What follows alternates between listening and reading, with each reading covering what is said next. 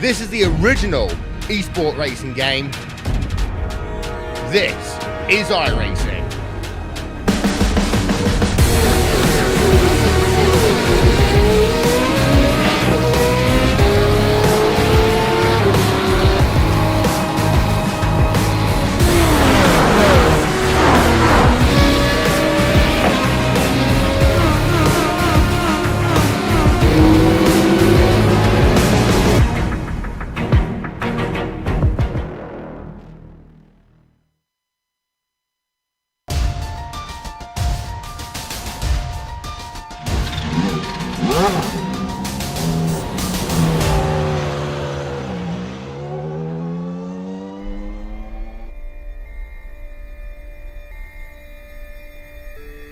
Usually parks and racing don't go very well together, but enter Belle Isle, situated just minutes from downtown Detroit and the world headquarters of Chevrolet off in the distance.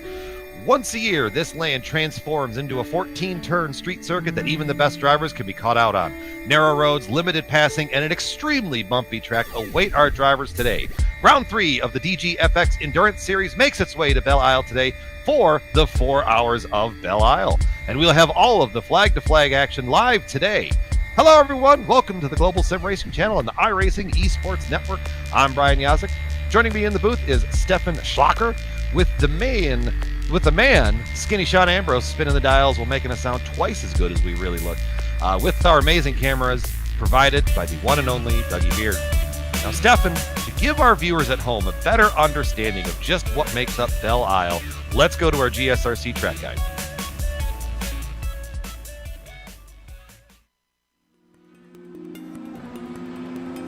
Welcome to the Belle Isle Street Circuit. Situated in a beautiful park on Belle Isle itself, it rests in the Detroit River, sandwiched between the Motor City and Canada.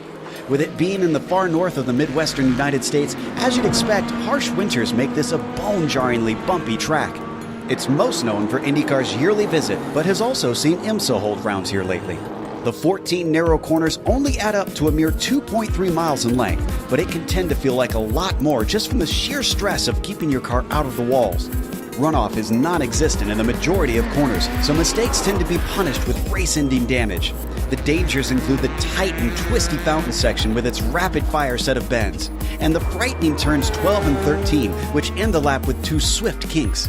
However, the most notorious spot on the track is the exit of Turn 2, made famous by collecting the Corvette pace car into its hungry walls one year. The first 2 turns are a quick chicane, so the extreme change of direction, plus the rise in the track as it crosses over a creek, means grip and balance can disappear in an instant. While the setup of the car can sometimes help lessen the annoyance of the bumps a little, what this place all comes down to is driver skill and daring. Precision will pay off with the close proximity of the barriers. While it isn't a stroll in the park for drivers, fans get to enjoy the beauty of the scenery, all while watching some of the most thrilling racing an American street course has to offer.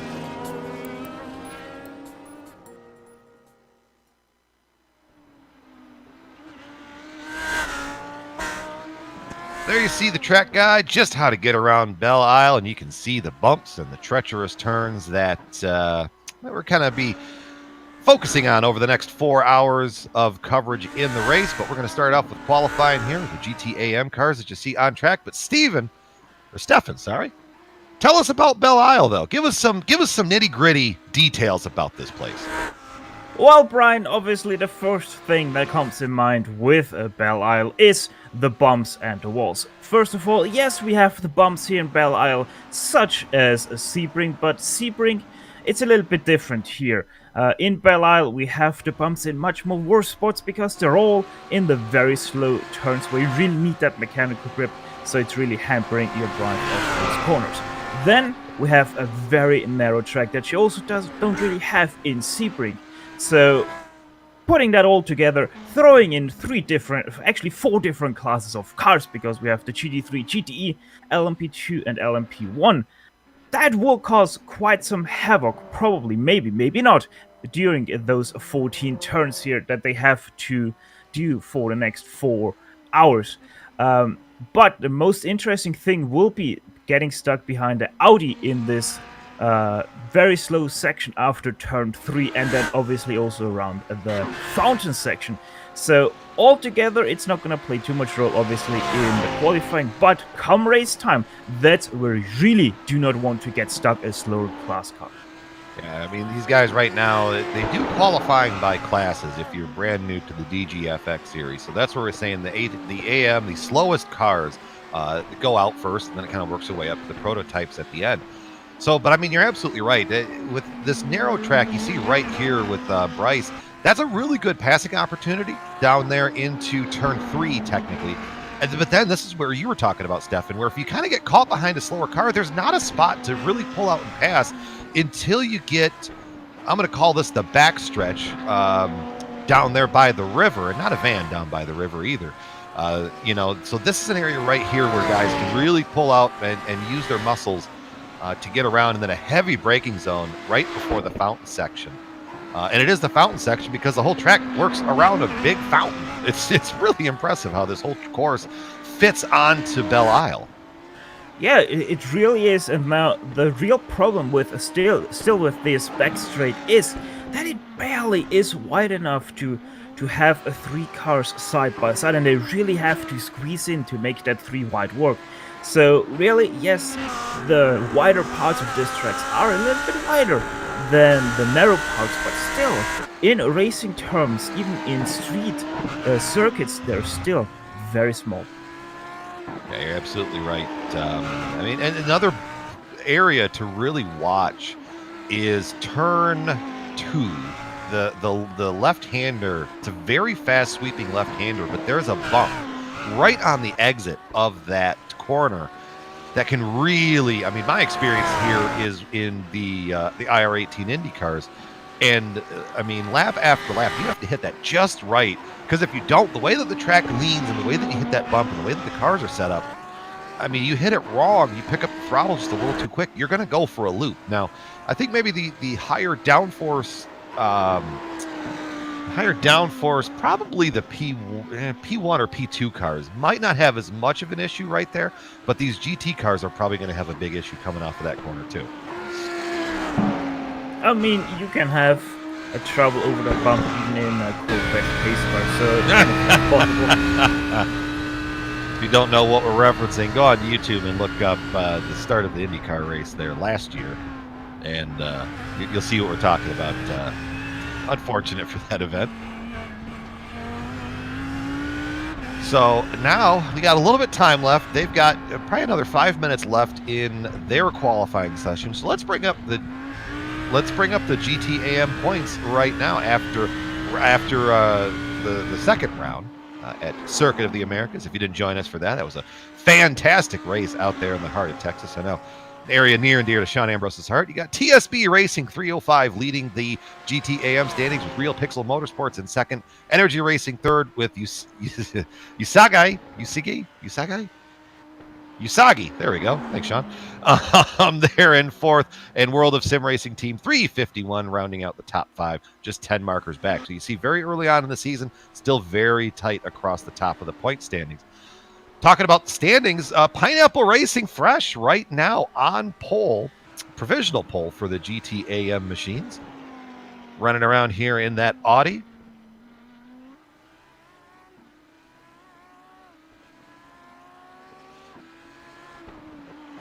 Now with these, do you have a preference in the GT cars, Stefan? I don't really. But driving-wise, I like the Audi quite a lot. It's a little bit of a tricky car, especially when it's bumpy. So, welcome to Detroit then. It really doesn't like harsh bumps. It doesn't really like curbs, especially tall curbs. So, they are going to be struggling a little bit with traction and grip, and especially if you don't have a setup that utilizes the mechanical grip very well. you are going to be in trouble come to the near end of your stint, because then that car gets really loose. No matter what you do, and then try to control it while you're getting lapped by 3 cars of different classes. It's gonna be quite the tricky situation. And at 2.35 miles, this Belle Isle Circuit is probably the longest stretch of road in Michigan that doesn't have a pothole on it. And I say that as a Michigan person, too.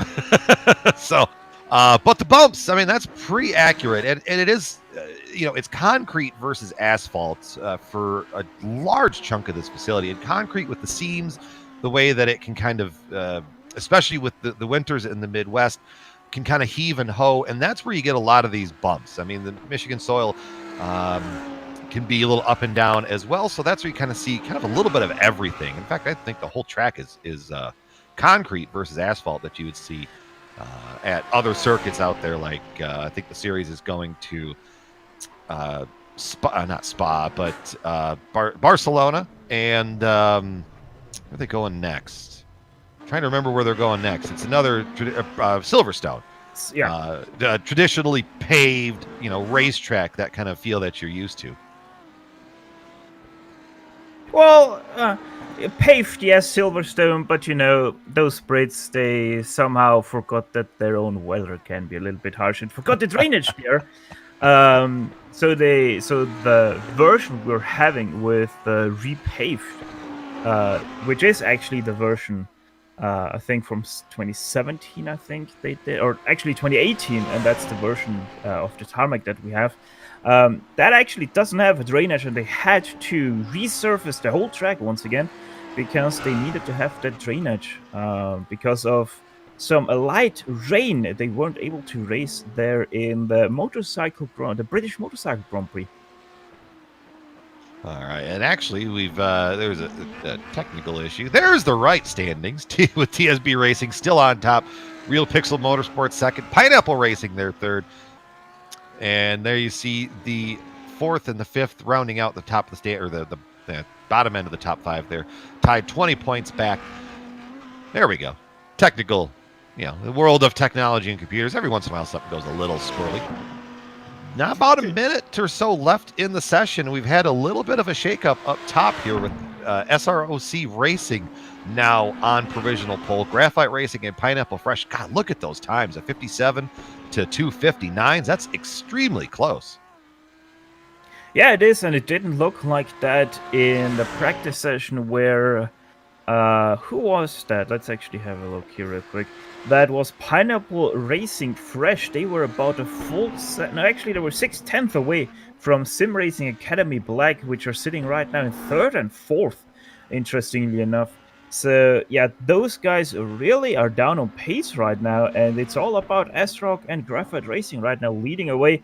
But it is only, in reality, 2/100th of a second there down to Pineapple Racing Fresh in 3rd place. So anything still very much possible. I'm watching Pineapple Racing Fresh go around right now. And we're watching Lee with S-Rock Racing. I don't know, SROC or S-Rock. I think he's going to peel off into the pit. Go on to Pineapple, and this lap's looking pretty good. Robert did get across the line before the 1-minute warning, so this lap will count. His checkered flag is now out for the GTAM qualifying. You see him working around the fountain section. And you can see how much that car is moving because of all those bumps as he now turns for that last corner, pretty much. It is pretty much just one corner because you never really go out of the steering wheel there. You always have a little bit of an angle there. Goes hard over that last curb, loses nearly his car, and decides that's it for his lap. Probably wasn't up enough and just decided to pull her in. I think that might be... There's one coming across the line now. That was Energy Racing Audi, not improving from their last place in a GTM qualifier. Looks like that's going to be the end. I don't see any of their cars rolling around on the track. Nope. So that will be the end of GTAM qualifying. Little break as the cars for GT Pro with the BMWs, the Porsches. Those machines are what we're going to see rolling around next. Yeah, the two Austrian cars, BMW and Porsche. And some Ferraris in there as well. So a little nice blend of everything. And I know balance of power always seems to be a hot topic when it comes down to the racing session. So I don't know. I haven't been focusing too much on the GT side of things, but I mean, seeing, a lot, kind of a good blend of cars out there. I have to feel that the balance of power is pretty even across the board.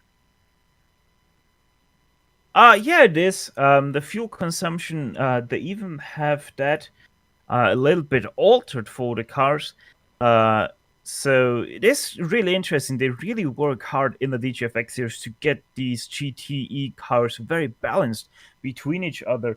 And yeah, it is just that. It's just incredibly tightly packed, especially in the DGFX series. And I have to clear up in case someone didn't get my reference there with saying the two Austrian cars. Obviously, Porsche, founded by Ferdinand Porsche, who was Austrian, and BMW, 3 of the 4 founding fathers for the Bayerische Motorenwerke, as it's fully called, were actually Austrian. The more you know. I wasn't aware of that. That's pretty cool. See, and I'm kind of surprised looking just as these cars are rolling off of pit road. I'm surprised that these guys aren't trying to give themselves more gap. I mean, we've talked about it a little bit in the intro. This is a very tight circuit, and I mean, I'm seeing 6 cars. I mean, there's probably only 2 or 3 car lengths between them. Like, you think you'd want a little bit more gap there. Well, it depends what kind of driver you are. Like, for example, I'm very bad at qualifying, so having someone in close proximity to myself in front of me actually sometimes makes me faster. Like, right now you can see Benjamin Fischer Motorsport, the Swiss outfit in the Porsche. They just let a little bit of a gap to FRH Racing, Redgate, Romeo Grinnell driving for them. That's the first car in line to take their first timed approach. Seems like they're waiting to the backstretch. Everybody gets wound up, and then everybody's kind of giving each other some gentleman's agreement here. Everybody's kind of they're stacking it up, and then they're going. So now those, 2 car lengths is now about 6 car lengths between each car. So it shouldn't be, because the biggest thing is you don't want to worry about an aero wash. You don't want to worry about getting caught up in somebody else's mistake. I mean, these guys do have about 15 minutes to get their lap down, so it's not like they're. Because I would feel that my strategy here would be get a lap in early as a safe lap. It's a bank lap, if you will. And then try to really put the power down afterwards. I don't know if that is the best strategy for a track like this. A bank lap can always be a bad one. And you're still gonna be dead last. So be dead last with no time or be dead last with a bank time. It really doesn't make too much of a difference. Well, my logic there is if you didn't set a time, you're going to start at the very far back. So for these, as we climb up in classes, I think that's where it's going to make the most sense. GTAM, they're already starting out back anyway, so that's one thing. But if let's say that you're a P1 car, getting at least a time in to start up with your group, I think is a huge advantage versus not setting a time at all, getting 1Xs, hitting the walls, stuff like that. And negating your time, and then you get to start way out back. Romeo Grinnell now coming out with a line. Let's see what he puts in for the first line lap. 125.8, obviously. That is right now pole positions for that car, as now Kinetic Racing Speed comes in about 8/10 faster than FRH. Velocity tops Speed as they go 24.8. Hellraiser RC goes right in between the Kinetic Racing sandwich with a 24.9. The first lap's down. Looks like a handful of guys still yet to actually put a time down. Could just be the delays in the circuit. Here we go. You got Valverde coming through here. Good time. P1 for Zhao there. That's wow. Making that car work. That's Kinetic Racing Search there. So 2 Kinetics right now in first and second, and the third car right now in 5th place. So all 3 Kinetic cars that are running in GTE are right now in the top 5. Well, and if you want to find something I was kind of talking about, Sean, hop over to Roy Diedren there. And you'll see kind of what I'm talking about. The car in front of him is slower, 8th on the qualifying time. He's 4th. And he's just stuck there. I mean, this is what we're going to witness throughout the day. You have to be decisively faster than the guy ahead of you in order to make a move. But right now, that Ferrari is just kind of stuck. And there he goes. I think he's just finally going, okay, I've got to give myself some gap here. Yeah, there was about 1.7 seconds of time difference between Guillaume Kempfer in the Hexa Racing Team Purple and Roy Diederen in the Virtual Motorsport car. Virtual Motorsport here right now 5th place, so Kinetic Racing Speed got bumped down to 6th place, but still there's only about, 4/10 as Hellraiser's Heresy took 1st place between the top now 7 drivers, so yeah, incredibly tight packed once again. Yeah,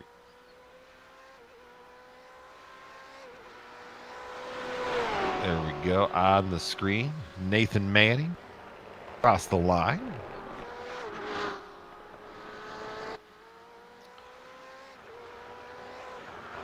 Go over here looking at Kinetic Racing, currently up there in the 2nd spot with the Surge. You got Kinetic Surge and Kinetic Velocity.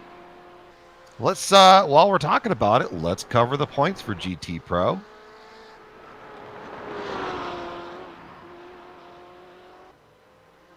Get some points up here, and Stefan, take us away. Well, Brian, we right now have in GT Pro, after 2 rounds, Team Heusingveld in 1st place. That's number 248 for them. 11 points behind, it's the Hellraisers. The 219 car, it's Heresy, that's right now on pole for this qualifying session. In 3rd place, we have Kinetic Racing, the 260. That would be the Speed outfit. They're 14 points behind. Fisher Motorsport 284 in 4th place with 18 points behind, and then we have MB Esport Racing in their BMW M8 GTE in 5th place, only 19 points behind, so that class also, Brian, extremely tightly packed on points. Still a couple races to go left in the series. Ooh, and there's that bump I was talking about. Who was that got all sorts of squirrely? Just had it up there. It's that bump right after turn 2. Watch the car get real sideways, and he decided, I'm going to pull back into the pits and try that again. Benjamin Fisher getting out there in that Porsche. Yeah, and look at that time. It's a 125.005, but that doesn't tell you the story. He is 5th place. 6th place has a minute 25.006, so only 1/1000th of a second there between 5th and 6th place. There's all sorts of tight running through here. We're looking up at Mark Torres. Kinetic Racing Velocity entry, currently P3 on the board. Stuck behind a little slower machine of Nacho Yornos.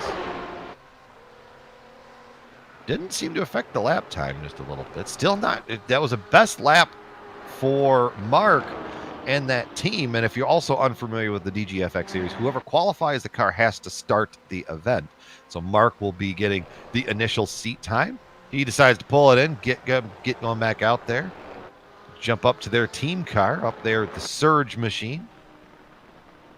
Valverde coming down the, I'm going to call it front stretch part 2. Long run to turn 3, heavy braking, 140 down to about 60 miles an hour.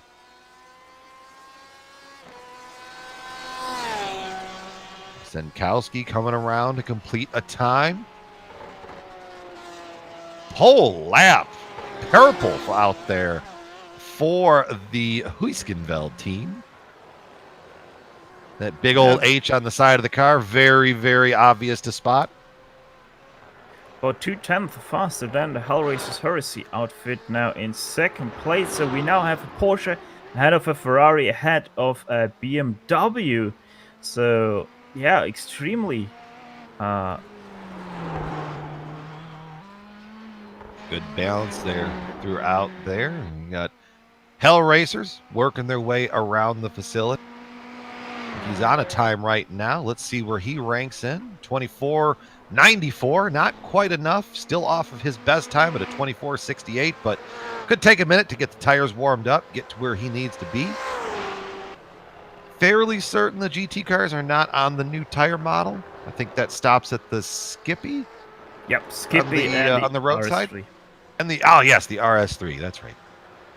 And I have lost my thought of train there in the middle of my sentence. What I was about to say was the variety once again shows all 3 cars are within the top 3. Now, obviously, Ford would also be there, but in this series we don't have one. That's a shame. Love the sound of those Fords thundering around too. And then unfortunately Ford stopping their support of their GT program. But I think I want to say that they're getting involved on the prototype side. Is that what I thought that was why the GT car was ending? I thought they're still doing their IMSA effort, just they stopped in WEC. No, the IMSA effort, because that was housed by Chip Ganassi. Yeah. And that team, from everything I saw, that team is no more, with some of those team members actually flipping over to the IndyCar side to support their third car with Marcus Ericsson. Alright, that makes sense then, because I know that WEC, the US and UK, both of them teams, they stopped their effort. Didn't hear about IMSA, so yeah. Either way, that's interesting. But yeah, Ford, I'm pretty sure that the Ford was a way too expensive car to keep running. Could be. I don't know all the back ends of that. You see Torres coming down the front stretch, down into turn 1. Lap 24.6. Grinnell out there on the track as well. Down the front stretch. These guys have about 5 minutes left in the qualifying session. See if there's any last-minute heroes that try to come out there and make a lap. Jan out there for Huskenveld. They are still sitting on provisional pole at the moment. We're getting some comments. We're getting some corrections in the chat. So thank you, Steen and Phil. Both Ford teams are Team Chip Ganassi, WEC, and IMSA. And it seems like they're going to be supporting some privateer and effort, but not having a factory effort. I think that was maybe the right phrase there we go. So Ford factory is pulling out, but as I suspected, the IMSA effort, which is now also supported, or was already supported by privateers, is now fully gonna go privateer. Yeah, either way, Ford, we don't have one in here. That's the sad thing. Because, yeah, I don't know why I love to race against those Fords, especially when the track doesn't suit them, because somehow Ford teams always find a way to make their car work at the track the car doesn't want to work at. And right now, the team that makes their car working the best on this track is still Team Heusenfeld number 248, sitting still in first place ahead of now Kinetic Racing Surge, who are just 1.2 behind them. Yeah, I'm keeping my eye on that Kinetic Racing Surge car. That BMW seems to be hooked up here. It looks controlled. I mean, watching the laps go around, the car doesn't seem to be out of wild under braking. He's not fighting the steering. The car just looks planted and fast. See, on board right now with the Hellraisers team, that is a Ferrari running down again, we'll call it the front stretch, kind of, down to that hard braking zone in turn 3.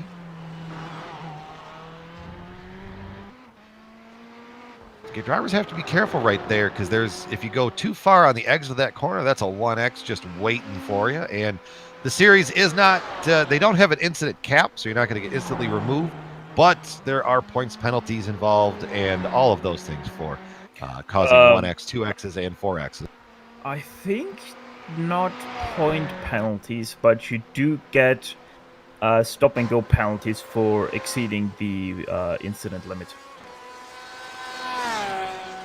I know that you get a stop-and-go penalty for exceeding the incident limits, and those incident limits, by the way, they are mighty low at this track because of how many turns this track has.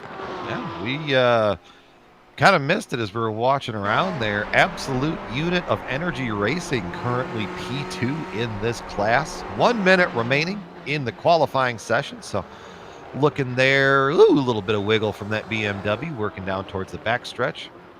That absolute unit of energy. They're calling it good. He's all right. We put our lap in, call it good. Still watching Kinetic Energy Surge roll around. Huskenveld, Hell Racers is still running. Graphite. I mean, most of the cars are still out there running. Fisher Motorsports pulled it in. Virtual's out there running. So a lot of guys are still trying to make the best time that they can.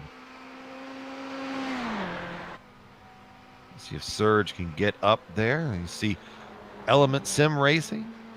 Not going to do much. Sitting kind of back there in the middle of that pack. The next one to cross the start-finish line is actually going to be Jan Sienkowski in the Team Heusingbelt number 248. So let's have a look what he can do on his last attempt as the checkered flag flies. That was a 24.157, so not faster than his 5.08. Surge pulling it in. Hell Racers running around. He might be heading for the pits. You see someone find the tire barriers in the background there. See if Wilhelm has anything for it. Nope. Right to pit road. The last car that still can put in a lap time will be Germ Kempfer of Hexa Racing Team Purple in 13th place. Right ahead of them, we also have Ludwig Gemmer of Element Sim Racing Watcher. That's 14th place. So these guys not only in qualifying fighting for the 13th place, but they're also right now on track fighting for it. Working their way around. 13, 14, 12 and 13. 14 is right there technically. And across the line, picks up a little bit, but not quite enough for the better lap. Now, this is where some speed is going to start happening here with the P2 cars, the HPD machines, getting ready to rip around the Belle Isle circuit.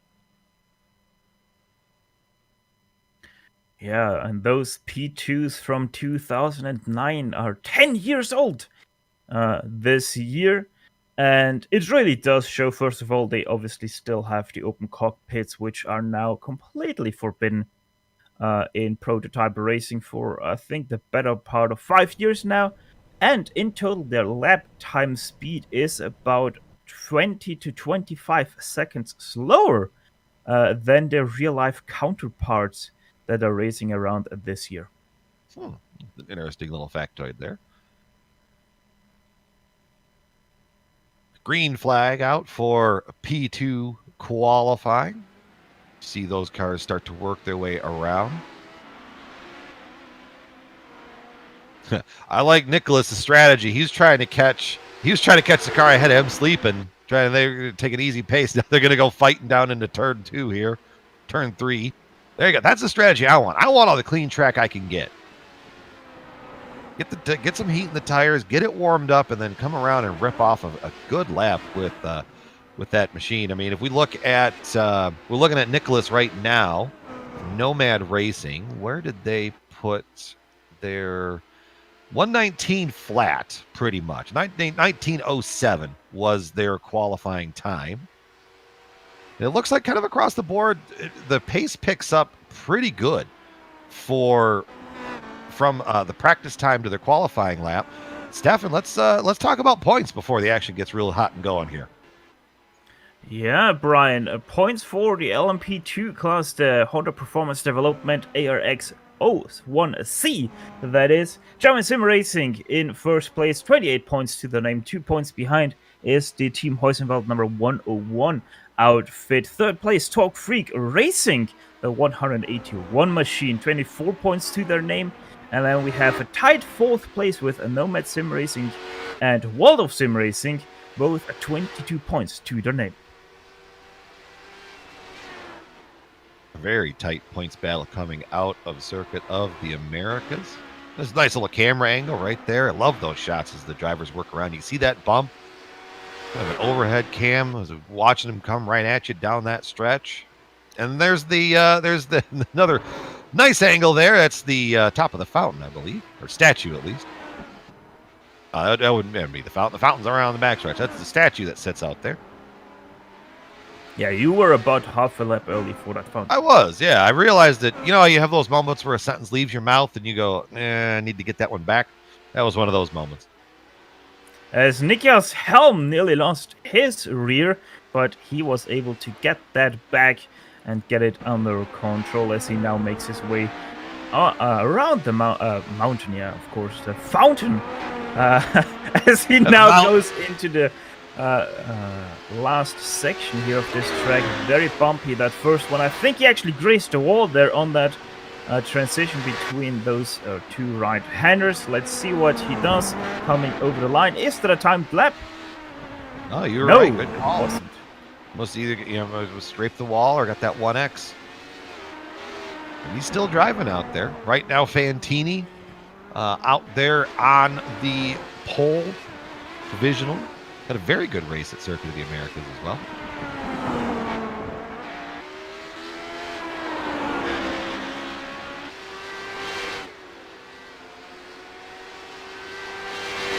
Out there as well in his HPD coming across the line. Good time, 22:31. Could have been just a little banker of a lap there, getting rolling around. Right now, Nicholas, though, he is, that car is screaming around this track. Yeah, I think you're right with that one, that was a banker lap, as Ronnie Fantini right now in the hoisting belt of 101. He has put in a 119.168 to be on pole position right now. That's about 3/10 faster than Torque Freak Racing Corkscrew in second place. Well, Hoisingfeld, I mean, their team have a very, right now on pole in the GT Pro division and looking very good in the P1 division as well. So Hoisingfeld bringing the power today. On board there, I love this camera angle. You see the hand and the head all moving together. There you go over that bump that we've referenced several times. Fantini right now, P1 with that lap. Yeah, I think we at GSRC need to get the petition started to rename that bump into Corvette bump. Works for me. Either way, Ronnie Fantini, you were able to see it once he crossed the line there on our own board. That was once again a new fastest lap time for him, a 119.039. Was about 1.5 faster than his previous one, so he's now about 4/10 clear of Torque Freak Racing Corkscrew, which is right now in the hands of Ronnie Lewis. That bump right there, we're on board with Andy, and you can kind of see some of the bumps. You know, as these drivers come around this circuit. I mean, the bump that sets you up into turn 7, I think, back there. Just very hard to get it right. Because you're trying to get in, you're trying to get your lane right, and boop, you just hit that bump. And it's very easy to make a mistake, get caught out in the wrong spots. And actually, I think the LMP2 would actually be the hardest to drive over the bump because of how light it is, how powerful it is, and still has quite some skinny tires on the rear, which the GTE and GT3 cars don't have. So it can really cause some troubles for those P2s, especially if they need to go a little bit tighter because they're overtaking someone or lapping someone. Yeah, I mean, I think you got it right with the lightness of that car and then that bump and the horsepower. I mean, you're trying to deliver everything, you know, just to get into the right spot there. And that's where it can be really interesting when you're the one holding the steering wheel. Looking out there, Paul Van Loon out there doesn't have, I think he's got a time set, right? If I'm not mistaken. Yeah, fastest lap, 122 area. Hoisingveld not messing around. They got a good 10th up over CQR Club, which is looking like they're coming out to make another run at it. Torque Freak Corkscrew right now running around. You see Banfield out there trying to get himself some clear air. Get a little bit of a draft while you're at it. Why not?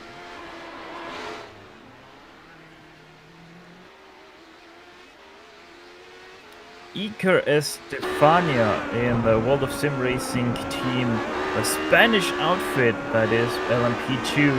now coming through the penultimate corner of this lap. Let's see what he can do, sitting in 6th place right now, 120.063. That was a 19.6, catapulting him a 4/10 faster, but staying in 6th place. It's always so disheartening in the driver's seat when you come around and you rip off a good lap and you pick up half a second or something like that, and you stay right where you were in qualifying.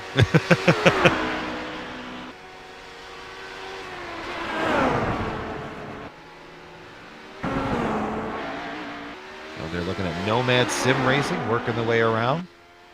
Down the front stretch, around turn 14 right there. That little right-hander setting it up for the main drag across the line. That was just a warm-up lap at 2:13 isn't where it's at.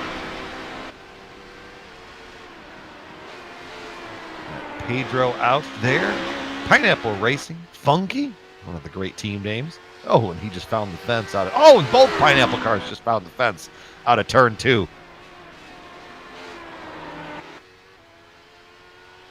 So, not exactly a juicy run there for them. Yeah, I just wanted to say they made quite a juice there. The fruits of their labor didn't pay off. Luckily, folks, you won't have to be subjected to those puns throughout the event. On board with Fantini right now, you can really... I like this game. There's that bump that I was kind of referencing earlier. You just got to get that turn in right. You see him getting up through the gear, 6th gear down the front stretch. Cross the line, and then pretty much as soon as you cross the line... Woo! How? Sorry. I was watching Ronnie Fantini this whole lap. He was about extremely sideways about 3 or 4 times this whole lap, and somehow he still managed to put that car on a 118.990. So quite honestly, seeing that lap and judging off that speed, I'm pretty sure he lost there about 3/10 in this lap to what he could do with a clean one. And he's working on it right now. I mean, coming down that back stretch. I mean, that car does look good. I mean, if he can put that together and get a couple more tenths out of it, I mean, that's going to be a good way to be, especially coming through.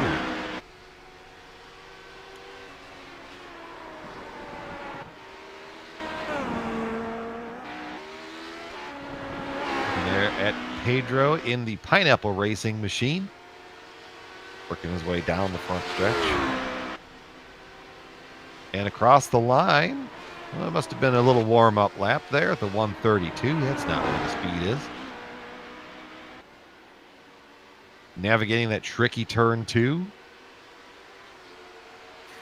And right behind Pineapple Funky, it's Pineapple Chunky. And Chunky is right now sitting in 12th place, where Funky is in 7th place. So I would say Funky doing quite well for themselves. Yes, they are about 4/10 away from the next car ahead of them. But Chunky, not really where you normally do see them. They are about 7/10 slower than their sister car as Team Vikings Fenrir, I think that was. Just put up a new top 10 lap for them. I was watching CQR Club. I'm just seeing, because they're P2. They're going to try and make a big last-ditch effort here with the end of their qualifying coming up here in about 4 minutes or so. One thing I have to mention is German Sim Racing LMP2, DGFX. They're right now sitting in 13th place. That is your LMP2 leader. They are, let's quickly calculate that, that's about 2 seconds away from first place. So really all out of speed nearly in that class right now.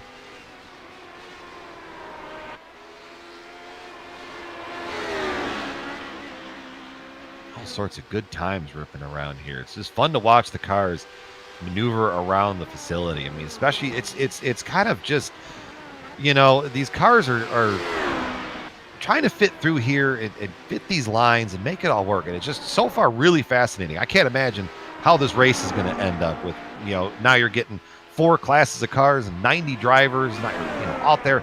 It's this is going to be a fun show for everybody.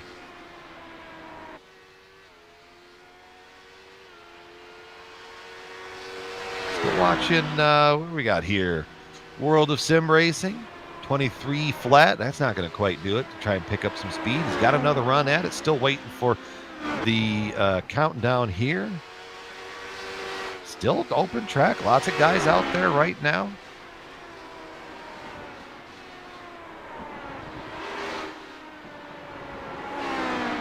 And here's that bump right there on the onboard. Down this backstretch, really winding up through the gears. I mean, these cars probably getting up there closer to the 160 range and then bringing it back down to 60 miles an hour. I mean, hard on the brakes. You really got to have a car that travels well over the bumps, is very fast under braking, and then you have to have the kind of the balance of that acceleration off of the corners.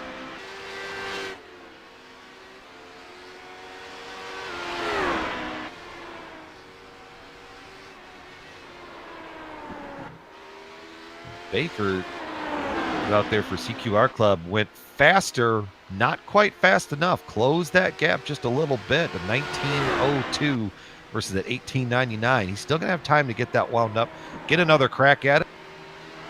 See Stoffmeal working their way around turn 2. There's a fence out there. And that's what you're going to probably see a lot of in this event. So people trying to carry too much speed through turn 2, and then that wall out there is just waiting for you. Oh yeah, especially because it's so easy to take too much speed through that second turn. Sometimes even through the first turn, but it's not too big of a consequence if you take too much speed through turn 1. Especially if you take that inside curve of the second turn a little bit too hard. That's where you're really gonna upset your car and send it down into that wall. So really need to have to work on that speed versus precision part of that turn. It's a balancing act. You just get, you can't be too fast, can't be too slow. I mean, this is a very, very technical course for drivers. So this really is going to shine who can really master their car over the course of a run, who is in control. I mean, who's wildly, moving around and all erratic. I mean, this is a good driver's track versus, facility that you see that's wide, like COTA, where we were at the last event, where it was wide open spaces, you had plenty of room to run. Still technical, but I feel like from the technicality standpoint, this is a very much more intense track than Circuit of the Americas was. As everyone who's coming in the line right now, Brian, is taking up their last lap of this session, as only 1 minute remains in this qualifying. We're on board right now with Baker in that CQR Club machine, and we jumped over there. Wolfgang getting across the line. You see Pineapple, Chunky, great teammate. Torque Freak Racing Corkscrew just jumped up to third place, a 119.153. That pushes Nomad into fourth place, and Torque Freak Racing Corkscrew actually calls it the day. And CQR just hit the fence out of one of the corners, so they're no threat to jump up to the pole. You got Ronnie Fantini still out there. He's chucking around. He might be on a good... Nope, he's going to pull into pit road. It's like he's faked me out a little bit.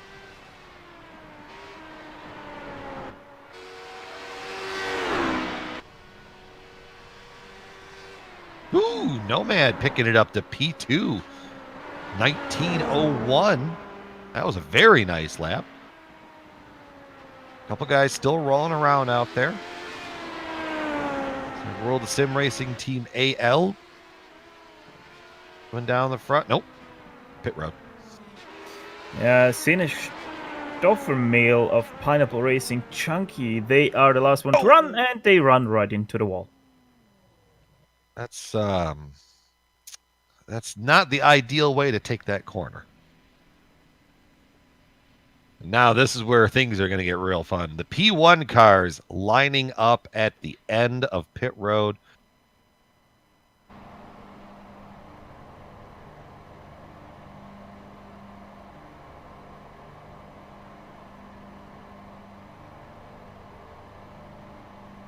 Yeah, that end of the qualifying for LMP2s was a little bit anticlimactic, I would nearly say, with everyone just driving into the pit lane or making early mistakes in their laps. Yeah. Well, hey, while we got it before the cars get lined up and get on the track, let's cover some points for the P1 prototypes. Audi and the Porsche prototypes. green flag out for P1 qualifying. So let's get this going here.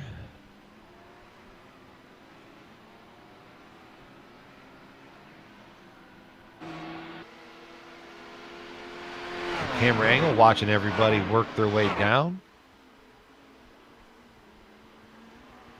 Yeah, while everybody's warming up, let's go to the points.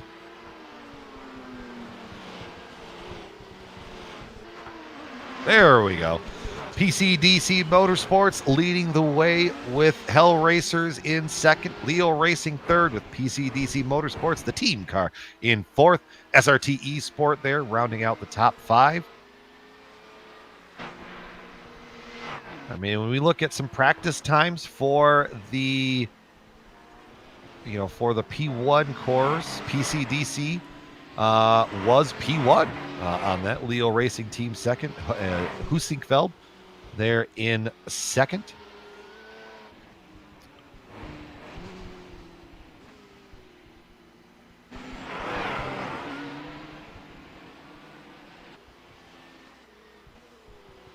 Watching those machines get rolling around here, getting up to speed. Lots of downforce, lots of power.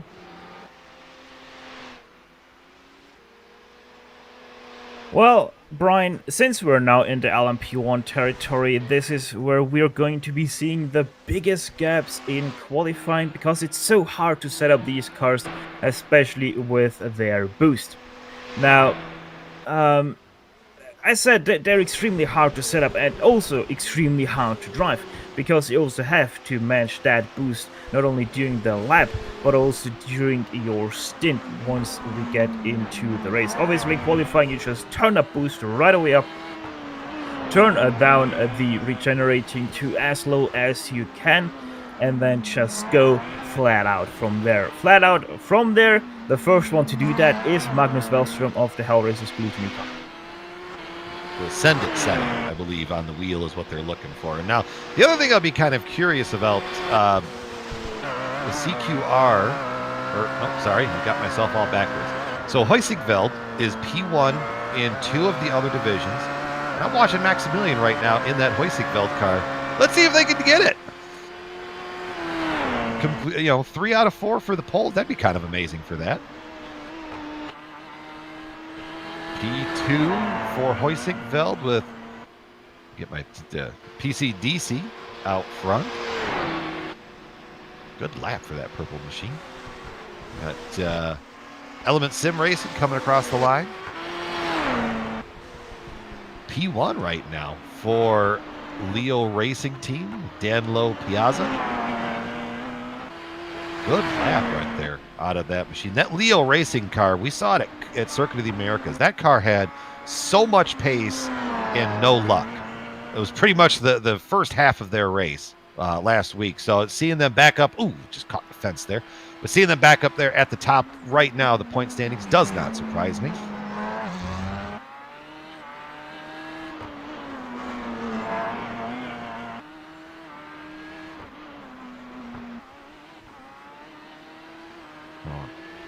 Going there. You got Hell Racers Gluttony, Magnus Wallström coming around the course.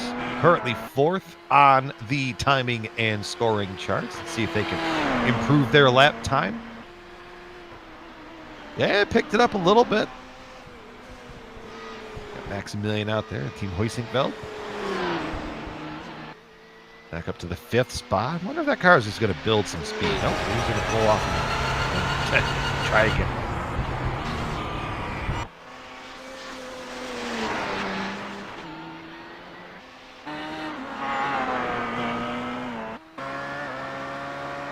On board right now with Fabian. This is a great camera too. Right off the surface, you can really get an idea of just how bumpy this track is by watching this onboard. You can watch the car just bounce around and try to get the angles right and get it going. Right now, Fabian 7th on the board.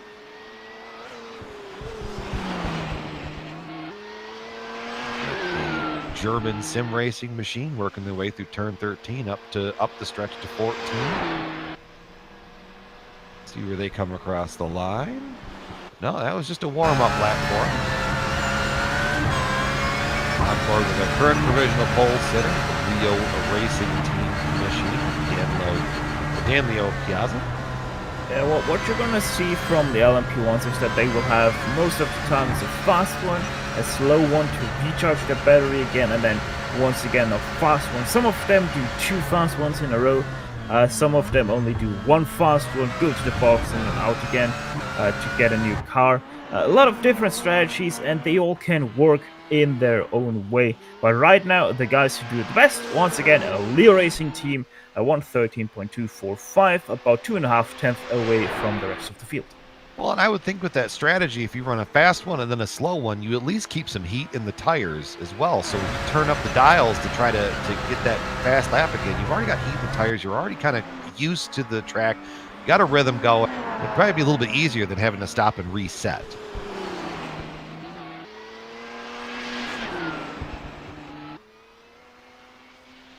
Out there, Stefan running out there for the German sim racing team, picking up the pace just a little bit, up to the 7th spot from 10th.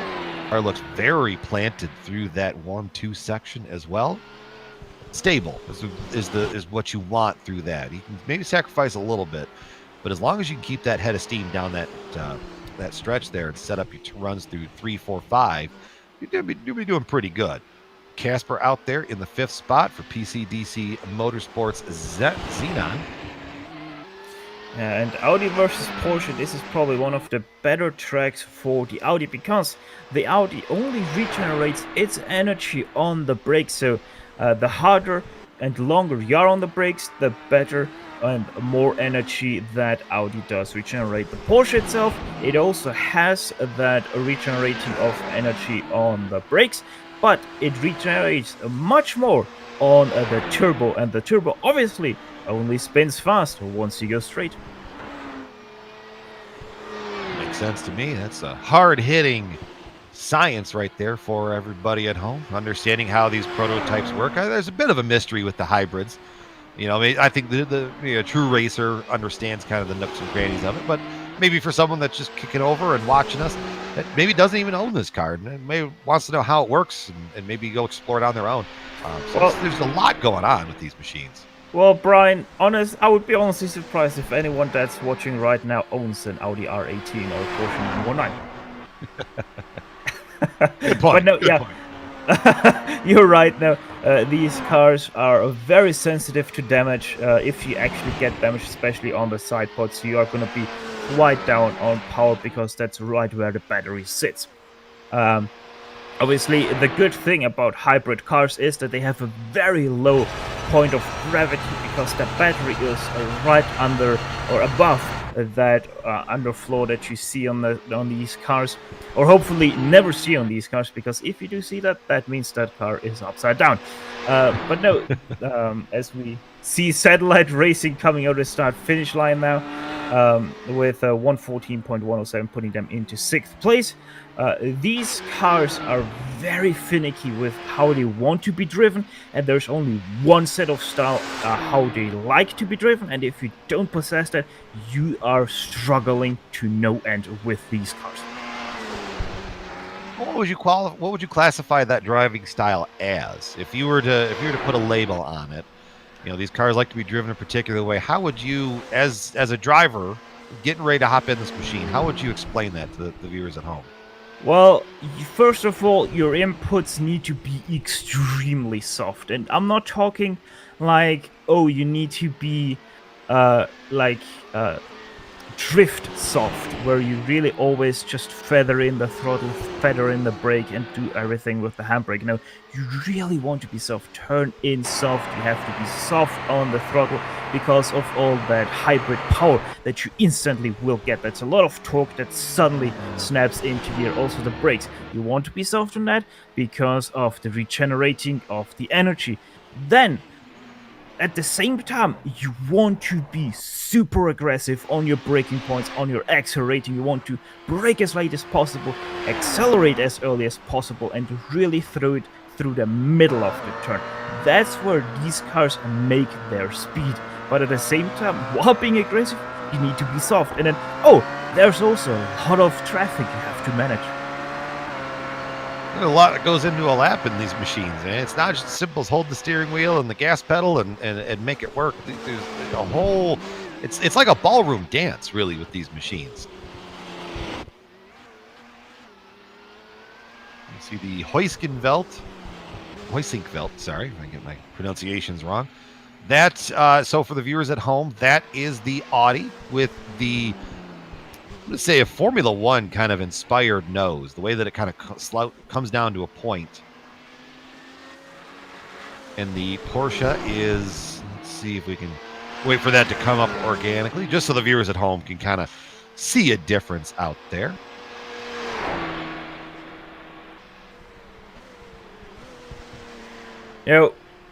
Yes, that car looks a little bit like a Formula One car at the front, the Audi, but what they actually tried to create there is a little bit of a separate body. You have the underfloor and then that big tunnel that is kind of like your Lotus 79 with all the ground effect that takes place there. The Porsche has the same, but a little bit smaller and therefore wider. Thus you don't notice it that much, but trust me on that. The Porsche generates nearly as much with that ground effect as the Audi does. Ah. So there's not an advantage one way or the other. Well, the Porsche is way more slipstream. That car is set up for those very long straights, Uno Dier and Mulsanne on Le Mans. The Audi, much more set up for the Porsche curves. Kind of funny there. And the chicanes that are on Uno Dier. So one way or another, these cars are gonna be equal on the pace. Just where those really come into play is on their hybrid system, because it is just completely two different philosophies at work. PCDC Motorsports, I don't know if you saw it on the ticker, P1 with a 13:22, just a screamer of a lap from Matteo there. He's coming around again, probably charged the batteries up, making another run at it. That car's much faster, through 1 and 2 into the fence. Too much send. Yeah, too much sap and the car met sip, so that car is now junkyard as Torque Freak Racing Santos comes over the line for a non-counted lap. They're still in third place, 4/10 behind first and second place, but PCDC Motorsports Argo now 13.222 ahead of Leo Racing Team with a 13.226. Well, you see up there in the top left in our timing and scoring, 2 minutes thereabouts left in the qualifying session. So if you're on pit road to try to, save up for a final stint, you got to go now. Guys out there on the track right now are probably in a good spot. If you look at Dan Leo there on track, see what this machine has in it for this lap. They have anything to respond to PCDC Motorsports. Yeah, let's have a look. It's over the line. Ooh. And woo! That did it. 13:12. And he's deciding to go, okay, that's all that's got. I'm going to pull off. Argon still back out there running as well. See if they have any rebuttal. Torque Freak Racing Sunset out there. Didn't set a lap the last time. See what they come across the line at. 13:6. Not better than their previous lap, but the pace is there.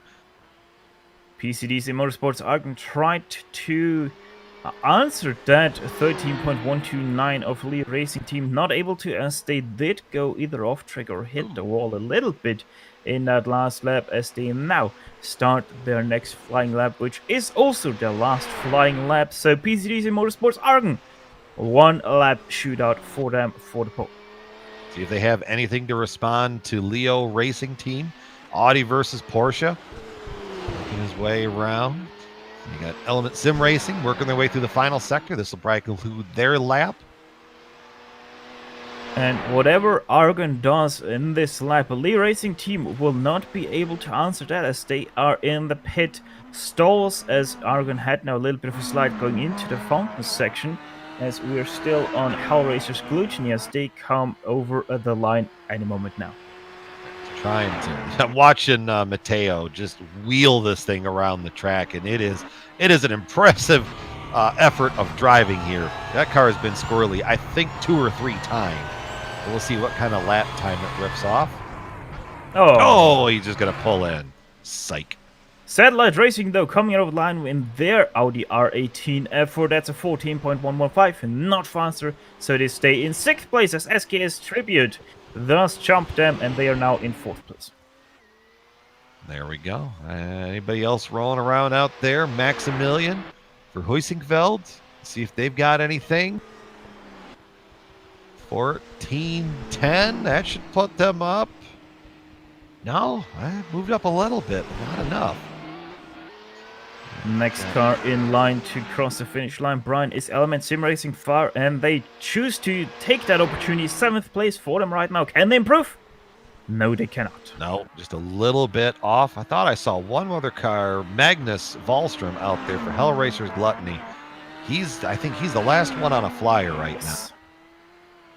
And he's coming down the front stretch. He's going to stay where he's at. Can they improve? Nope. No. He aborted that before he even came around the sector. So, with that being said, that's going to conclude the coverage for qualifying. I'm going to hand this off to the always apt and wonderful Joe Peak. We've got Sam Ryman also as well joining the coverage. So, gentlemen, there you see the wide angle of everybody. It's been a blast for qualifying. I cannot wait to see how this race goes. Joe, what do you got for us? I think we have a new team is what we have. Thanks, Brian, for that coverage of qualifying. Hey, folks, I'm Joe Peak. With me in the booth covering the LMP1 and LMP2 classes is Sam Ryman. Next to him covering the GTE and GT3 classes is Stefan Schlacker staying on with us. And then, of course, as always, behind the scenes is our director, Sean Crackers Ambrose, using those cameras provided by Dougie Beard. The grid has been set. Let's go through your order today. On the pole, it is Leo Racing Team for the LMP1s. PCDC Motorsports Argon starts P2. Torque Freak Racing Sunset will be in 3rd with SKS Tribute in 4th. Hellraiser's Gluttony starts P5 with Satellite Racing in 6th position. Then it's Element Sim Racing Fire, in 7th. Team Huysingveld 78 in 8th position. 9th goes to PCDC Xenon. Then German Sim Racing LMP1 DGFX starts 10th. The 11th and last of the LMP1 Sam is GT Temple Racing LMP1. Yeah, Team Huskerveld has taken pole over in LMP2. Nomad Sim Racing will be starting behind them in 2nd place in the number 122 car. The CQR Club will be starting 3rd in class ahead of Torque Freak Racing Corkscrew. The World of Sim Racing Team AL will line up 5th, and the World of Sim Racing Team No AL will be starting in 6th place. Team Vikings Fenris starts 7th ahead of a Pineapple Racing Funky Machine. The Dirt Team, that's making its debut in the series to my knowledge, will be starting in 9th ahead of Adequate Racing. Outside the top 10 in LMP2, we've got Pineapple Racing Chunky, Real Pixel Motorsport I, German Sim Racing, V Apex Racing Group Blue, Fudge Autotech Sim Racing, the number 111 car, and the No Luck EM Sport will be starting from 16th and last in class 4 seconds, covering the whole field. Stefan. Team Huysingveld, the number 248, is on pole for the GTE class. Absolute Unit of Energy Racing in 2nd place, alongside Kinetic Racing Surge in 3rd place. Hellraiser's Heresy 4th place, Graphite Racing Pro 5th, Kinetic Racing Speed, they take 6th on the grid. 7th went to Kinetic Racing Velocity, 8th to Fisher Motorsport, Virtual Motorsport in 9th place. And 10th place on the grid goes to FRH Racing Redgate. 11th place Torque Freak Racing Maggots. 12th place Alpine Sim Sport Blue. 13th Hexa Racing Team Purple. 14th Element Sim Racing Motor. And 15th and last in the GTE goes to Samba Racing Team. With apologies to the GT Amfield, we unfortunately are not going to be able to get to it because we are getting ready to go green as the green flag waves, and the lead has been given to the Leo Racing Team as they take it through turns 1 and 2. Are we going to be able to get through clean? This is going to be a very tricky part at the start. It's looking good for the LMP1s. Let's go to the LMP2, Sam. Yeah, it's been a clean start there as well. The number 101 Machine got a nice jump over the field. Boy, things are looking crowded there up front. How are things looking back in GT, Stefan? Not much less crowdier than in the LMP2 LMP2s as Jan Sedkowski just about ahead of Marco Mogren and Shovel Verde. Wilhelm Wilbeck trying to challenge for the third place, but to no avail. Pretty single file in the GT Am class, and looks like everybody through safe in that class. Let's head back up to the leaders, because in LMP1, Wolf just overtaken by Matteo. That was for second place. And a lot of action there back behind the leader, who continues to stretch away. Danilo Piazza clearly has this car under him, but it is a squabble down to settle out best of the rest. In LMP2, Pedro Diaz got very ambitious heading into turn 3 on the opening lap, and he completely overshot the turn past a couple of cars, but then put it in the wall. He's still out there, but the number 160 Pineapple Racing Funky car has a bit of damage. Still, it's looking pretty decent out there. We had another change of position. Josh Wolf struggling right now. He's down to 4th as he just got passed by Sam Roth for 3rd in that class, and make that another one. Wallström now going by. Maybe he has some damage somewhere. There goes Matthias Hoffman in the Element Sim Racing Fire Machine 2. Something is clearly wrong with that car. That's going to check up Satellite Racing's machine. Hoisingveld's number 78 is going to sneak into 7th. This is a horrible start for the 4-hour race in the number 81. This is a long race. You definitely don't want a problem. I mean, this track is going to give you enough problems. You're racing for 4 hours around the street circuit, and sorry, a couple of cars blinking there with connection issues. We'll be sure to get that sorted still. But if you are going to have problems, you might as well have them early on. That gives you 4 hours to come back. Boy, we're going to see some interesting things. No doubt about that. As we watch now down in the LMP2s working their way through the fountain section. Boy, Fantini in the Hoisingfeld 101 has pulled already a 1.3 second gap, but this doesn't even begin to approach what the real issue is going to be, Steph, and that is going to be traffic.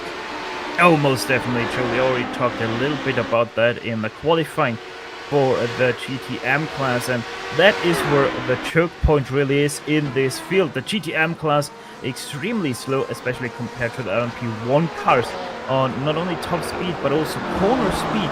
And yeah, turn 3 to pretty much the back straight, that's really going to be one hell of a choke point. And then once again, after back stretch, we have another choke point, and that is the front section, and that's really where all the classes will lose quite a lot of time. Let's stick with this fight in the GT Pro, but just an update for fans of the Torque Freak Sunset car. Josh Wolf has taken it into the pits. They're obviously going to try and get whatever is wrong with it repaired at this point. Right now, watching that battle for seconds in the GT Pros. Mogren still ahead of Valverde, who's quite honestly under threat from Wilberg and the Hellracers Heresy car. Most definitely, Joe. And speaking about having damage or having something wrong, that is also the case for Lee Norris in the S-Rob Racing number 310 GTM leader right now, because they did hit the wall on the right side, on the right rear of their car. And it doesn't seem like they are struggling right now with pace, but Richard Belle of the Graphite Racing AM team most definitely have caught back up to them and are now really chasing down that rear-wing. I think we just disappointed a few iRacing fans who came here saying, oh, L. Norris. No, this is Lee Norris in the car, but you know what? He's about as fast, leading the field even with damage. Now those two starting to break away slightly. You can see back there in third, that's De Jong and the Pineapple Fresh GT Am car. Still giving chase, though. He hasn't fallen drastically off. If anything, he's been getting a little bit of a bigger gap back to the Turbium car with Watson there in the number 365. They come around to complete another lap. This is about as calm as it's going to be all race for these cars, though. It's not going to be calm for too much longer, because Danilo Piazza, he's already in the last turn and gives a little bit of a nudge to one of the Speed Check Simsport number 339 AM cars.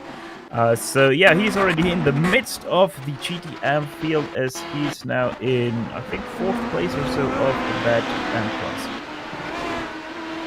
Piazza still slowly picking his way through there. We see him on screen coming down to turn 3 now. He gets a short break, and now the track gets technical a little bit once again. He's going to be able to get by Lara.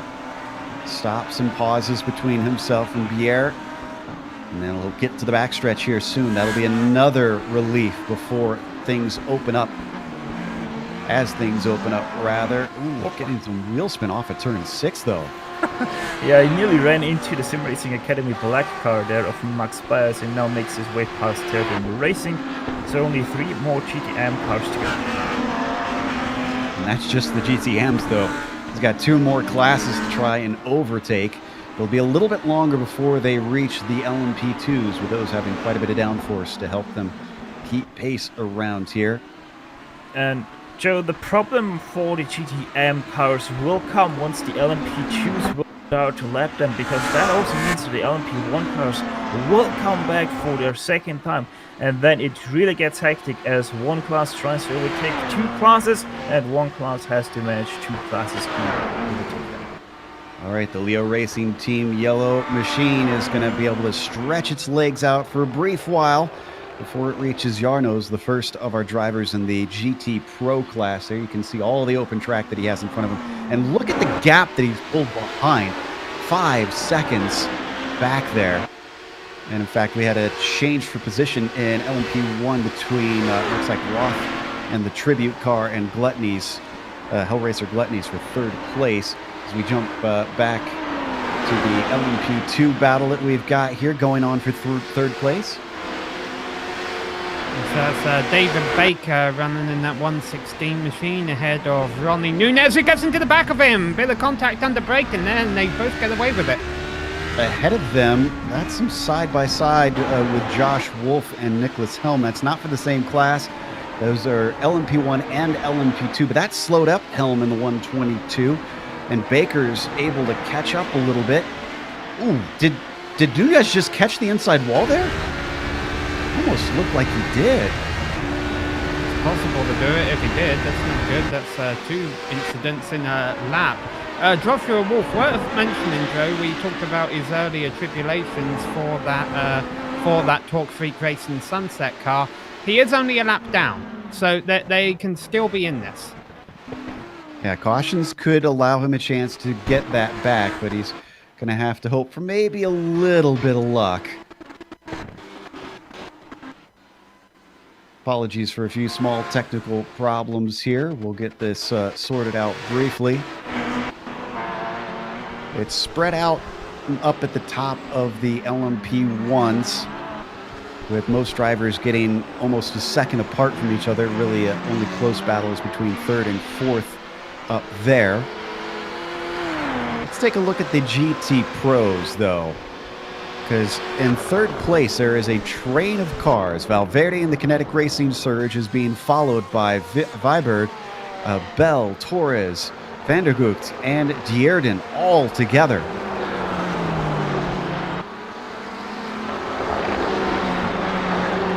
And it's a little bit of a funny situation in GTM, because there's only one car who has managed to gain some positions so far in this class. The racing has been close, but so far every attack has been countered. Thus far, the only guy to be able to gain those positions, as mentioned, is the Alpine SimSport Blue driver Nathan Manigan, right now sitting in 11th place in class.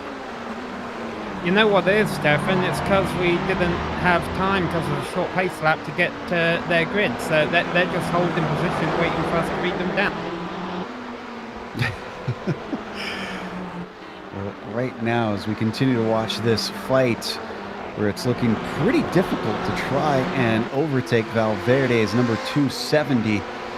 Steph, I don't know if you guys got a chance to talk about this during qualifying. There's not many places trying to get by here. No, that's one of the things we didn't talk about. We wanted to leave that for the race. And yeah, we're seeing this in prime example right now. The only real passing opportunity is turn 3. Maybe also turn 9 if you're a little bit desperate in your launch. That is obviously the right-hander after the backstretch. Apart from that, there is no other passing zone. You only really have those 2 passing zones, and that's it. And even though those are good passing opportunities, you still have to work very hard to make that setup because of the turns that lead onto those streets and how narrow those braking zones are. Some more of the LMP1s now coming through. That was Matteo in the PCDC Argon car. We're going to have Wallström get them on the straight. That's going to be a lot easier as we now watch the GTM drivers and come back to our LMP1s weaving their way through. This could break up this fight, or it could offer some opportunities. So far, it's breaking up a few in the train. Sam Roth now trying to pick a good spot to get by Viberg without interrupting this fight for P3, and the backstretch is going to be a good one. Now, the biggest question of this race is how willing are the LMP drivers, and I'm talking here about both P2 and P1, how willing are those to take a little bit of unnecessary risks during these 4 hours? Because of how tricky it is to overtake on this track and how much you can lose behind slower classes. We might see a little bit of interesting incidents that are going to be some little bit of side-by-side context because of exactly that. Right at the top of this camera, we're watching the car in fourth now. The CQR Club car has dropped back from third to fourth. Ronnie Nunez is really taking risks early here. He has been a very interesting driver to watch, and now he's all over the back of Nicholas Hilm for second in LMP2, and Hilm makes a mistake there, but they're going through traffic, so Ronnie has to be careful that he also navigates his way through this crowd, and it's not an ambitious place to make a move on the slower car here, but the circuit definitely tightens up, and they've got to be cautious. Well, yeah, they were incredibly patient behind Watson. That slowed them up for a long time. Now he's going to sneak through on De Jong. Is that going to be able to split them? Oh, talking about risks. Nunez with another one there through turn one, too wide, and that is not going to make De Jong happy. Gets a little bit sorted out now, but we're going to be seeing this for the next 3 hours and 47 minutes. Because there's a lot of cars here. Total car count, by the way, for this race is 55 cars. There are 56 cars in the session, but the number 35 MB eSport racing machine didn't start. And that's a lot of cars for a tiny circuit. Barely over 2 miles long. And quite a few corners packed in there with no place to hide. Walls along pretty much the entire way. And something happened to the satellite team. They're down in 6th. Losing positions potentially. I'm checking to see.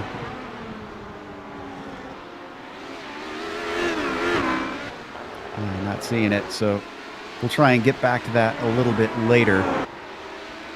I did see, I'm trying to find them, I believe it was one of our LMP1s hit the wall coming into the fountain section a couple laps ago. Can't get a replay at this point.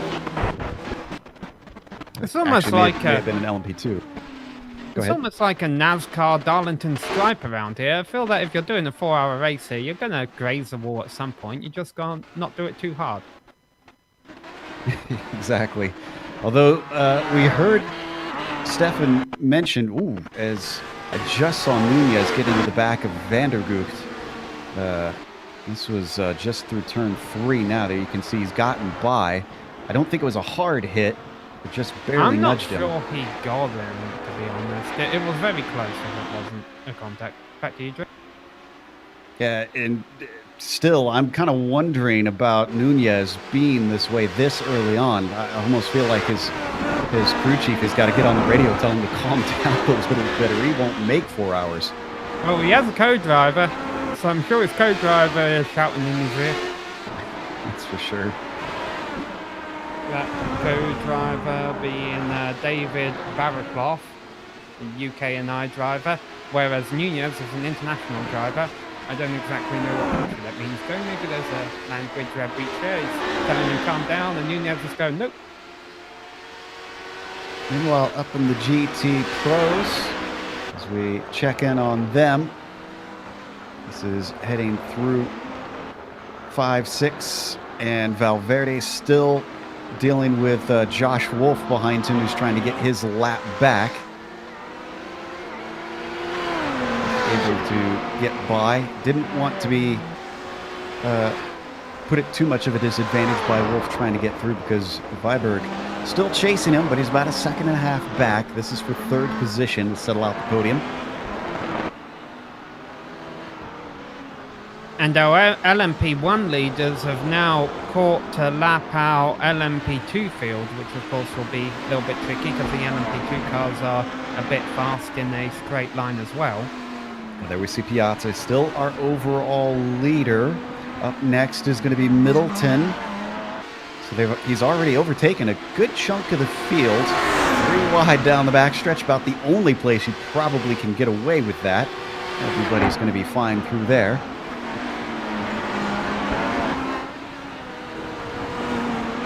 Really, I think it's those behind who are closer together. PCDC Argons, the Hellraiser Gluttony, fighting for position. And not only are they getting by some of the LMP2 cars, but look at this, Sam.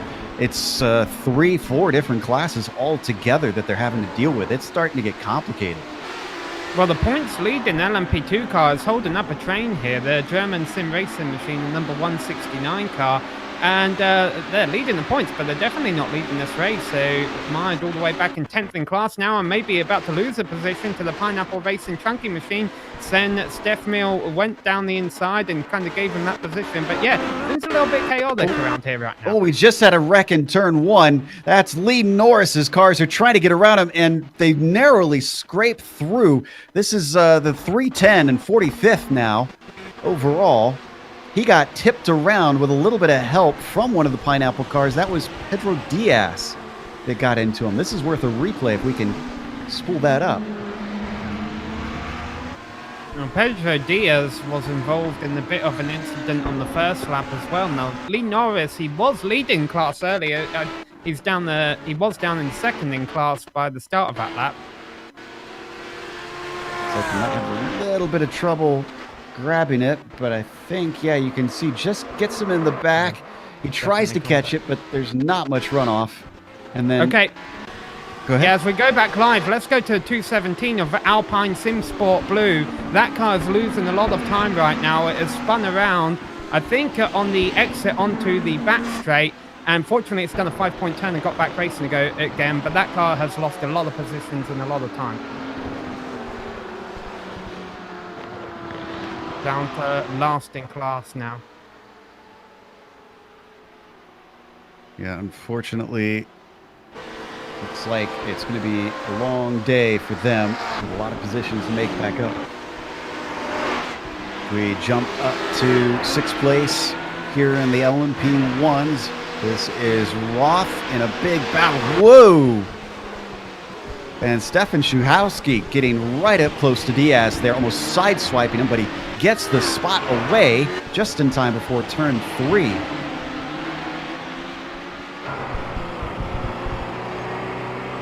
Certainly was aggressive there, barely leaving any room for that LMP2 car. Up in front of the pole, and some wheel spin for Paul Van Loon, and no luck, number 113. At least a little bit lucky, because he didn't spin right into the path of those two chasing him. There's clearly tense moments in the midfield, and the LMP1s dealing with all kinds of complications thrown their way.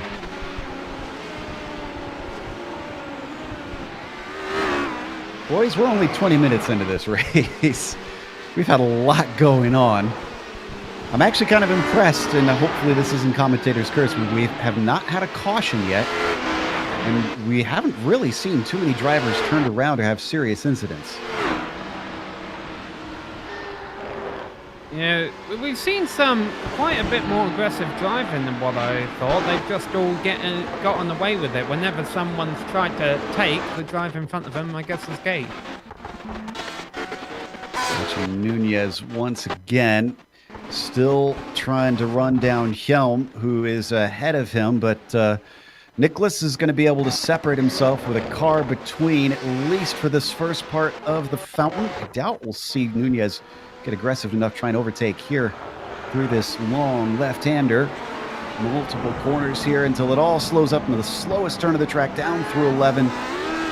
accelerating away. Is he going to be able to get through? He is just in time to get to the back of him. Where unfortunately, Nicholas not able to try and get by De Jong up ahead of him either. This is a huge train. Only Ludwig's kind of holding him up at the front there, and now he's finally getting past.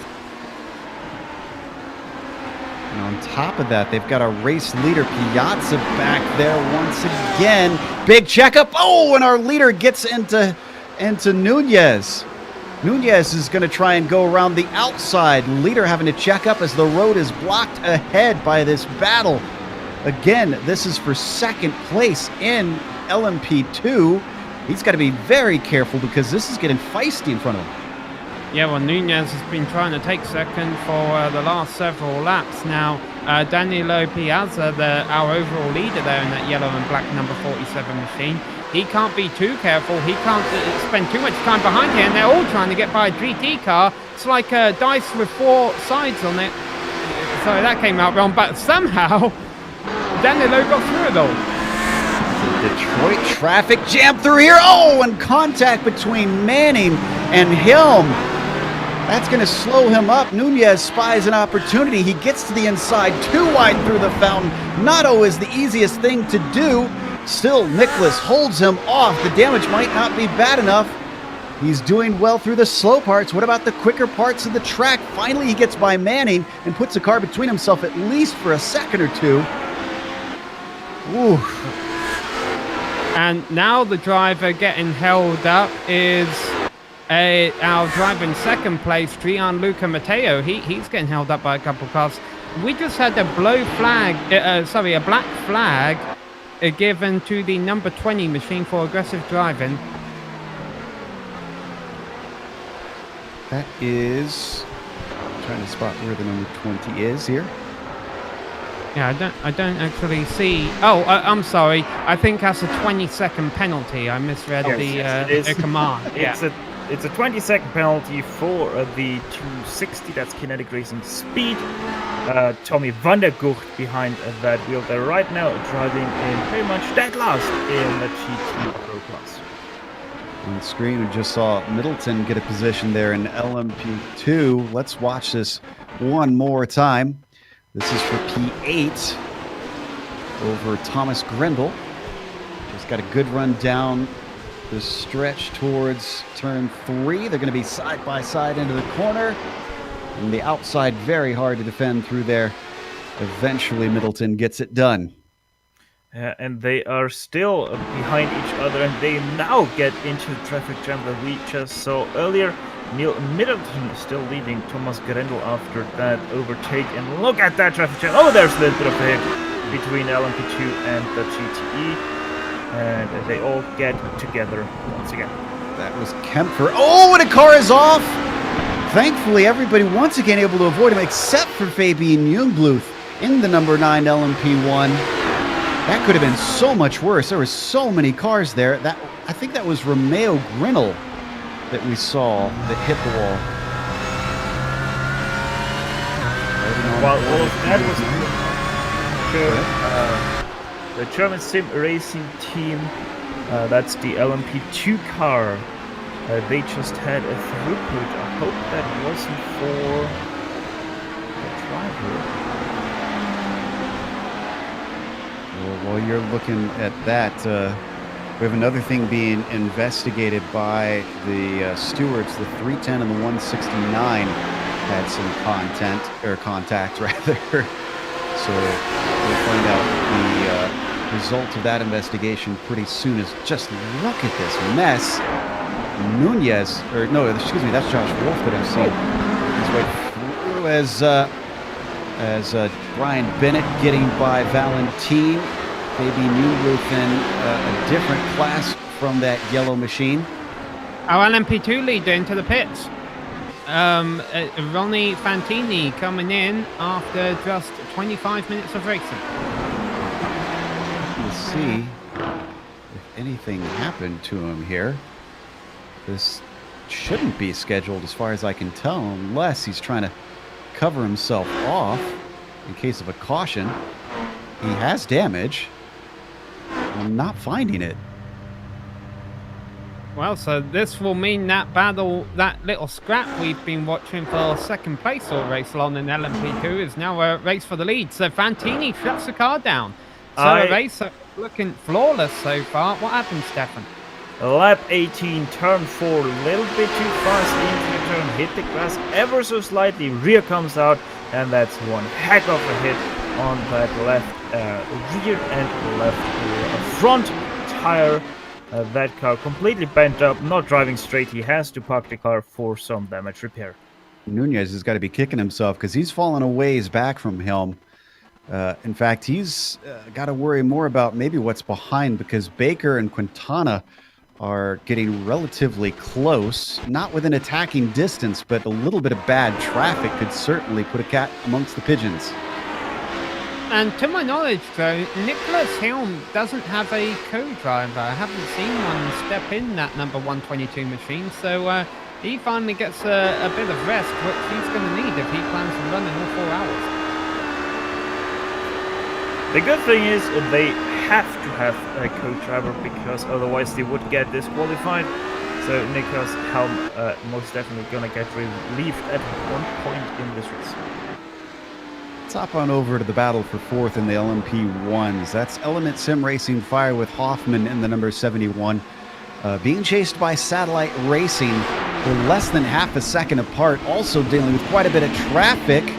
Lumiere offline to try and get into the braking is 7. Not always the easiest thing to do, but he makes it work and stays with Hoffman.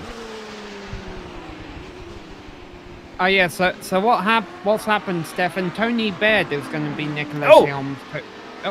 Andy Banfield there on the outside of that 12th turn there. I don't know what happened to him, but that was a hard impact for him into the tire wall.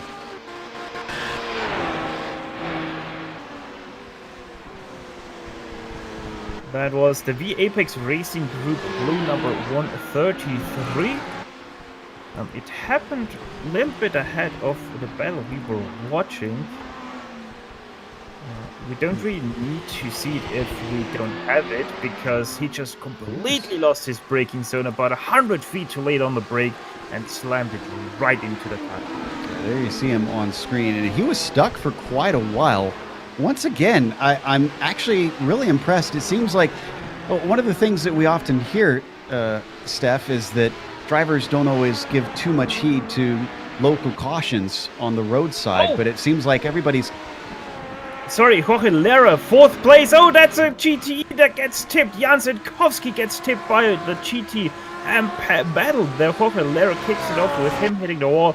And Matthias Bäumler has to avoid that and hits Jan Zentkovsky on the rear of the car. Jan Zentkovsky also gets a bump from the German sim racing car as we go onto the replay. There's the touch. The second touch comes right there, a little bit off screen, and Jan Zentkovsky gets sent spinning. Hopefully not too much damage for all the cars involved. Right now, as we come back live, though, there's still quite a few cars around. You could see he's going to let Tchaikovsky through, but they block up Samuel Roth, at least momentarily. Eventually, he can stretch the legs of that Audi out. And actually, it's over before it begins. Helm comes into the pits. It looked like we had a battle for the LMP2 shaping up out of the final turn, but the Nomad Sim Racing HBD leaders into the pits. Hopefully this one isn't for damage too. I was going to say, this is also pretty early. Usually these cars can make about an hour. Seeing damage, so suppose this could actually be a scheduled stop. And it's a driver and change he's got too. Yeah. We hope it's a driver change.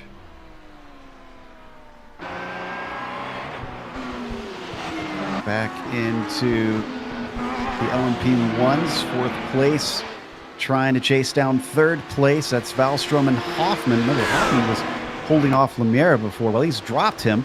Instead, the tables have turned. They're coming through 1 and 2 and over Corvette Corner onto the long stretch towards the statue. Not quite close enough this time. They're in a little bit of clear air, that merciful clear air that seems so rare currently, but they're coming up to Nacho Yarnos. And they're going to catch him here through the twisty bits of 4, 5, and 6. I think maybe he's not going to be held up too much. Oh, no, he is definitely going to be held up. Wallstrom has to check up. Hoffman now right on the back of him. He's going to get on the button. But it's just not enough boost, and he lifts.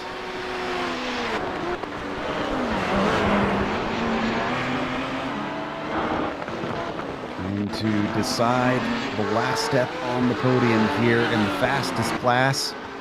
Up in front of them, Grinnell, who's had his own adventures in this coming corner in turn 12. See if he can stay out of it this time as the two LMP1s sneak through. A little bit cleaner for all involved this time. I think these drivers, Stefan, have almost got to take a super trucks mentality to this race, that they can't get mad if someone gets into them a little bit, because I'm seeing a lot of that out there without casualty. Unfortunately, we've seen a few spinners, but boy, the things are wild. Every time I look down the back straight or into turn 1, stuff is going on. Yeah, you're seeing it. There's a lot of cars that are gonna ever so slightly bump into each other. There's always gonna be a little bit of contact because of this nature of this track, very narrow, very bumpy. So it is quite easy to do that. One thing these drivers, especially the LMP1 drivers, have to be very careful is after turn 2. I've just noticed that there's that short concrete patch, and then the transition from the concrete back onto the asphalt on the left side of the road. There's a big bump there, and already saw an LMP1 nearly losing the car there into a GTM car, so that could have been very bad, and we might have to look out for that a little bit as the marbles build up. Can I give a shout out to the number 161 dirt machine currently being driven by Brian Bennett. With all of the attrition we've been seeing at the front of the LMP2 field, he's been able to carve his way up to 5th place in class. And I think I saw someone mention on YouTube earlier, this is actually the debut for that team in this series. I think I have some information on what happened to the 122 car. Looks like they did get into an accident where they stopped due to an accident in front of them, and they got hit from behind. It was the 133 that they're saying got them. That would be, I'm trying to find them. It's Andy Banfield, I believe. Yeah, the V Apex Blue car. But that's what's caused the 122, our former leader, to come into the pits and still be in the pits, mind you. So big problems for them. And they're, at this point, multiple laps down.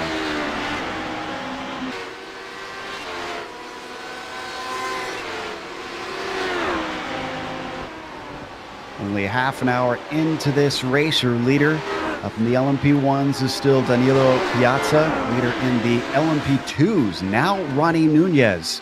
Boy, he's been wanting that for a while, and he's trying to stretch away with it. He's got about 5 seconds at this point, so the 181 handling it well. And the GT Pros, it's Jan Santowski. We haven't really been talking about him all that much. Well, he hasn't had too many dramas thus far. At a 4-second gap for the number 248 up in the front of that field. And then, unfortunately, apologies, the GTMs haven't been able to cover them all that much as well. There's just so much excitement around. They're being led by Richard Belle in the 392. Also, once again, the gaps looking very good for our leaders. That could all change if we get our first caution, which thus far has not happened. Well, Joe, in LMP2, the P4 position, that's not a comfort zone right now. Just did overtake back Brian Bennett for that 4th place, but Bennett still really stalking that rear of that Honda right now. But I think ever so slightly Eco is starting to sneak away with that 4th place and charge down 3rd place. Watching on board Bennett there as they come through 1 and 2. Stefania held up a little bit by Bier coming out of Corvette corner. And though that'll cut down a little time for Bennett, unfortunately the dirt car not close enough to take advantage. Oh, but he sends it in very deep. Wow. And he did gain a ton of time. It's now 0.3 of a second. As that was happening, we had a pass for third. And the LMP1's Hoffman over Valstrom.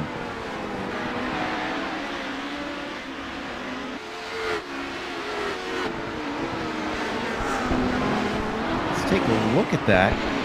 This happened out of Corvette Corner. And once again, lap traffic playing a part in it. Andy Banfield was in front of them. He didn't do anything wrong. He just was in the wrong place at the wrong time. For poor Valstrom, the Hell Racers Gluttony car gets swallowed up. I loved how you mentioned that lap traffic played a run through it because Dougie Beard to the camera position perfectly there. It looked like an interstate jammed up, looking on down that straight away from turn 2 to turn 3. Be hard pressed to find places. Oh, we got a car spun out of 10 or 11. That's Lee Norris. The 310. He's falling down the order of the, and he was up at the front of the GT AMs here, Steph. This is horrible for that team. He's having trouble getting it turned around. Yeah, he was quite far up there. I think in 4th place, even 2nd place at one time. And just a little bit too heavy over those curves, and I mentioned it in qualifying. The Audi doesn't like high curves, and yeah, Lee Norris hit that inside curve a little bit too much, spins himself around, hits the inside wall a little bit, and that's quite a long recovery for him as he is still sitting there. I don't know if he's hoping for a caution. He can't be stalled. He didn't hit very hard. And there's the caution. Yeah, just too much traffic from what we can tell. He did have a couple gaps where maybe he could have gotten turned around, but it would have been risky. This is almost going to put him a lap down. He was sitting there so long. Yeah, and he was leading that class earlier. And, by the way, he now is a lap down. Oh, and he takes a tow. Something... Well, what happened to that car? Yeah, the gaps just were way too tight there for everything, and yeah, Lee Norris, sensible thing, just takes the tow, and yeah, he was anyway already a lap down with that, because he had to wait so long that Graphite Racing AM came around and lapped him. That's going to take us to a quick break here on the Global Sim Racing channel. Our first caution of the day here for round 3 of the DGFX series at Detroit. Stick around because we have lots of racing left to go here on the Global Sim Racing channel.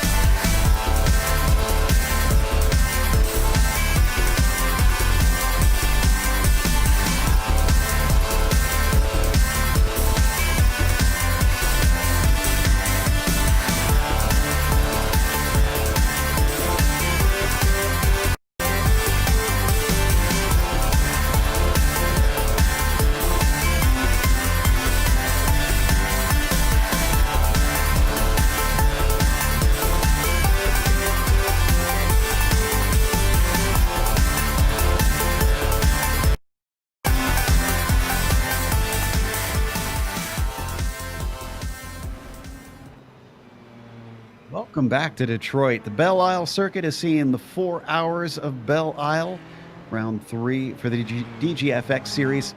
Danilo Piazza is our overall leader in the LMP1s. Nunez leads your LMP2s. Santowski leading the GT Pro, and Belle leading the GT Am. Pits have just opened. We're seeing a few takers and a few not. I see Casper staying out. He's trying to get his lap back. In fact, is there anybody else staying out? Yeah, it looks like a few GT cars are going to hold on. Certainly not far enough in for the scheduled amount for a first stint being complete for the first driver. Torres stays out, and is that going to give him... Yes, that will give him the lead in the GT Pros. If you are going to pit under caution, I would suggest going ahead and making the driver change, Joe. I know... Oh, and they're all having to stop here at pit exit. Don't run into each other, guys. Oh, boy. I'm a bit nervous about all these cars getting stacked up here. Yeah, quite a few of them. They have to wait until they're given the go-ahead that the pit exit is open, and they're waiting a long time to open the pit exit. I thought that the tail has gone by this point. There we go. Now they've opened it. And they're going to have to sort out who is where in line, as everybody eventually slowly streams out. My way through. There's a little gap down the middle there. They might have rules about that you can't overtake once you're actually in line. Now they all try and catch the train. Yeah, but if for whatever reason, if you could get away with the driver change this early on, Joe, you might as well do it under yellow, because you know you just end up catching back up to the pace car anyway. Yeah, no reason to really push at this point. For those just joining us, that caution was one of our GT Am cars got turned around. I believe, I'm trying to remember who it was, actually, checking my notes here. That was Norris. Lee Norris. Lee Norris, yes. The Norris? The Lee Norris, yes. The one Lee and Norris. only. All right. Not quite to the first hour of this race, so as I was mentioning, you can't really do the driver swaps quite yet unless you do another one later on down the line. I mean, not the worst strategy call, but I wouldn't really see much point in it right now. I don't know what you guys think. Apparently nothing. I'm the only one with an opinion on it. I mean, it depends on factors. It depends on, you know, well, one thing it really depends on is your fastest drive in the car right now or not. Well, yeah, I guess so, because if you do have them in, you wouldn't want to take them out early. You want to keep them in as long as possible. And I have to imagine, at least strategy-wise, if you're going to take a gamble, I would gamble that we'll get another caution at some point in this race, which would help allow you to have a free driver change, essentially. It also depends on how good or how confident you are right now with managing that traffic. If you're struggling with the traffic right now, then it might actually be a valid option to take your second driver, put them into the car until your first driver feels again up to the task of managing that traffic, because we're at Detroit, it can get quite hectic at times. Right, and I think, yeah, as we see wave rounds, as you mentioned, Joe, I think with, you know, the pit strategy, we're going to see new leaders in a lot of the classes. In LMP2, Wolfgang Wildenauer is now leading in the 112 car for Real Pixel Motorsport, and that car started all the way back in 12th. Yeah, I was going to say that we do have some gamblers. Wildenauer, you mentioned, is the only one that hasn't pitted in the LMP2s, actually. In the GT Pros, Torres, Kempler, Vandergooft, and Yarnos have not pitted over there, so that's put them up at the front. And then down in the GT Ams, we've got the real Pixar Motorsports 3 car, the Vikings mid, and the Midgard car. Those are the only two, it looks like, in that field that have stayed out and not pitted. So they will have to come in soon-ish, but they'll have a few more laps under green before they will have to pit, and that will cost them some time and some track space. But will this win them something overall? That's the big question. One winner is the 116 car in LMP2, beat the 181 out of a pit, so we'll see how that pans out down the road. Yeah, we didn't catch that, actually. That's a good point there, Sam. So Nunez is going to have work to do if he wants to take the lead once we get Wildenauer pitting. We should be going green this time by, as it looks like the lights are off on the pace car.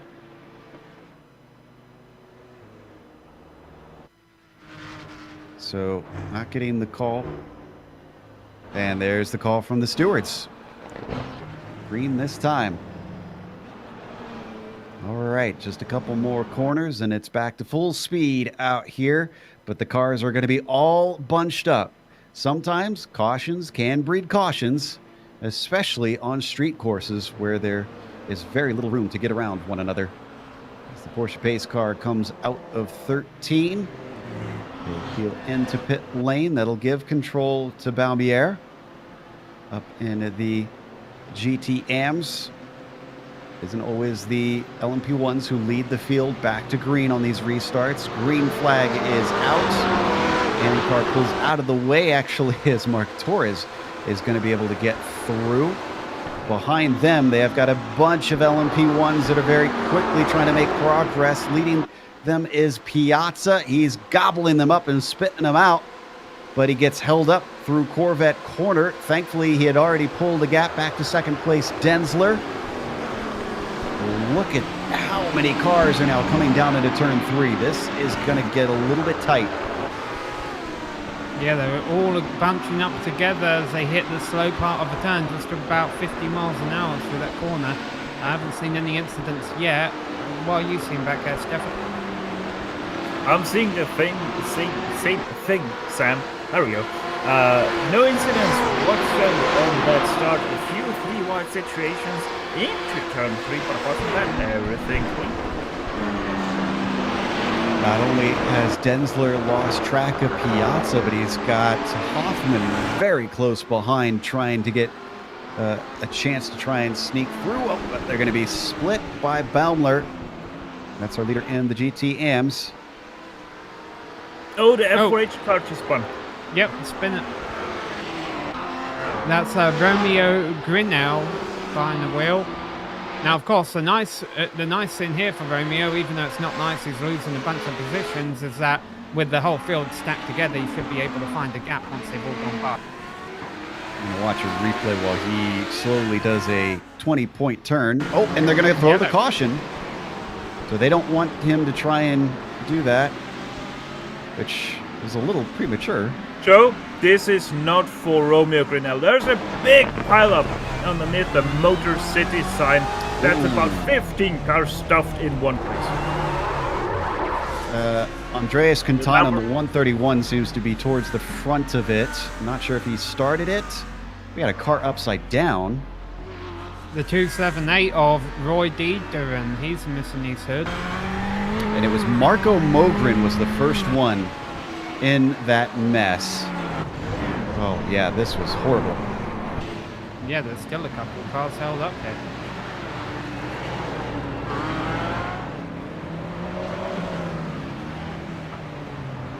We might want a blimp shot on this one because, yeah, there we go. Yeah. Marco Mogren ahead of everybody else loses the rear of his car on the cold towers, and yeah, no way of avoiding that from everyone behind. Just piling on in. That's a lot of LMP2 cars in that one. Someone has failed to tell the field that the Blues Brothers took place in Chicago, not Detroit. The red and black. Yeah, that red and black LMP1 car pointing backwards is the SKS tribute machine. Hard to try and pick apart because there was a few drivers that could have been potentially major players they got involved in that. I'm checking to see if we have any fast cars that got big damage on that one. Yeah, I think even though a lot of cars were involved, a lot of them might have got away with minor damage. But yes, obviously there were a lot of cars involved, and it only takes a hit to the wrong place to end your day. Two of our leaders in the LMP2s involved, Baker and Nunez. I don't know if you had mentioned that. The SKS tribute car also involved, but he was already well down the order. No, it's probably too late for a replay, but Maximilian Fritz in the number 78 LMP2 made a beautiful escape out of that. He just dodged to the right as cars were stacking up and avoided everything. We might still have the replay.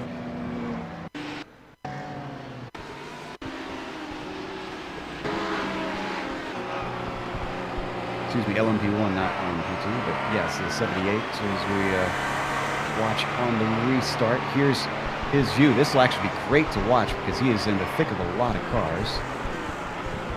Yeah, so the incident doesn't take place for a while, but I'm curious to just see what it was like in the middle of the field for a whole lap around here at Detroit. Same, yeah. Just kind of watching to see, and man, it's like he can't go anywhere. There's so many cars. And kudos to this. Go ahead. You want to lay out a little bit on the entry there if you're one of the faster cars to get a nice round on this back straight. Kudos to the league for being brave enough to race at this track. There's not many street courses here on iRacing, and most leagues that have 60 cars a race in 4 different classes would stay away from this place. And we were a little bit worried coming in. There's the spun car of Grinnell that we mentioned earlier that we thought maybe was the cause of it. Coming up right here. Now, blind corner. Watch this evasive maneuver. Just going to duck off to the right. Man, yeah. Brilliant Had stuff. everyone else done that, we would have had a 3-car wreck. But that's tricky to do.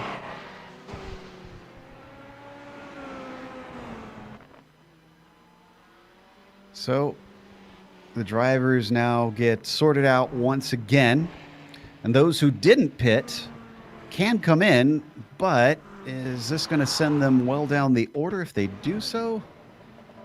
Trying to see. Wildenauer, we mentioned, needs to pit. Errold is back on the lead lap, so it doesn't really matter for him because he's still in 10th. He's in the LMP1s. Of course, Vandergook, Trianos, Kempfer out there waiting to take his stop. Valmier and Kjellin. No, pit road looks a bit quiet. Wolfgang stays out.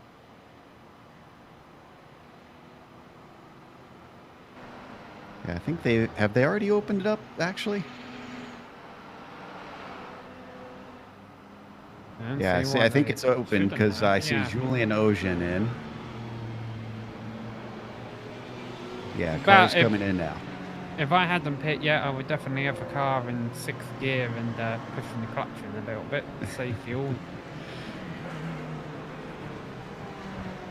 2 cautions right in a row. That'll help your fuel mileage as we watch on board with Josh Wolf back on the lead lap. Speaking of a driver who is probably happy for the cautions, comes down into his shared pit stall. For those of you wondering what is going on there, obviously the drivers, there's too many cars for just single pit stalls for everybody.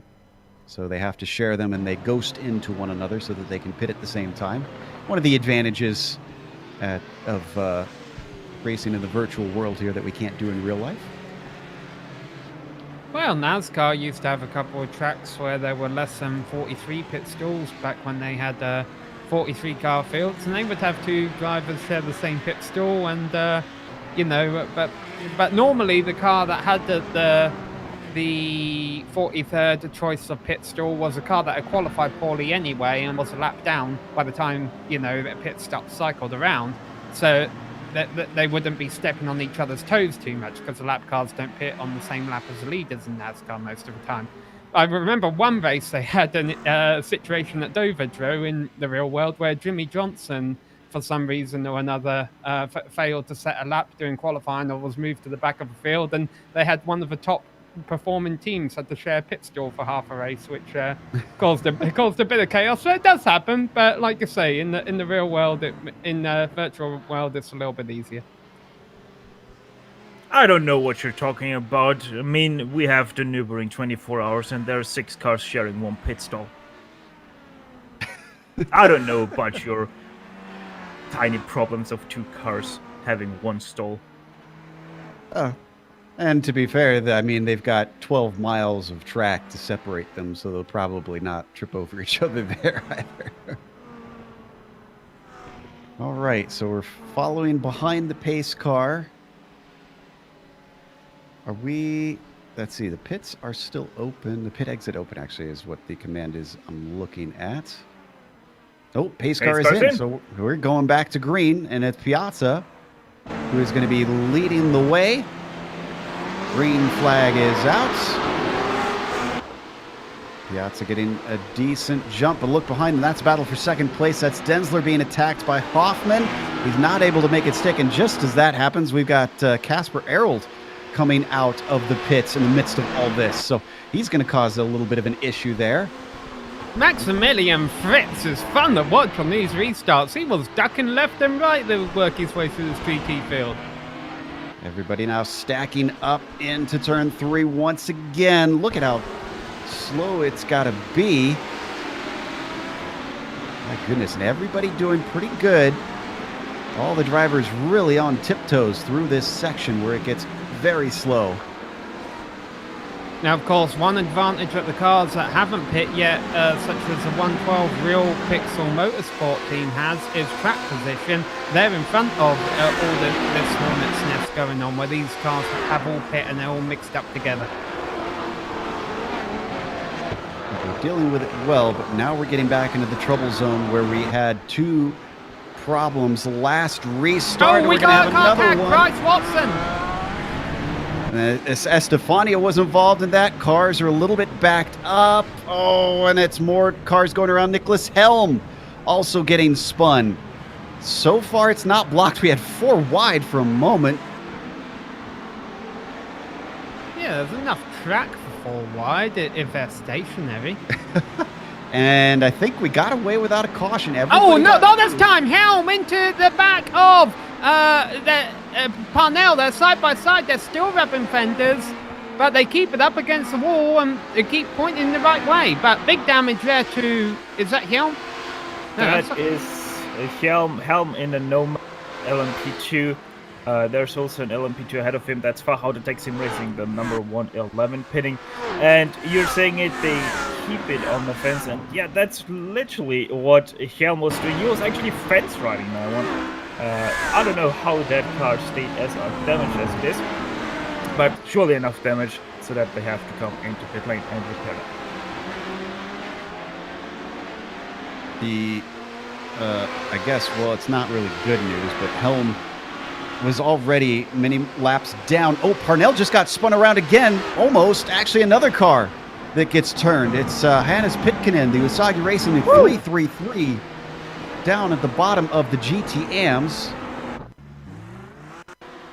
And while trying to turn around, Pitkinen nearly ran into Absolute Unit of Energy as we take you on to replay for that.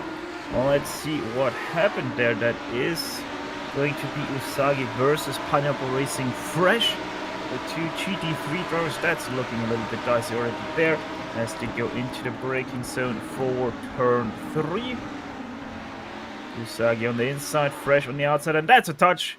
And that's just unfortunate. That damaged the 333 very, very badly. He's limping it back around, trying to get to the pits without causing a caution. There you can see this is going to get a little bit dicey because he's coming into the fountain section. It's very hard to stay out of the way. Iker Estefania was very slow on the run down between turns 2 and 3, and I think that's cost him a couple positions in LMP2. We've also got a slow car here. Estefania was a part of the initial tip involved in the fountain incident that we saw where a bunch of cars were getting stacked up. And you can see the damage on the right side. Actually, I think it's on both sides. Okay, so he's just missing top end speed. That's what's going on here, because now he goes down to 6th. He was 3rd at the start of this lap. Wow. And that is horrible news. He's only been out for 9 laps. Really doesn't want to pit right now. I almost say he's going to have to, or else he's going to be a sitting duck, and he'll be a lap down before he knows it. See if he comes in. We're watching him now through 13, 12 and 13. Double apex right-hander. This is pit entry right here. Yes, he's going to duck in.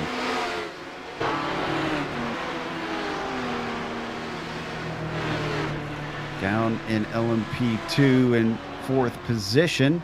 And a nice little fight between Bomer and the Vikings Fenris car. And he's very susceptible to Diaz and the Pineapple Funky Machine. He's going to get to the inside. Look to outbrake him, even though it's an offensive line. Very late on the brakes, and he gets it. Diaz tested that on lap 1. He did the exact same thing on the very first lap of this race and actually got into a wall a bit when he did that. That was a bit cleaner this time. Just a touch, yeah, but honestly, I thought Diaz is gonna fly into that outside wall, but yeah, kudos to him getting that one stop in time to overtake Erwin Bomer for that 4th place. Next up, that's Paul Van alone in the No Luck Easy Sport in 3rd place. Yeah, and he's been very lucky. He's starting 14th. Joe. Don't need to go to it, but David Del Rio is now coming out. I think they had a driver swap in the World of Sim Racing 151.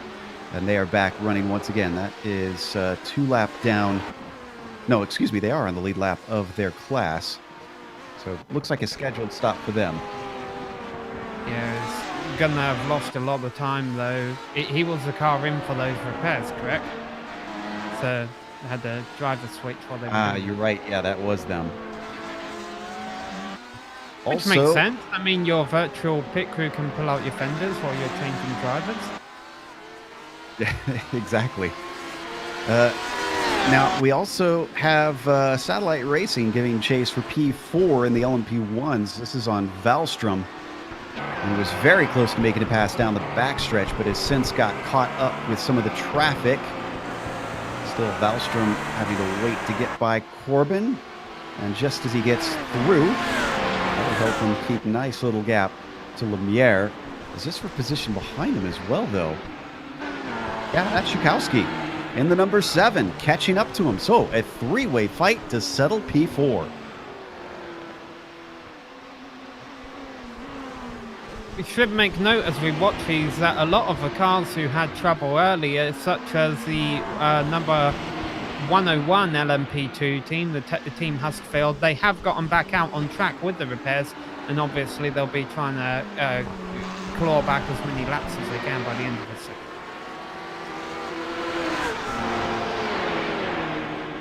Love watching these LMP1s fight, especially as they try to dice their way through this traffic just like that. Kempfer stays out of the way, but unfortunately eventually has to turn into the corner because he was also fighting with Lara there with him. That holds up Schukowski quite a bit. So it takes him out of the fight, at least for a while. In fact, Lemire looks like he also has lost a huge chunk on Valstrom. So back to the LMP2 lead.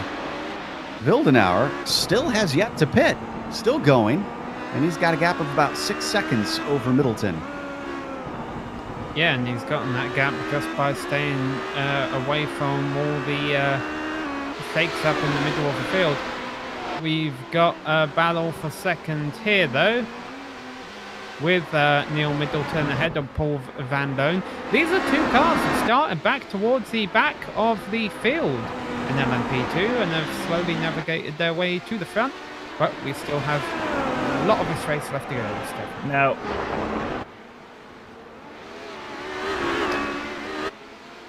Now, these 2 guys are fighting for the 2nd place, but they're not allowed to fight too hard because Pedro Diaz, nonetheless, is catching them quite fast.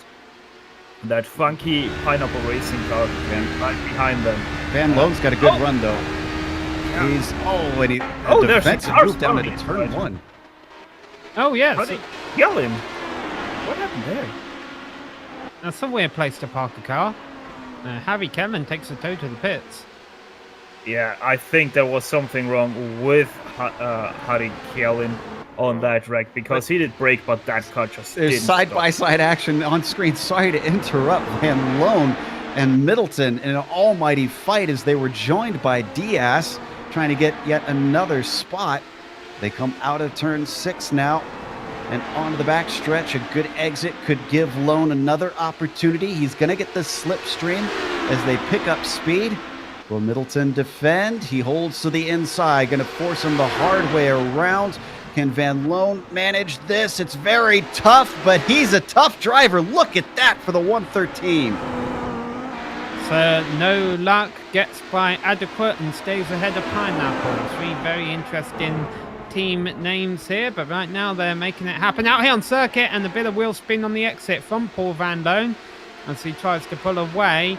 Still, though, as you mentioned, quite a little bit of ways from the Real Pixel Motorsport machine leading LMP2, but he's coming into the pits this lap.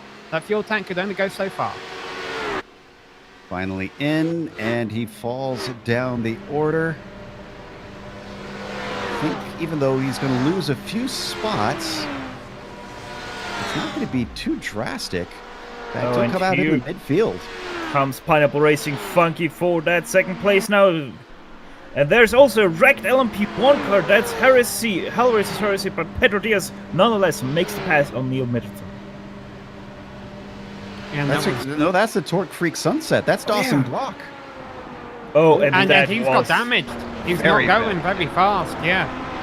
Oh, guys, yeah, we need that replay as we go onto that one. Dawson Brock, what yeah, that's a slip up on his brain there, because Dawson Brock hits the inside wall of turn 2 once we get there, and just goes from there on. As he now turns into turn 1. There comes turn 2. Look at that inside wall. Boom, there she goes. There she goes the second time, and that's his race done for sure. As we come back live, let's go back up to this battle for the lead in LMP2, because all 3 of them are all over each other now. Remember, this was a battle for second. It's now a battle for the lead with the 112 car pitting. So Paul Van Loan is ahead of Neil Middleton, ahead of Pedro Diaz. A couple of turns ago, they were held up by a GT car, and they were all over each other. They spread out a little bit now. That traffic certainly hurt Diaz, and that gives a little breathing space. Wow, off of turn 2, Van Loan. Man, he just gapped all 3 of them. And that's going to allow him to at least point forward for a while and try to use some pace to get away. He's got no traffic for a little bit. Well, the traffic they'll have to worry about is our race lead behind them of Danilo Piazza coming up to put a lap on all of them. No caution, even though we had Dawson Brock take the car off to a halt. He was by an opening. The marshals were able to pull him in. Piazza, who we see just ahead of these 2, fighting now for second in the LMP2s, as Van Loan continues to make that No Luck Esports quicker and quicker. And guys, we have some incident decisions now on our hands once again, namely 2 stop and go penalties. The first one to the number 102. That is, I think, even a car that doesn't run anymore. Actually, yes, it's a Team Vikings Fenris there. Diaz just got second place from Middleton down into turn 1.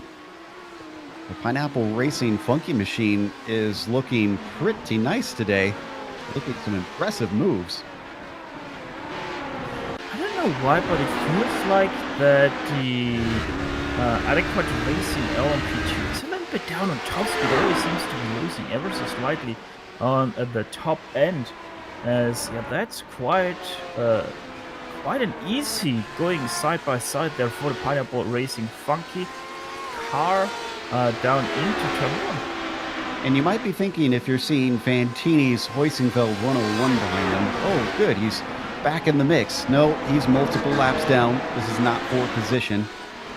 Unfortunately, it's been a bad day for the 101. currently second to last in that class. Got a few more drivers coming in for pit stops I'm seeing as well, as the pit strategy is starting to get pretty mixed up in this field. Yeah, and to complete my report on that decision, that's a 60-second stop and go penalty for the number 102, the Team Vikings Fenris. They're right now sitting in 7th place in class. So that is completely going to take them out of this race. There's also a 20-second stop and go penalty for the number 140. That is Pineapple Racing Chunky for aggressive driving. And it's also worth noting that having those 2 cautions, and we're only about 20 minutes removed from them, has bunched the field up, so a pit stop will cost you a lot of positions. That's what happened to the number 12 of Real Pixel Motorsport. We saw them leading a little time ago in LMP2. The pit stop dropped them all the way back down to 10th.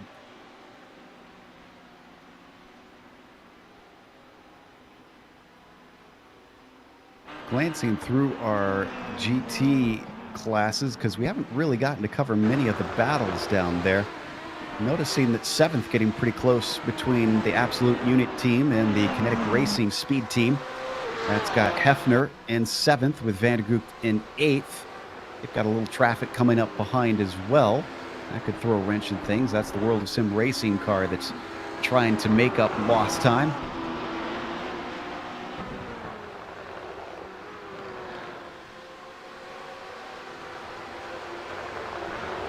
You can tell how much top speed that car still is down on, barely getting by some of the GT cars.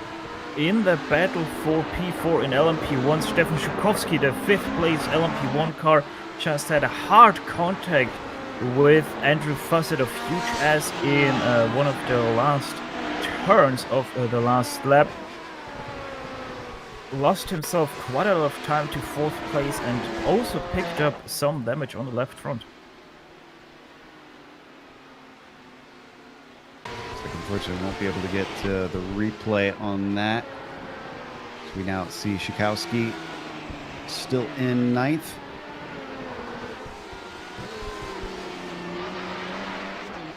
Hour and 15 minutes into this race.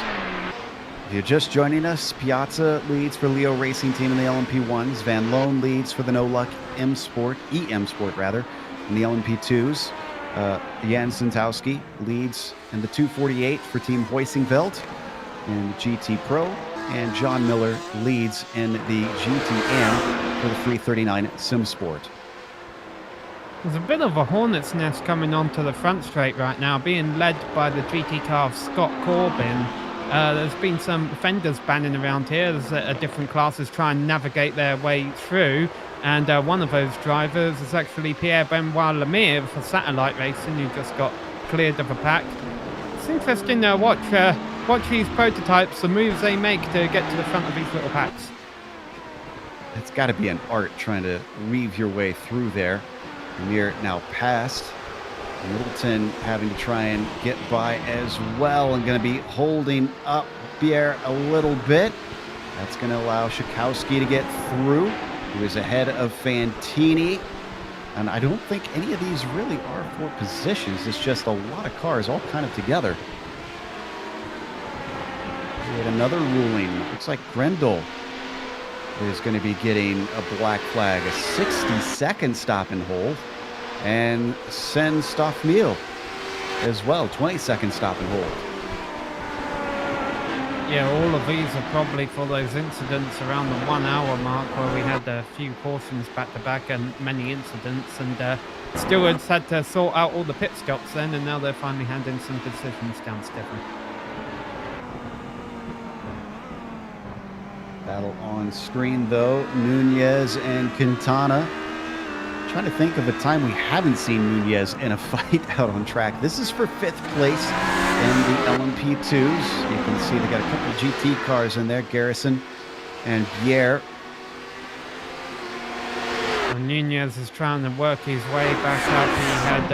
He lost a position on the pit stop when he served the stops earlier, and then I think he got caught up in that big one we had going through the last part of the circuit at the 1 hour mark. So he is trying to catch up with Andreas Quintana, racing for the World of Sim Racing team. It's Emerton for the GT Temple car. That's an LMP1, so a different class, not fighting with them.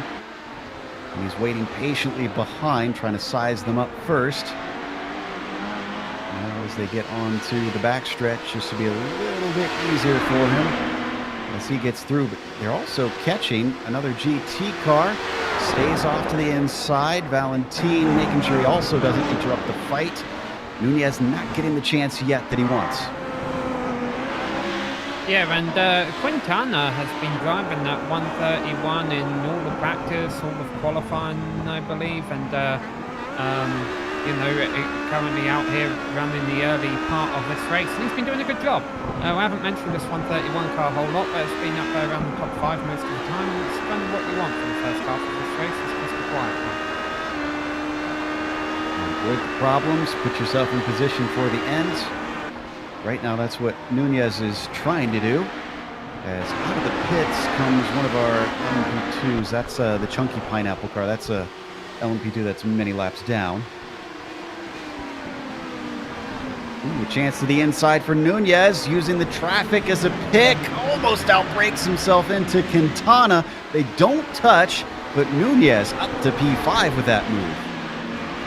Yeah, and 4th place just up the road. Literally the black LMP2 ahead of them. That is the next place. That is 4th place, the dirt car of Brian Bennett. And the car in front of him is the 3rd place car, Neil Middleton's 3rd, 4th, 5th, and 6th in LMP2. All Sorry, together. our leader just spun in LMP2. Van Loan is stuck facing the wrong way, just out of the fountain section.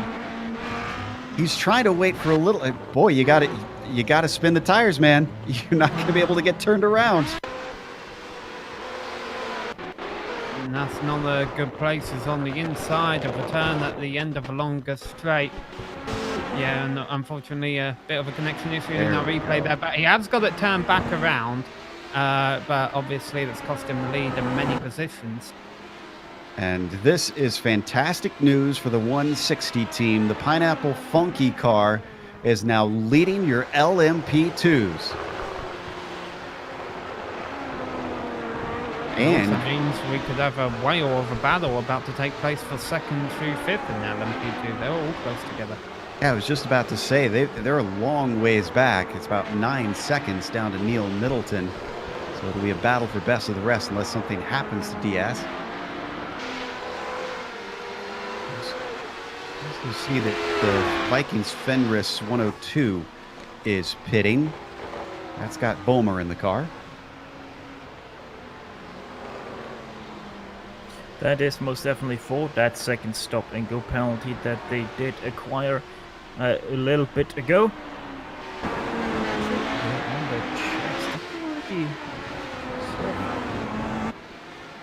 The steward said, "Okay, Bomer, let's sit you down for a while."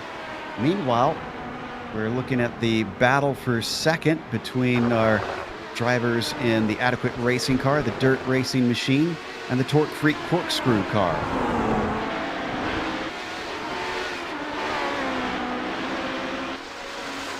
Currently, Middleton leading the 3 of them. Do they have any traffic coming up, I wonder? That'll certainly play havoc with this. They've got Mark Torres in front of them and then Tommy Vandergoopt. Otherwise, it's not too packed up there. I'm going to say, Joe, I think the answer to that question, anytime you answer it for whoever it is during the race, is yes. We've got 50 cars on a tiny little street circuit here. They're going to have traffic at one point or another, and here we go. They're all getting bunched up on the GT car now. And even though they're all getting frustrated with Mark Torres, what can he do? You know, it's hard to make a pass around here. He's better off just waiting until this back straight that they're about to come on to, and then they'll all be able to go by. And it's actually a blessing for Andreas Quintana at the back of his pack. He's been able to catch them while they've all been getting held up. When the slipstream's being given to... Oh, Bennett gets caught up in it. The GT car of Torres is in it. Both of them tumbling over. Nunez got a little bit of damage. That's got to be a caution. That was on Bennett, I'm afraid. The GT car didn't do anything wrong with that. Bennett was trying to make a pass as he was getting through lap traffic and just came over way too much.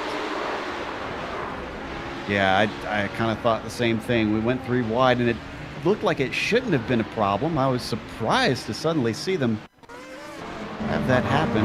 Caution is now out, and that is your reason. The dirt machine is, well, if it was dirt underneath him instead of pavement, he would be dug into it for sure. And that's going to set off another round of pit stops. And we're probably going to see a lot of driver changes in this one, is my guess. Boy, that was a wild ride. Trying to see, looks like Middleton was well ahead of it as it happened, and Quintana actually made a great move around the outside to get around the accident to avoid it as well. We're waiting for the drivers to get lined up behind the pace car. I think we have a good opportunity now to take a quick break here on the Global Sim Racing channel before the pits open. So we'll be back with the pit stops. Don't go away. We still have more than half the race left to go here in round 3 of the DGFX series.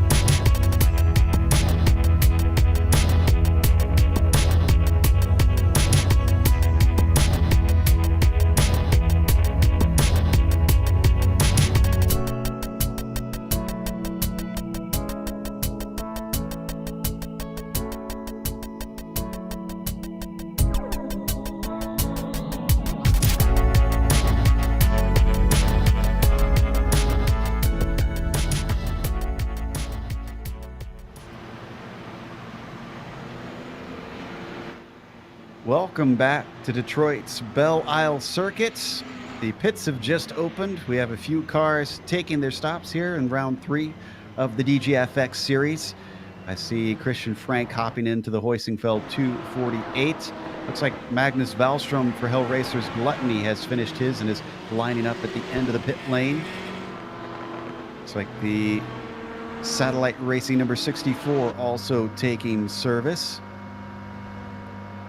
And then we've got, looks like Andy Banfield for the V Apex Racing Blue in. And they're all getting bunched up on pit exit here. Oh no, there they go, they're rolling. Yep, they have just opened the pit exit and they're out. Fewer cars, Sam, than I expected to be pitting since we had been green for a little bit, but I guess just not working out for the strategy of most. Yeah, well, your strategy starts to become a bit clearer late in the race as you get closer to the finish. Our 2 leaders and LMP2 stayed out. Yep, our leader still Piazza. I don't think we've had a lead change overall. I think the number 47 has led every lap so far, has he not? I'll have to double check on that stat, but he certainly hasn't been overtaken on track. Meanwhile, our leader down in the LMP2s is Pedro Diaz. He has now inherited that ever since Van Loon had a spin coming into the fountain section, had to wait a long time. Where is Van Loon? Did he actually swap out with drivers? Yes, he did. Looks like it is Josh Bailing, who is now in the number 113 No Luck EM Sports. But he's running in 7th place. I guess now is a good time as any to swap drivers around now that you've lost positions. Already going to be down through the field. Yeah, the thing that concerns me a little bit here is Josh is one of those drivers that I haven't seen turn a lap in practice or qualifying. So he might be getting thrown to the wolves here. Yeah, but I have to imagine he has at least done some over the month since the last broadcast or last race. They have multiple sessions that they hold for drivers. Don't think we're going back green this time. Yeah, it looks like the lights are on. Kind of hard to tell with that Detroit sun. So far north. Does iRacing simulate this, where the sun is always kind of a bit of a pain the further up north you go? Well, I mean, if you mean it going down earlier in the day, then yes, they do model that from what I understand. And yeah, I believe it is shorter daytime in the winter. I realised this when I went back on vacation to England a couple of years ago. In the United States, I live at, kind of middle, north to south wise. I live in North Carolina here in the US. During the daytime, you don't have to put your sun visor down on your car because the sun's nice and high above you. It's up in the sky. It seems when you go to England, when you get that far up north, the sun never goes up too high. It's always, you always have to have your sun visor down. I wonder if it's like that in Detroit here, where the sun's always a little bit of a pain, a glare that you have to deal with during the day. Well, I'm just glad that they haven't fully simulated winter because, well, even though I guess it's technically fall, November in Detroit would not be fun to race in, that's for sure. The pace lights are off on the pace car. Haven't gotten word yet that we will be coming back. We'll confirm once we hear from the stewards that we're going green. By the way, I just had a look through the laps, and yes, Danilo Piazza hasn't lost the lead a single lap so far. 60 laps in, he's led all of them. Not even halfway through yet. Densler's been giving chase. He's been in second for much of this race back there in the PCDC Argon machine. You see, that's the purple car second in line. But it seems like traffic's been the big differentiator. As soon as we go back to green, in fact, on that last run, I noticed for a while Piazza was 9 seconds ahead at one point. That's a pretty decent gap, especially for a minute 14 lap times. Yeah, we've seen a lot of drivers throw away leads and gaps in this race, though, just through traffic, really. And unscheduled pit stops. So what we're looking at here, about 2 more stops to get to the end if they can do about an hour on fuel. That's if we don't have any more cautions, which we probably will. And honestly, we saw early in this race caution speed cautions, so the pace car might not want to turn that Porsche off just yet. Yep, we just got confirmation that we're going green. So it's back to racing once again. Piazza's going to lead the fields after the pace car peels off, which should happen in 2 corners' time. We've got a few GT cars mixed in behind them, so those top 2 LMP1s should pull themselves a very big gap from Luis Emerson, who currently runs 3rd in that class. There goes the pace car. Piazza waiting. Looking for the green flag. A little bit of a checkup behind his cars. We're expecting it to go quicker than that. Green flag is out once again here on lap 62. Excuse me, lap 61 rather. Up and around turn 1, down to turn 3 is going to be the big question mark. Look at the field come over that hump and just spread out as they all fly down towards the statue.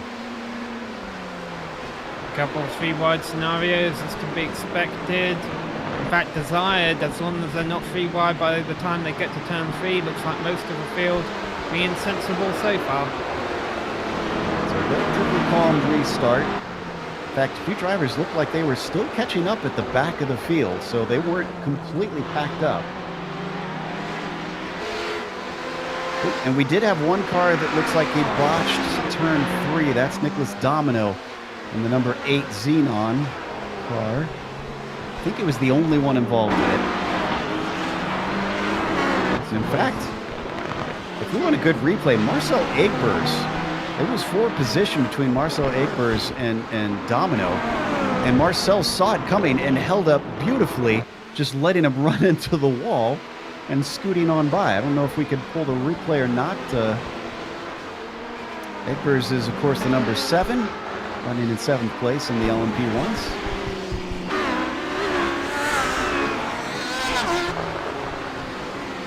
To be a bit of an amusing onboard if we could get on the car.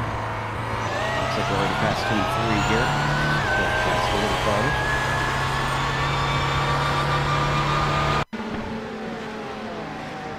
Here we go, right here. Watch to the inside. There's a car. There's no more cars. And off he goes. Keeping 7th place. And Nicholas has to put it into reverse and get going once again.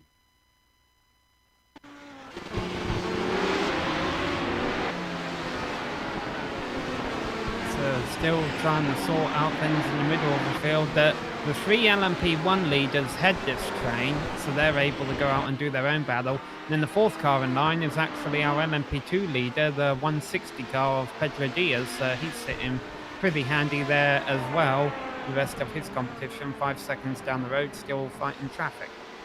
Yeah, best battle we've got right now is for 4th in the LMP2s. That's Ronald Gross trying to fend. Oh, and who is that turned around? Is that an LMP2 car? Yes, it is. That's the World of Sim Racing team. And it looked like the number 151 was involved with another team potentially there. They got turned around, and then I saw another one with some issues. That was a mistake all by his own. David Del Rio into that heavy braking zone, just loses himself there over the curb, hard into the wall. That's his nose. Not gone, but quite heavily damaged, and he has to wait a long time for his car to get spun around again. Yeah, and if we watch this, we can stay on board. Oh, maybe we won't be able to see it from here. But it was Elvis Bonello in the number 111. They got tipped from behind, didn't turn around completely. So he keeps going. And he was just checking up because of that incident, and then someone behind him didn't get the memo. You see Del Rio going to take it into the pits after that contact with the wall.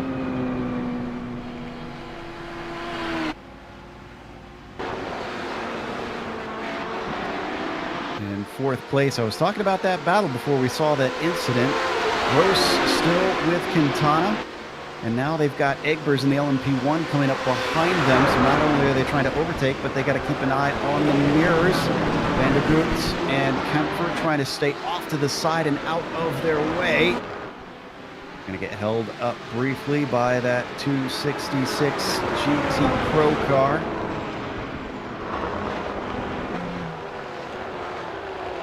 Just sandwiched between them. Neither able to make a move, despite being slowed up. Quintana giving watch, waiting patiently. Now Egbers rocks up behind them. They're going to be able to get by the GT car.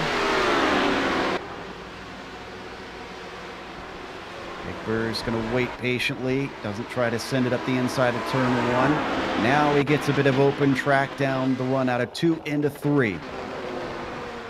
Yeah, and that's going to cost Quintana some time. So Ronald Gross currently running 4th in class. Remember, this 112 car is on a bit of an alternate strategy compared to the rest of the competition. So the fact that it's in 4th place right now is something. Just keep an eye on this 112 car. Who knows what it'll be at the end. And since we're talking right now about cars to have a look at, that is also the 169 current LMP2 standings leader, as the guys up in front go a little bit at it. They're right now only in 10th place in the LMP2 class, and that's really unlike them, as they have won the first round. And sorry, the first round. That's honestly, Stefan, that's been the best they've been all day. They've been outside the top 10 all race long. Yeah, which is weird. I'm not sure if they just got damage early or what.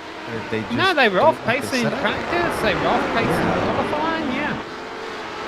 After having no luck in the on the circuit of the Americas, their no luck trend keeps on going here in the USA.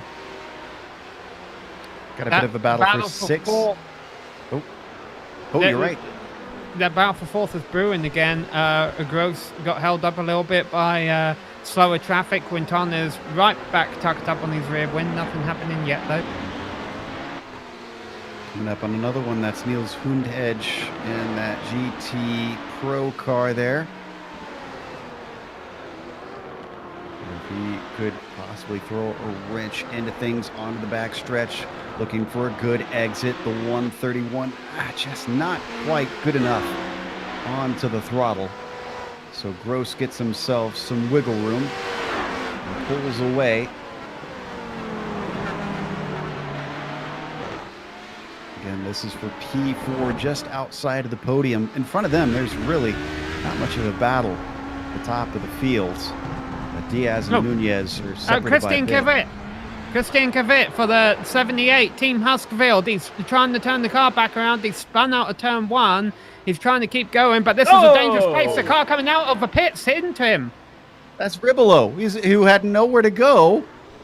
Now he has to back up and get back out. Oof.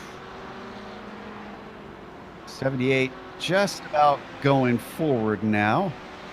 And now he's clear. Yeah, no one really did anything wrong there. That was just an unfortunate circumstance that he'd spun in turn 1 here and was sitting on pit exit as the car was trying to come out. Yeah, and the SKS tribute car, that was the one that hit him, just completely blindsided by that car because it was hiding behind, first of all, the wall, and then also the A-pillar, the thick A-pillar of these LMP1 cars. Just Julian Ribolo nowhere of seeing that, nowhere of avoiding that. He did jump on the brake right when he saw it, but yeah, that's just very unfortunate. Maybe those LMP2 open cockpits are a bit safer. Don't know if they're safe. Well, not until you get hit by them. This is true. Thankfully, no debris flying around off of cars yet, at least here in the sim world for these cars. It'll certainly make things interesting once that gets introduced. Down in the GT Pros, looks like second place getting very, very close. That's Valverde being chased by Belle. 270, glad he let some traffic through. You know what, I'm gonna tell you something real quick that is a little bit sad. The SKS tribute car, Julian Ribolo, who did hit the Hoisenveld team, well, they're back in pit lane. I was just wondering if that was going to hurt their day. Obviously, it cost them time, but now it's going to cost them even more as we continue to watch this fight down into turn 3. Valverde's and Kinetic Racing Surge's number 270. He's the gray and blue kinetic machine that you see there. Following behind, that is Julian Bell and the Graphite Racing Pro. That is the red Ferrari.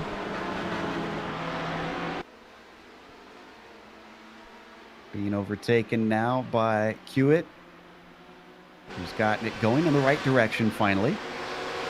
Pedro Diaz, our LMP2 leader, has lost a lot of time to Ronnie Nunez, who has carved his way back up into second in class in that 181 car. And we know how aggressive Nunez was earlier. They have to let an LMP1 car by here. That's Nicholas Gomino going by them. But the battle for LMP2 is on, and Nunez will make this fun to watch, I'm sure. Ooh, he's got a good run right here. Defensive move from Diaz, though. He's not going to let this go. Down through 4 and 5 now. A little bit more traffic in front of them. Diaz trying to pick and choose his way through without giving a chance to Nunez, but Nunez once again finding himself with a run. They're going to split the car on either side. Nunez is going to have the inside down into turn 7. He's later on the brakes, and the lead now goes back to Nunez just as he stays out of the back of Ludwig. Both of them getting checked up with nowhere to go. Yeah, that was a Hakkinen-esque pass there, Joe. He knew that Diaz was going to defend with all his might, so he used the Norweg as a pick and, basically used him as a Zonta and went around him that way. Could be able to pull away as we go down to the GTM battle for 6th position. This is between Ludwig and Norvig. So get your wigs on. 369 currently holding that 6th spot. And the real funny thing about this battle is, while it is a battle right now, if one of the guys is faster than the other, quite a lot faster, they are going to be separated, and that means they will not have anyone to fight anymore because they are a whopping 7 laps behind the rest of their GTM fleet. Now, as we ride on board with Ernie, there looks like there's a little bit of damage on the rear of his car that we can see. Gets a bad exit out of turn 6, and Norvig is going to try and take advantage of it. He gets to the inside, looking a lot quicker down in a straight line. Wonder if that's that damage. As they break for 7, nope. Give P6 to 2. That was Ludwig braking. I'm going to play devil's advocate and say I think every car out here is a bit damaged. I think that's fair. Very Bristol-esque today. If you're going to get the rear wing damaged around here, at least tilt it up a bit so you get a bit more downforce from these corners.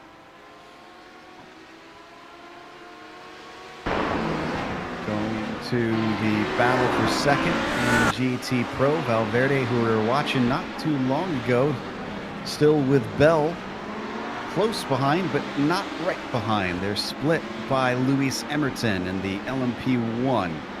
Look at this train of cars all waiting to try and get by, all in different classes here.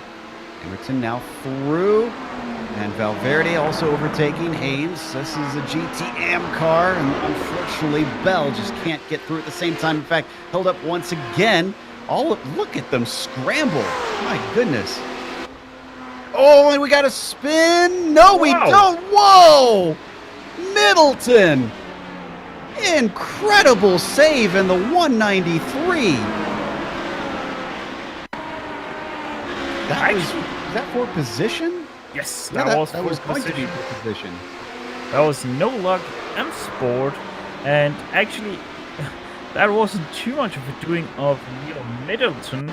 Neil Middleton got the touch from the no luck M Sport and then got touched again at the front, which did send him out of that spin. And completely lucky that both of them didn't pick up. It seems like no damage whatsoever. Well, hope he's wearing his brown pants today. That was a magnificent save, no matter how it happened, because he's still got the car going. And I don't think he really got any damage out of it. It was the lightest of touches. I don't think Beelan has a lot of damage in it either. He's Joshua Beelan is now the driver of that No Luck Motorsport number 113 car. I think he got lucky. Oh, there's one car that's not lucky. That's Christian Kiewit, Team Moisenwald number 78. Into the wall they went around the fountain. Oh, and it's a bad, really bad spot. You can see all the cars trying to go around. He's trying to get it going. He's got an opening off to the left if you could pull it over there. Oh, the car doesn't look like it's steering, though. If we could actually get a play of that, because that is one of the weirdest incidents I have ever seen in an LMP1 car. He he caught the curb. No, he like didn't. a corner earlier. This is just the weirdest thing ever, because he doesn't touch anything, he doesn't go over any severe bumps, just didn't even brake there. That wasn't even an issue on the brake, he just loses it and goes heavy into the wall. That is a bumpy braking zone. I've struggled with the IndyCar there in the past. It's and that's as a result of me having too much rear braking. I don't know if that's the same as what happened here. Did he finally take a tow? Because I think he was by an opening there. Yeah, so we stay green. I don't remember hearing the steward saying he could take a tow, so I'm not sure if he'll get a penalty for that. As we come back to the fight that we were watching earlier between Middleton and Bailey. Excuse me, no, this is Quintana. Giving chase for fourth.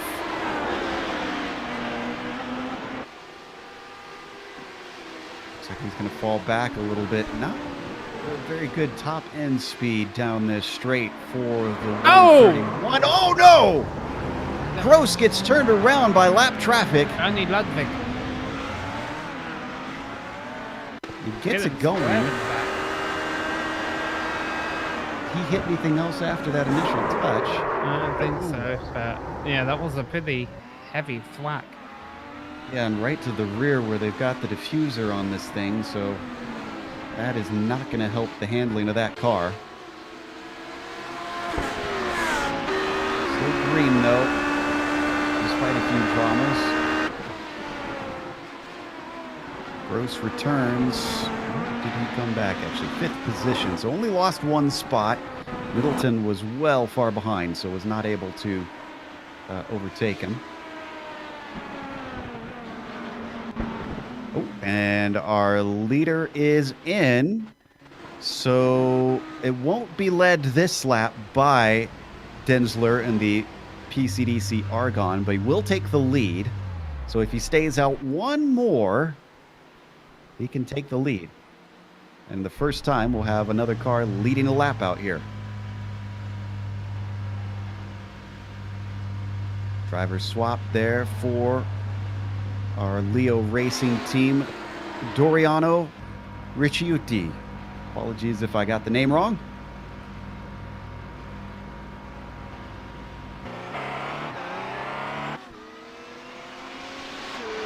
Back to Denzler. He's got a gap over Emerton, who's was right into third, is now into second. Ricciuti's back out on track. He returns in 5th place. Things calm down here for a hot moment. Normally when I say that, something wild happens, so let's see what happens here. I'm sorry, can we get a replay on the 102 just now? Team Vikings Fenris, they lost their braking spot into the fountain section and miraculously were able to stop the car before touching the barrier. Here we go, down in the fountain section. While we're watching this, I can report it took until lap 75 for us to get someone else to lead this race. Denzler did stay out. Woo! I guess the Viking gods were watching over them. Yeah, that was about as close as you can get to the wall without hitting the wall by Erling Bulmer. Now, that car obviously is in total 2 laps down on the leaders because of their very early incident they had, but still not out of the fight. I think we're hitting a good pit window for a number of our LMP1s because we've now got Emerton in the pits. This also looks scheduled. Now, he's already driver swapped once. That was with Fabian Jungbluth on their first stop. Emerton looks like he's going to stay in the car. Chiuti up to 4th because of that pit stop. Honestly, the top 4 are all very, very far apart from one another. It's PCDC Argon leading with Denzler. Wallstrom and the Gluttony Machine in 2nd. Garcia running 3rd for Satellite. And then you get back to Ricciuti, who has taken his stop. Alright, so let's try the shout out then again. Number 116 car, CQR Club. They were our pole sitter in LMP2. When the big one happened at the 1 hour mark, I don't know if they were involved in it or whatever, but they have been far back in the order ever since. And this run has rallied its way back up to the 3rd in class. So I just want to keep an eye on this 116 car. I think it's the car that could be there at the end. Also watching 8th down in the LMP2s. Ballmer still has Vanello behind him, though it looks like he's dropped off recently. About 7/10 between the two of them.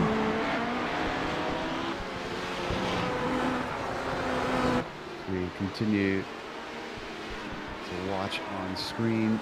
Another one of our LMP2 cars work his way around the fountain section.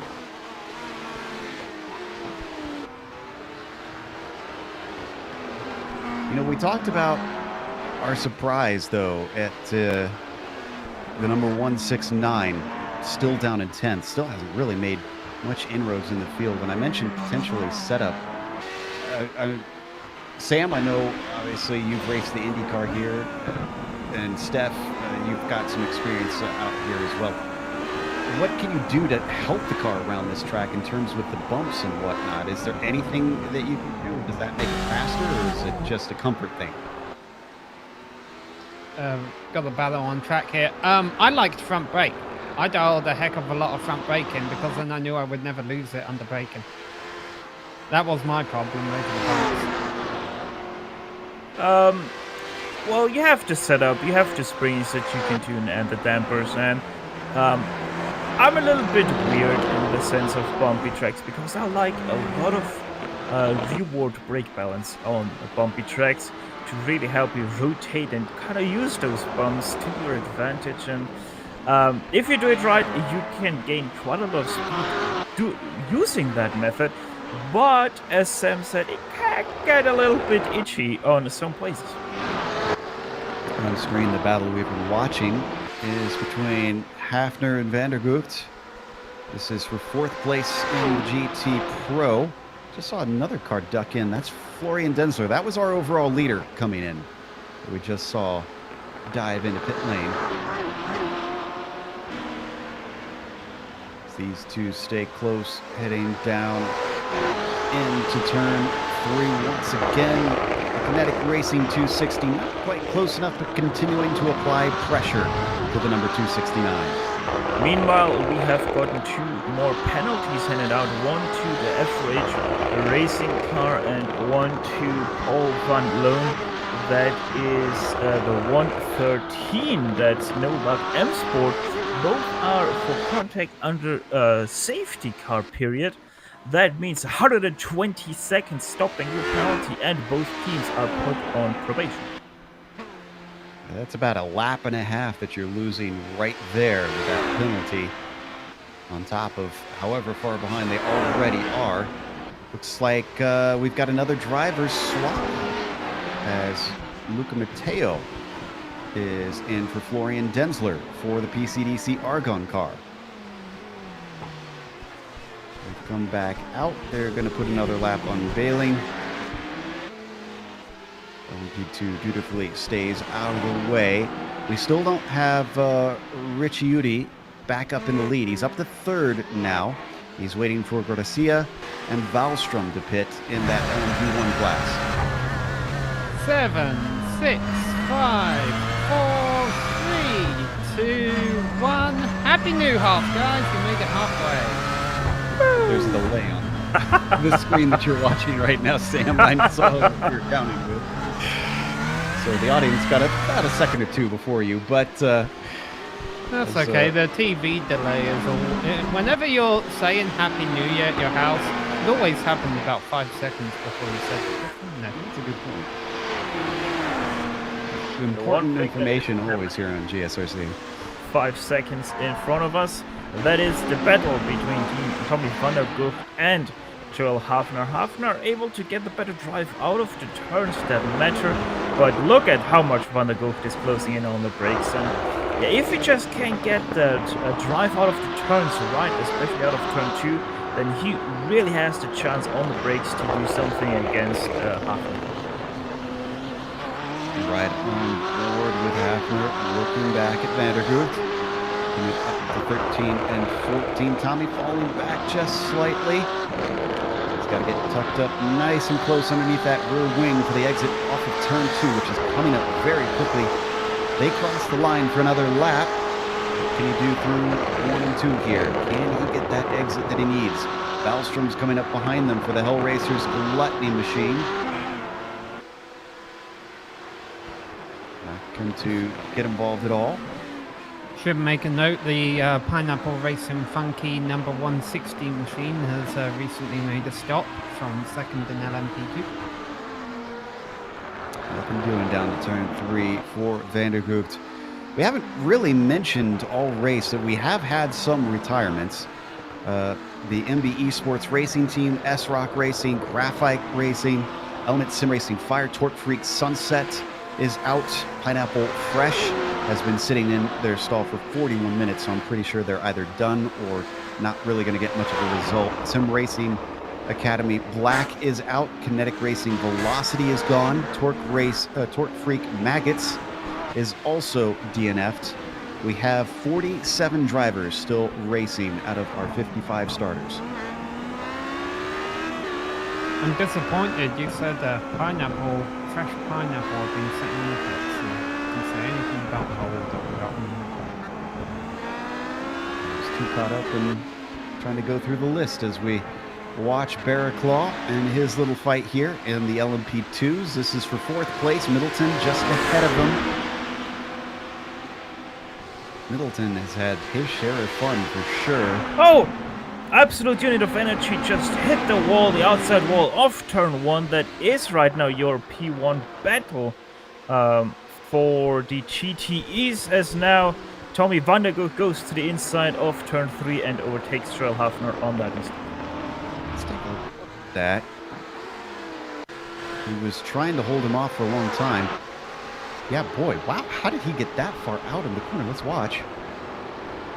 They just missed it completely. And that's also quite the whack on the left rear there. But yeah, that's just him losing his braking spot there just a tiny bit and then running onto the marbles, and that's the car just completely gone. Watching him now as we come back live. He is in 2nd place. So van der Gucht, your new leader in GT Pro. So does Hafner bring the car in? How long have they been out? It's been a 40-lap stint for them. So it's getting to be about time.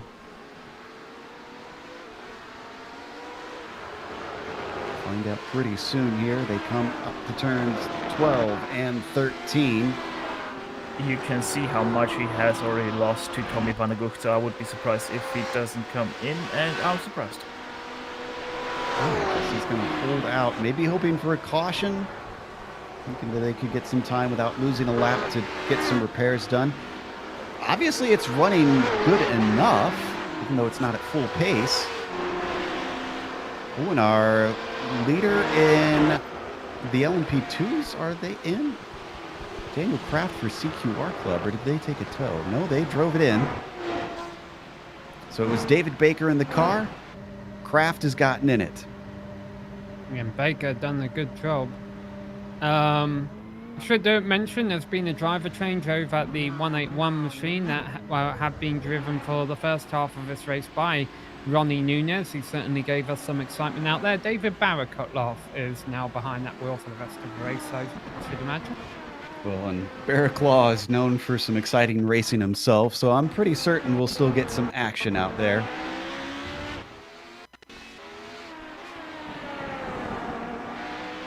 quite a bit of this race left to go.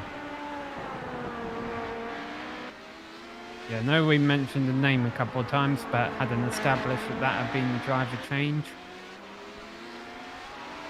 You know, I'm looking down at our GT Am class, and I know some of it is just there's drivers that are mixed in there who have had issues, but it seems like the GT Ams have been very, very spread apart. In fact, the gap from...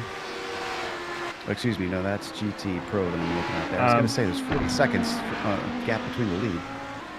Yeah, the GTM class is completely spread apart. We only have 2 cars on the same lap, and that is your leaders. And that obviously is because most of the GTM field was involved in that one big wreck we had after the first caution. So, yeah, sadly, the class that really suffered from that crash was the GTM class, because of the 10 cars that were involved, about 7 or 8 of them were GTM cars. We've only had, if I'm recalling correctly, 3 cautions so far, though. Down in GT Pro, 4th place, getting a little bit hot. This is Victor Dravegaard for the Hell Racers Heresy Machine with Casper DeCourt and Graphite Racing's Pro car. Oh, getting right up to the edge of the wall, but not touching it. He's not willing to try and risk the car, though, because there's a ton of traffic up in front. They're all trying to pick their way through. Oh, was that our leader in the... No, excuse me. That was Pineapple Racing Funky. Yeah, that was Boland in 160. A little bit of contact there. Was up there a little while ago, but has made a pit stop. As you mentioned, they've had a recent driver change. Kevin Boland hasn't been in the car too long, I don't think. It's Barney in the 133 that made contact with the Apex Blue. Very tight behind DeCourt, trying to use the traffic a little bit. Stoffmeal running through for Pineapple Chunky, but still no attempt from the 292 to try and get this 3rd place away. Could be thinking about pit stops. They're coming up soon. It's kind of hard to tell. I think every single car's on a different strategy by this point.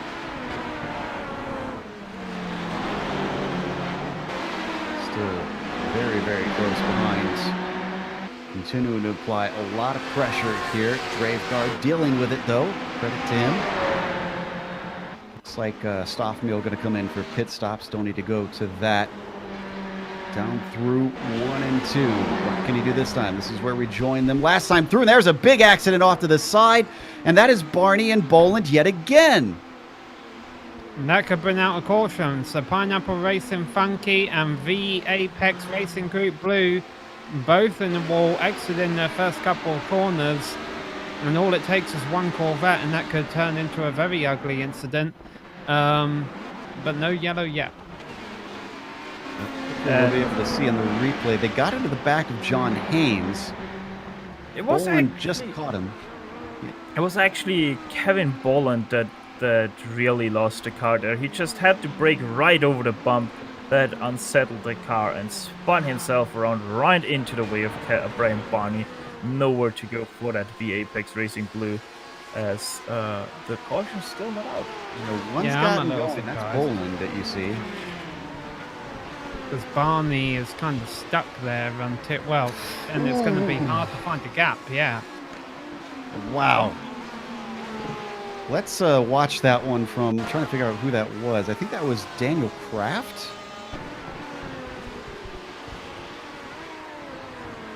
Wow. Yeah, the yellow and black car is Kraft that just narrowly avoided him. You cannot see what's coming from around that corner.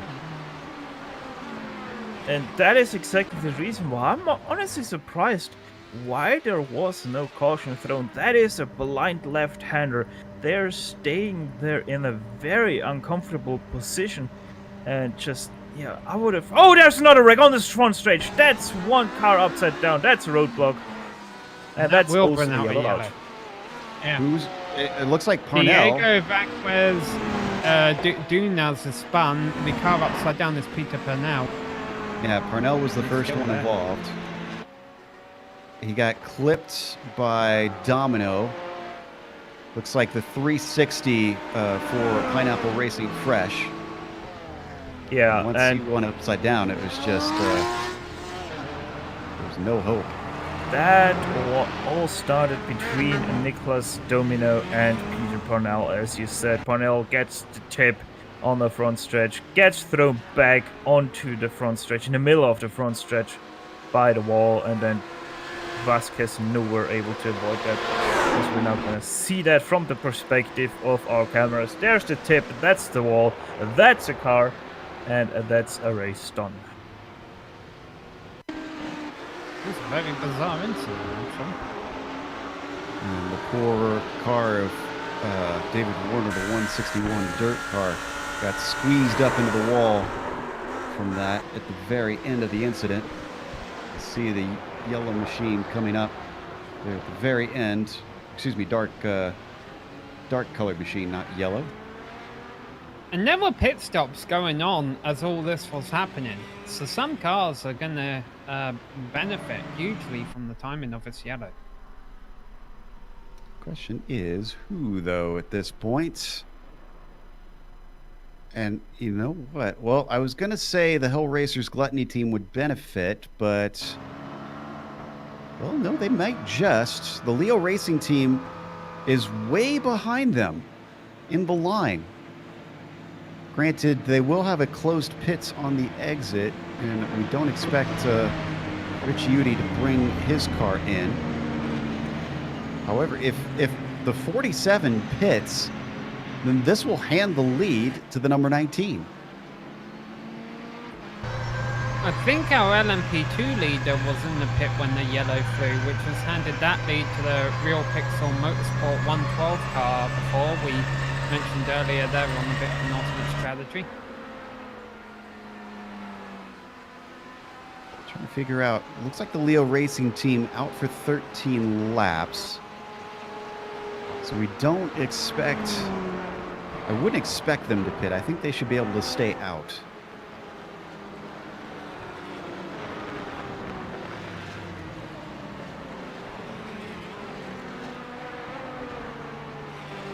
Trying to check.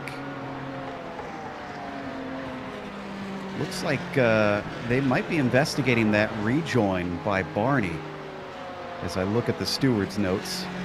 So he could be in trouble for, or at least get a wave of the finger for nearly causing an accident out on track. Yeah, and his argument will be he didn't really have much choice. He had to pick a gap at some point.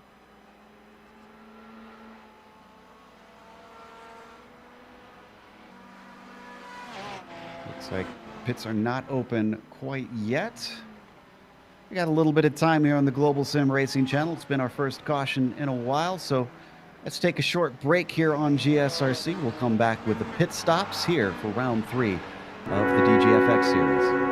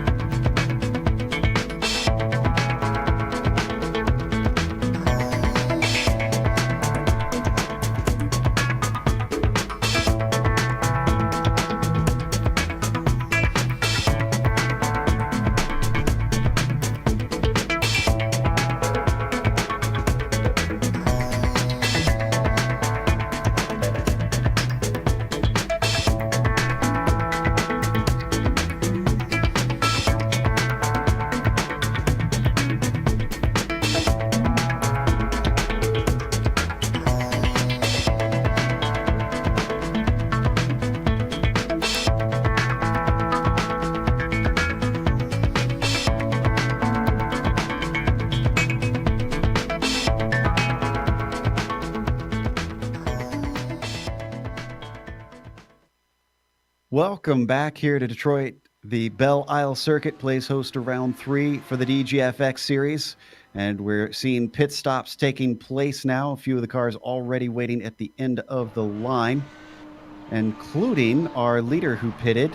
We wondered on whether or not the number 19 of Hellraiser's Gluttony would come in. Andreas Olsen has hopped into the car to replace Magnus Wallström for the first time this race. That should be their driver swap done for the day. But it does hand the lead back, over to Richie Udy in the LMP1s. Also, David Barraclaw has taken the lead back now in the LMP2s, the Torque Freak Racing Corkscrew car up at the front of that pack. He took over for Nunez a little while ago.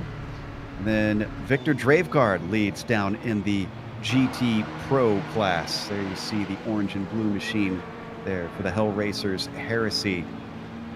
He's ahead of Casper de Court right now. Those two actually nose to tail, so that's going to be a close fight when they go back green. And then, of course, down in the GT AMS, as we've mentioned, very well separated between a lot of those cars because of an accident we happened an hour into the race. They're being led by Real Pixel Motorsports 3 machine. That'll be the 312 that you see on screen in the green and black. I'm a little confused here, Drew. I think a pit road has been open a couple of laps, and we just saw a lot of cars take it. The only reason I can justify that, perhaps, is maybe they're thinking we can make it to the end on one more stop now. You know, pit towards the end of a caution, because I think we're about to go back racing. Yeah, there might just be. That's a good point. No, the lights are still on. Yeah. And we have a little bit of an update. Now, I just seen that has been posted onto the sheet for race control, but the number 116, the CQR Club, that's second place in LMP2, they have been protested for pitting under closed pits. Ah, okay, so that would explain that a bit, because, yeah, I thought pit road was open a bit earlier when they came down. Which honestly was an unnecessary pit stop from them. Because they pitted recently. I'm guessing they were just trying to do the same thing, top up with fuel a little bit, but unfortunately that may have counted against them. Yeah, I do believe they are allowed to pit if it's an emergency need, such as fuel. But looks like in this case, if it was just to top up, then yeah, that is a big no-no on their part. You can see they're all still behind the pace car, now lined up, and it looks like I think we might be going green this time by. Yeah, pace car lights are out.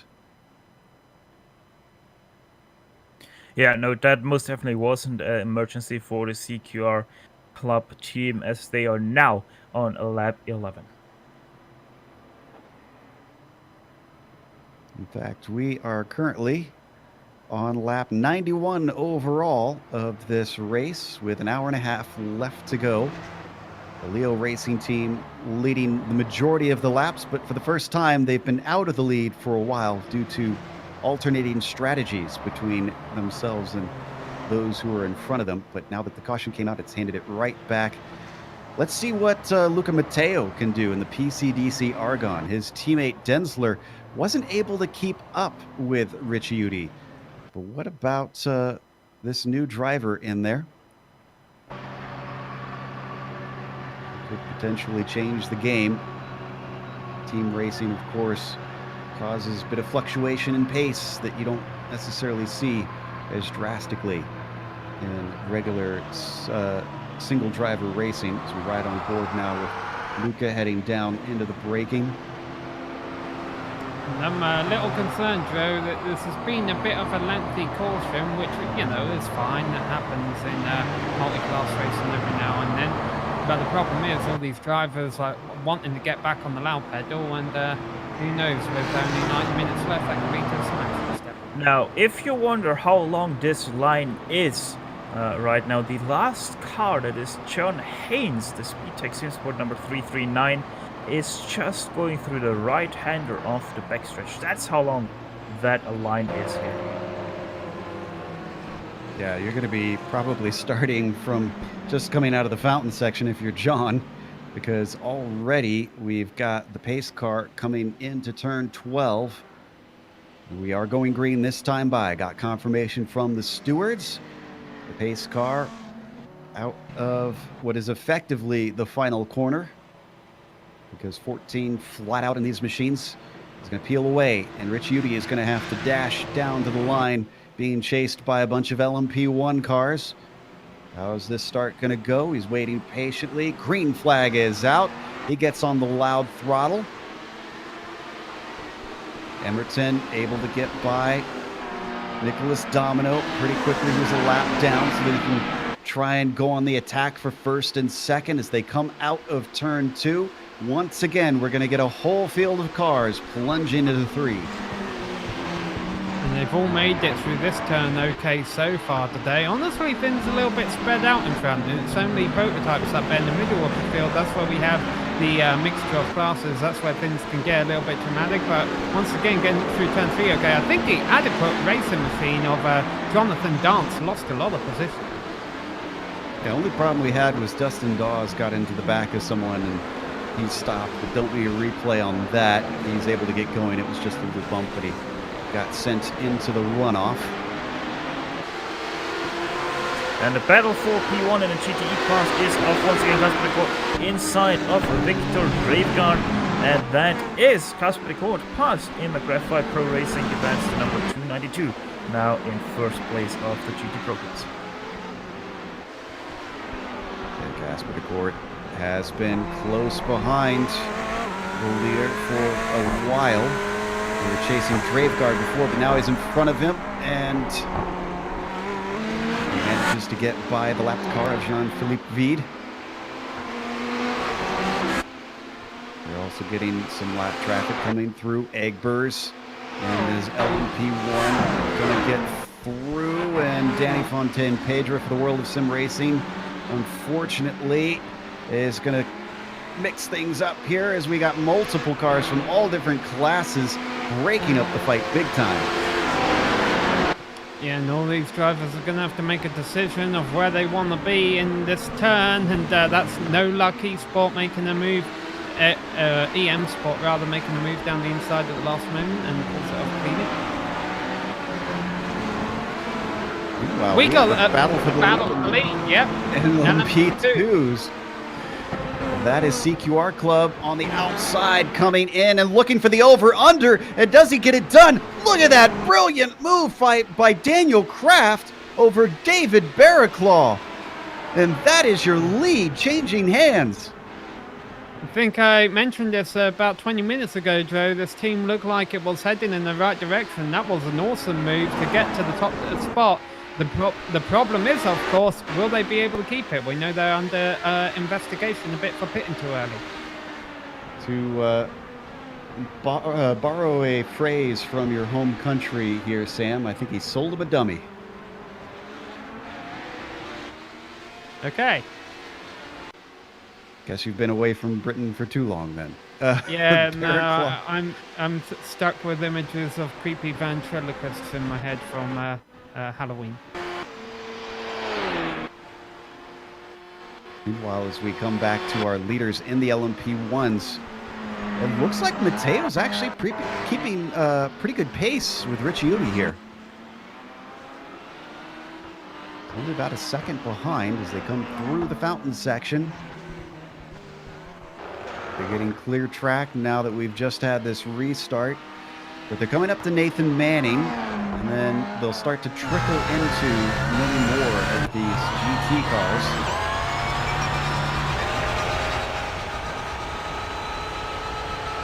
Pace of these LMP1s as we ride on board with Mateo. Get a sense of the speed of these machines. It's got to be frightening trying to push around here.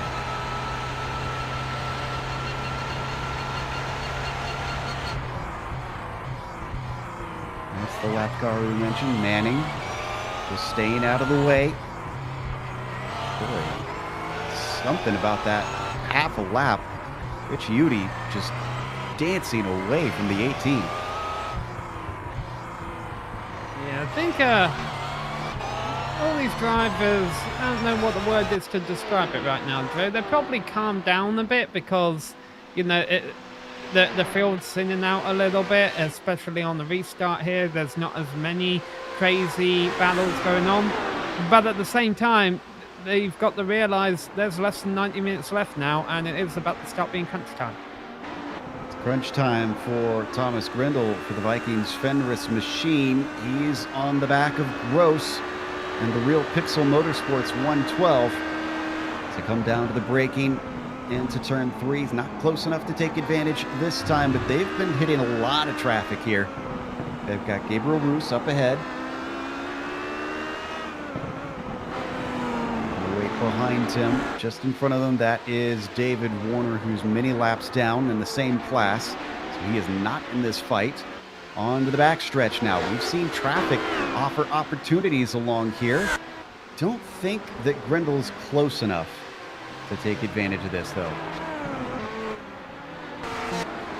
Meanwhile, in the GT Pro class, rather, in 5th place, we have a little bit of the same situation. Christian Frank leading Damien DeVore and Buzz Roswinkel in that battle. That's Porsche leading 2 BMWs. So yeah, it is all coming together now once again after this traffic jam is clearing up for everyone. And Christian Frank right now trying to overtake that Audi ES. He does very nicely. Audi also gives it a lot of room. That was Trevium Racing, Christopher Shorter behind the wheel of that car, and that separates him quite a bit from Damien DeVore and the Hexa Racing Team Purple. You know, I can see it pretty well on my screen. I don't think it's showing up necessarily as good here on our director's screen, but we're getting a lot of marbles in some places, so drivers are going to have to be careful if they do those outside moves or move offline to let people go. Obviously, this not one of the spots where it's an issue. And you look at some of these quicker corners and just slightly offline. It is, yeah, there's some right there on the exit of turn 5 there. You can see a little bit of it as well. 6 probably pretty built up.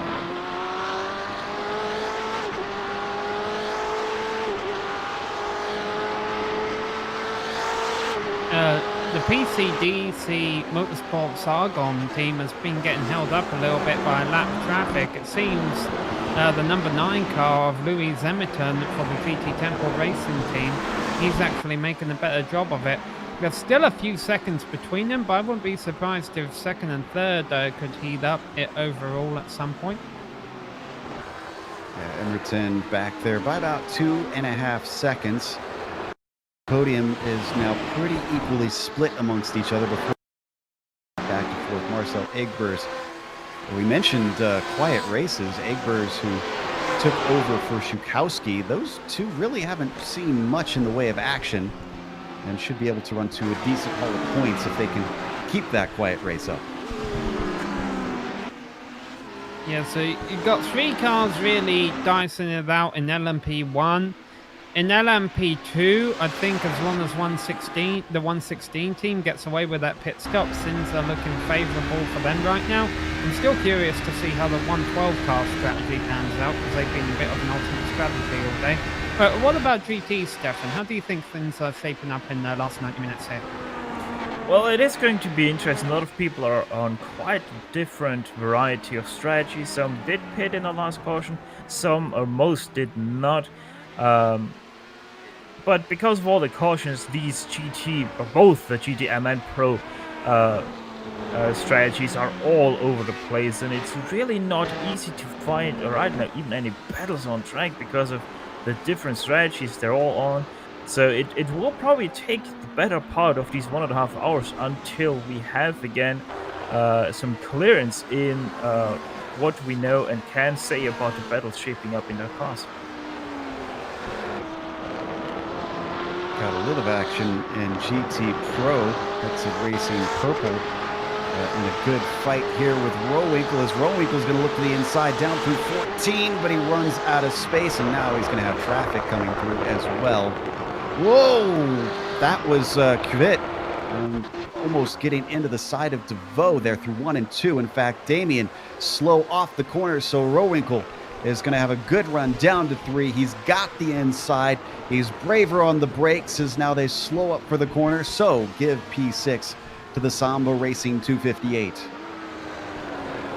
And there's a pack of cars behind them too, so that might be why these drivers want to get to the front of his train and not get involved with everything going on behind them.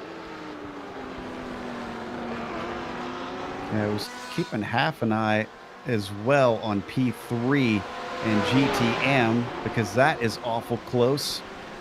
That is John Haynes in the Speed Tech SimSport 339. He's being chased by not Nathan Manning, Michael Derby, actually. Manning in the other GT class. In fact, unfortunately, that little bit of traffic just as we go to it, as it always seems to turn out, splits them and separates the fight. Yeah, Joe, look at the interval on the top of your screen between our two leaders. They have hit lap traffic, and it has played much to the PCDC Motorsports number 18 car's favour. Less than a second between our two leaders now. Now they get split up a little bit by the Real Pixel Motorsport car, though. Still, it got down to 1.2 seconds as we ride on board with Derby now. Still in this fight. He's got Nathan Manning between them, and actually on the same lap. Manning is in the GT Pro, though, driving in the BMW. Whoa! Oh, no, and now he's in the wall as drivers try to avoid him. He's going to back up just enough to get it going. Ooh, that was Manning in the 217. Talking about missing your braking point, that's Manning about half a football field too late on the brakes as he goes into the wall. Yeah, just a little bit of probably just slept there on the brakes, didn't see his marker right behind that Audi, goes into the wall. That's heavy contact with him to the nose. I'm not sure if he's able to continue that. He says no, he's in the pit lane. So, yeah, that's maybe his race done, maybe not. We'll have to see. That day turning worse for the 217, unfortunately. So we come back to the field. Gabriel Ruse and the GT Pro having a nice little fight here. Excuse me, this is, yes, GT Pro. This is for second place. Hell Racers Heresy still in that spot. But ever since Draveguard got passed by DeCourt, DeCourt has left him in the dust. There is 11 seconds now between first and second place in our GT Pro class. The motto of most of these battles is the traffic giveth, the traffic taketh. And that nearly also sums it up pretty well, that motto, because the traffic brings them together, separates them again, separates them even further again, and then they get close again, and it's really hard to see which car really has the pace, which car really just gets that much held up in the traffic. And right now it's all about how well can you manage the traffic to have that factor a little bit less and maybe even a little bit more. Well, right now the traffic letting him be. That was Egbers by. And Domino is going to have an easy pass. Not sure if it's going to be as good for Olsen. He gives him space. Always makes me scared when they go through 14. I know it's flat out, but I just keep hoping that it doesn't go wrong. I would have been honestly surprised if those two would have made contact because they're teammates. This is true, because that's Olsen for Hell Racers Gluttony, riding in fifth. Which, even though there's only 7 of them running in the LMP1 class, remember we started with, I believe it was 11. Yeah, 11 cars. So 5th place is not a bad feat around here.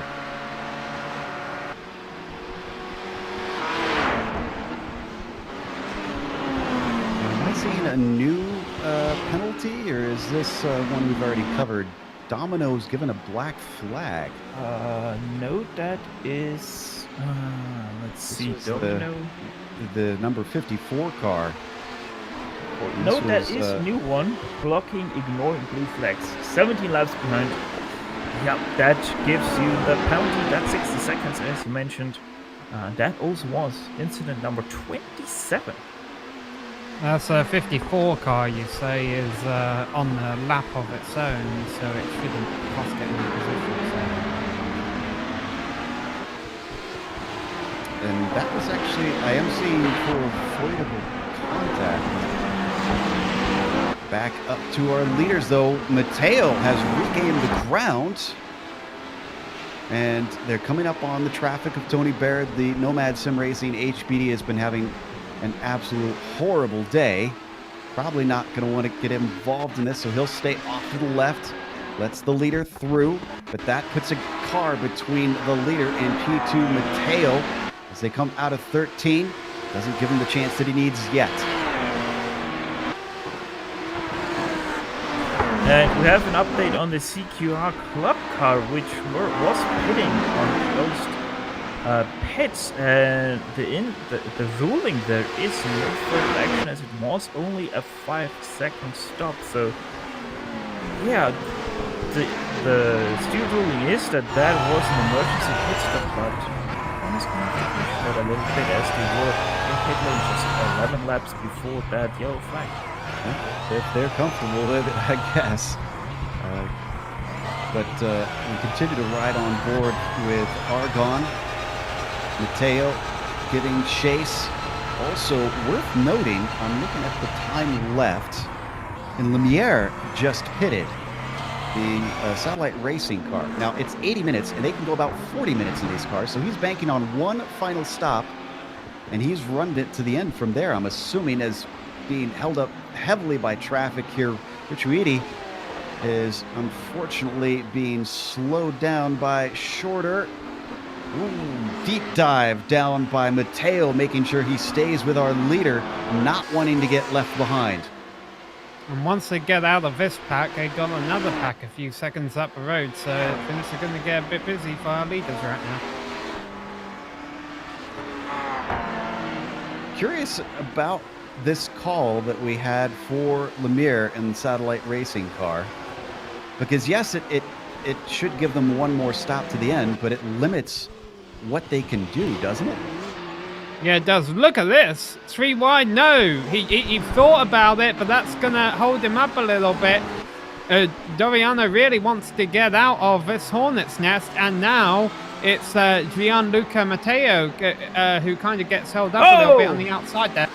Christopher Shorter just got tipped by an LMP2 car. LMP2 car goes into the wall. That's a big one for those two, but I think no one else involved. And Shorter was in second, or is in second still, for our GTM class. Oh my, Christopher Shorter nearly pulling right into traffic on the racing line. That could have ended like... Almost looked like a little bit of netcode from my end. And I think Baleen did get a hard hit to the wall from that incident. You're going to see it in turn 5. Yeah, it's going to happen in turn 5, and what Christopher Shorter does there to rejoin the racing again is a little bit of a hard-stopping movement that we're going to see from there's the... Yeah, that was netcode, you're right, Joe.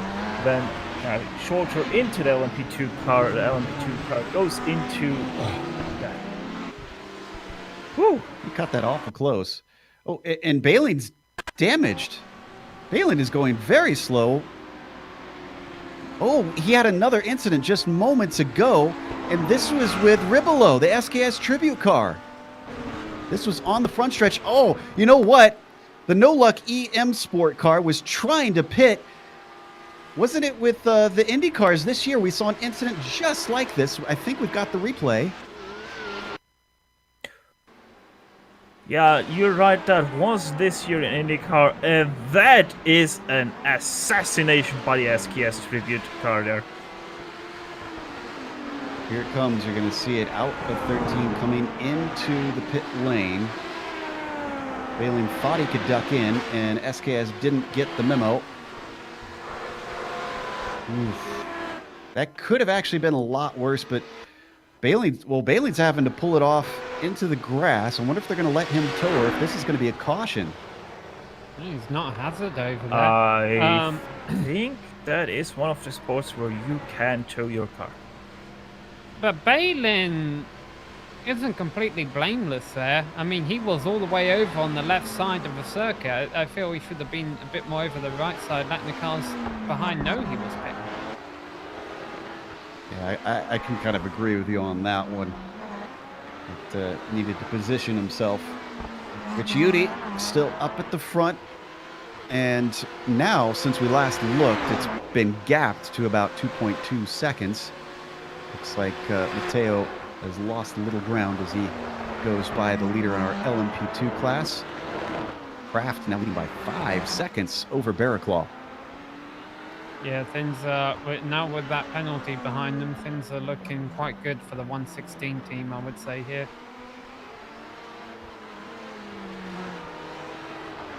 We're pretty close to the final quarter of this 4-hour race here. Tell you what, Bearclaw is also not getting the best in traffic in himself either. He was just held up pretty badly coming out of the fountain section, and that cost him more time to craft. Right on board now with the Torque Freak corkscrew car.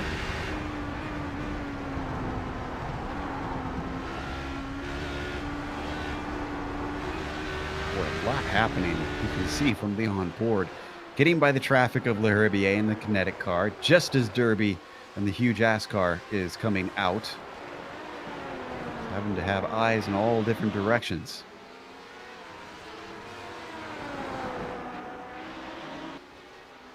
We've got the World of Sim Racing car in the pits. And is this scheduled? The 151 has had a lot of drama today. Looks like Estefania getting back in. He drove the first stint. He's going to close it out, it looks like.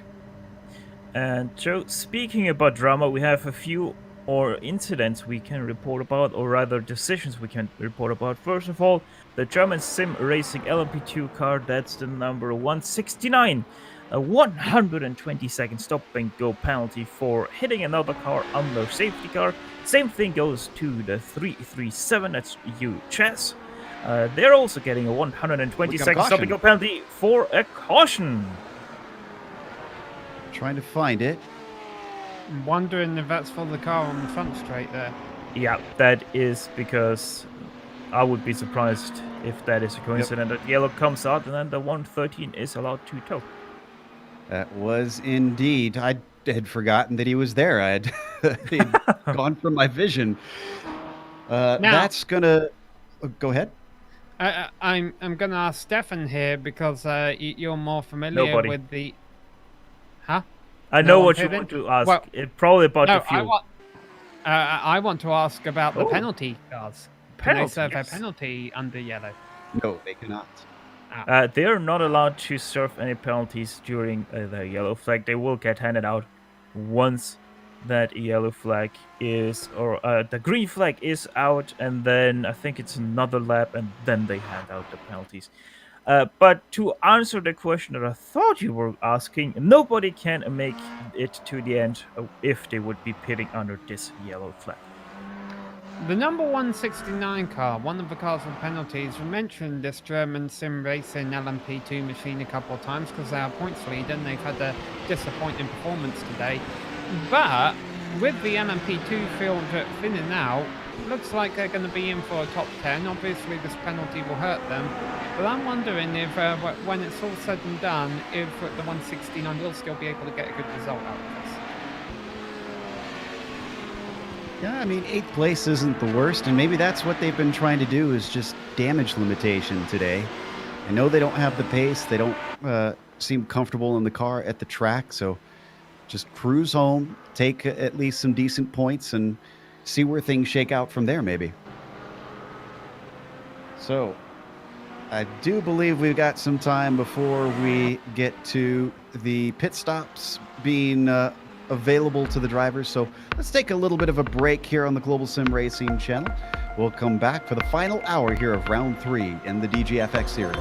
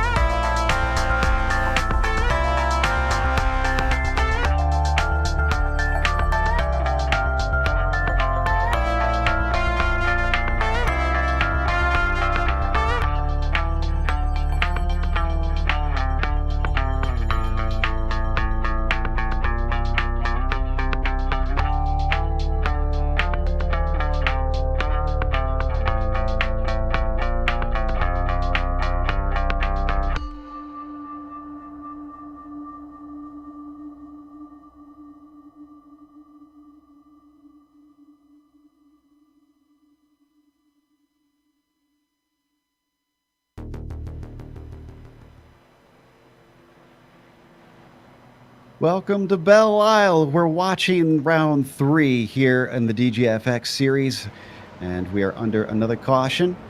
It is the Leo Racing team leading the way. We're expecting pit stops to start in just a moment here because they come around towards the pit lane, and down comes Richie Udy. Our leader is in. Mateo stays out. Second place driver in the LMP1s does not pit. Leader in the LMP2s also doesn't come in, but Barraclaw follows him. Interesting developments. It looks like Emerton, who was third in the LMP1s, also pits. See Olsen for the Hell Racers Gluttony car pitting. Yeah, so what we're seeing about a 50-50 split here in LMP1 and most of the LMP2 cars. Just about to hit the 1 hour to go mark. Jungbluth gets back in the car for Emerton for GT Temple Racing. So one last driver swap for them. Jungbluth started this race. He's going to finish it. Light's still on the pace car, so it'll be a couple more laps. But who knows what we could see in our final hour. If it goes green to the end, then all of the drivers are setting up their strategies now, and I'm sure they have an attack plan. If we have cautions, could cars who just pit stretch their fuel under the yellow to make it close to the end? Stefan, I guess your guess would be no, but... GTM class can now make it to the end. Everyone else cannot make it yet. GT Pros, it's about 5 minutes too early for them still to make it to the end, because the longest they can go in optimum situations is an hour. About LMP2s can make it about 50 minutes, and LMP1s, if I got my fuel numbers correct in my head, it's about 40 minutes they can go on a stint. Yeah, but if I'm a gambling man, Joe, and I'm not because I bet on the don't pass line when I play craps, but if I was a gambling man, I would bet that we were going to see a caution in the final hour, and that could save you 5 minutes of fuel. Well, keep in mind that they can't have a caution in the final 30 minutes, too. So they've basically got a half an hour where one has to happen. And Mateo is on 34-lap stint thus far. Going to be 35 this time by. Egber's 22-lap stint. They're the two that stayed out in the LMP1s. We know they can't get to the end, but we know that everybody needs one more stop. So all I can think of is that they're essentially just looking for track position, maybe. I'm not entirely sure what they're planning here. Track position isn't a bad idea. We've seen some drama in the middle of the field on these restarts. The question is, does the 18 and 7 need 2 more stops, though? The 7 I could see maybe stretching it. The 18, though, should be pretty close to the end of a stint, I would think, at this point. Well, this is getting fascinating. They're going to go around another time. We're focusing a lot there on the the LMP1s. Kraft, of course, is looking very, very good. And I think you called it, Sam, when you talked about CQR team being one to watch, because once they got by the Torque Freak car, they were just gone. There was no pace comparison between Kraft and Barraclaw. It looks like he had it under control. Well, I've had the whole page of practice and qualifying started. I'm glad something good came out of it. I've seen those notes, folks. He's not exaggerating. Meanwhile, to the GT cars up in the GT Pro, Casper de Court, not out of the woods, but has got a lot of cars between himself and Rowinkle in the Samba car. When those two were close together, it was a fierce fight, but as long as he can keep himself some distance back to the 258, he's looking pretty decently. What excites me, Joe, is with the pace car lights off, we have an LMP1 car leading the 2 LMP2 leaders And after that, it gets a bit crazy after that, honestly. So the top three, I think, might be looking to, even if they don't have a lot of fuel, to have a clean green restart here where they pull away from everyone else and everybody else battles and holds each other up. And, it just occurred to me, speaking of holding each other up, I wonder if this is what both Team Argon and German Sim Racing were thinking when they stayed out. Because now the former leader, Leo Racing Team, is well back down the line. They had to wait for the pits to open up once they exited. So they've got a lot of cars to pass. So even though there might still be 2 stops for Matteo, they've got so many cars between them. They've got clear track. They can just bust out quick lap after quick lap, while Ricciuti can't. Well, we're about to find out because the pace car's making its way through the last couple of turns. Less than 1 hour left on the clock. If you have just been conserving your stuff and waiting for the end game, well, the end game is here. Let's play. So what can Matteo and Egbers do with a lot of clear track in front? Egbers less so. He's got a couple cars that he's got to pass first. The Porsche pace car getting ready to peel into pit lane and give control over to the number 18 LMP1. There he goes. Waiting patiently. A few cars stacking up. Itchy trigger fingers. Green flag is out for Matteo. He accelerates away off to the side immediately. Wow.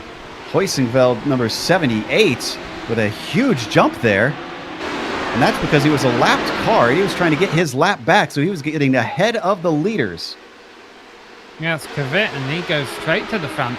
And here we go. Egbers making his way through. Another LMP1 car. Looking for Ricciuti back in 5th. He's only just now coming down to turn 3, while Matteo is already on the backstretch. You can see Egbers getting clear and finally able to take off. But just those few cars between him, that's 3.5 seconds that he lost up to Matteo. That tells you how much we're going to see the Leo Racing Team lose working their way through. And not only that, but they're in danger trying to lap cars. That's a risk.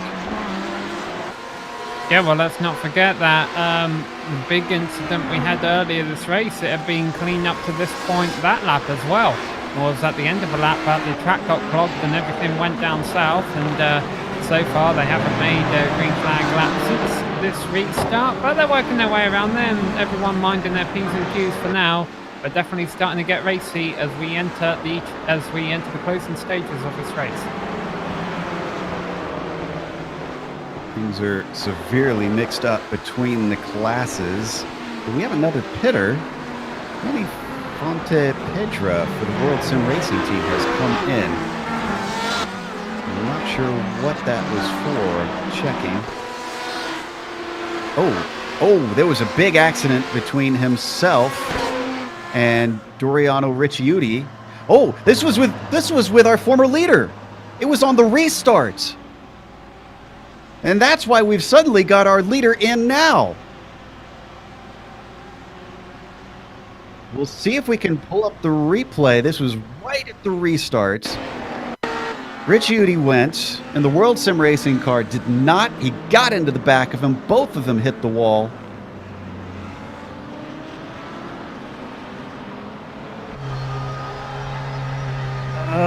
Well, This is coming out of turn 13 that it happened. yeah, nonetheless, that's how to ruin your own race. Right there, and then by Leo Racing Team, second time in a row, they pretty much throw away a really easy win, I would say, there for them. We are right now on board. That's the front section. It is going to happen 2 turns from now on, as they now head over that short little blast into turn 12, and then we get into turn 13 and out of turn 13. It is going to happen. There we go. Doriano is now going to go where the car ahead of him doesn't, and that's a hefty hit onto that rear bumper. It really is. And Piazza's actually still in the pits with that damage. It's been about a minute. So they're going to be going a lap down here soon. Or actually, no, they are a lap down already. So this is going to be 2 laps down. So that means, let's see. I reckon the best cars that have a chance now at this win will actually be PCDC Motorsports Argon and German Sim Racing LMP on GFX. See, those are still a question mark for me. I think that Hellraiser's Gluttony, who have the most options as far as the pit strategy, are looking good. Everyone has to pit at least one more time. There's no way around that fact. It's just, I think, actually German Sim Racing, because they're now 27 laps in, they have about another 15 minutes in them. And if they can actually stretch to that 14-minute mark and a little bit beyond that, they will be making just one more stop and be done with, where everyone around them has to also make one more stop. And I think PCDC Motorsports Argon, our current leaders, will maybe have to do one stop and then a splash and dash. I agree, as we see that Piazza's gotten back out on track. They managed to get back only 1 lap down, but they're barely ahead of Matteo right now. Almost wonder if they got back out before the repairs are done, hoping that maybe they could get the lap back with one final caution. But we've only got 23 minutes in which that caution can fly. After that, it is going to be green all the way to the end. I think you're right. You're talking about Egbers in the German Sim Racing car. They look the most likely to be able to go on one as far as the cars that have yet to pit. Down in the GT Pro class, we're watching a little battle here. That is Victor Dravegaard there you see in the 219. Also, something we haven't mentioned yet. It's getting a little bit late in the day already. Granted, I don't think we'll get too dark, but it's past 5 p.m. in the afternoon virtual standard time. The sun's getting awful low in the sky.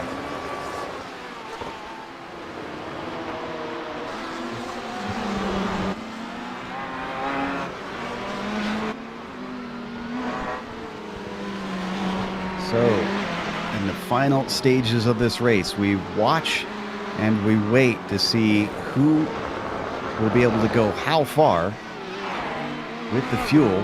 The biggest question mark being the PCDC Argon team, who are now getting ready to start lap 41 on this stint. And they are going to stay out. So they seem to have saved pretty good fuel in their time during the caution.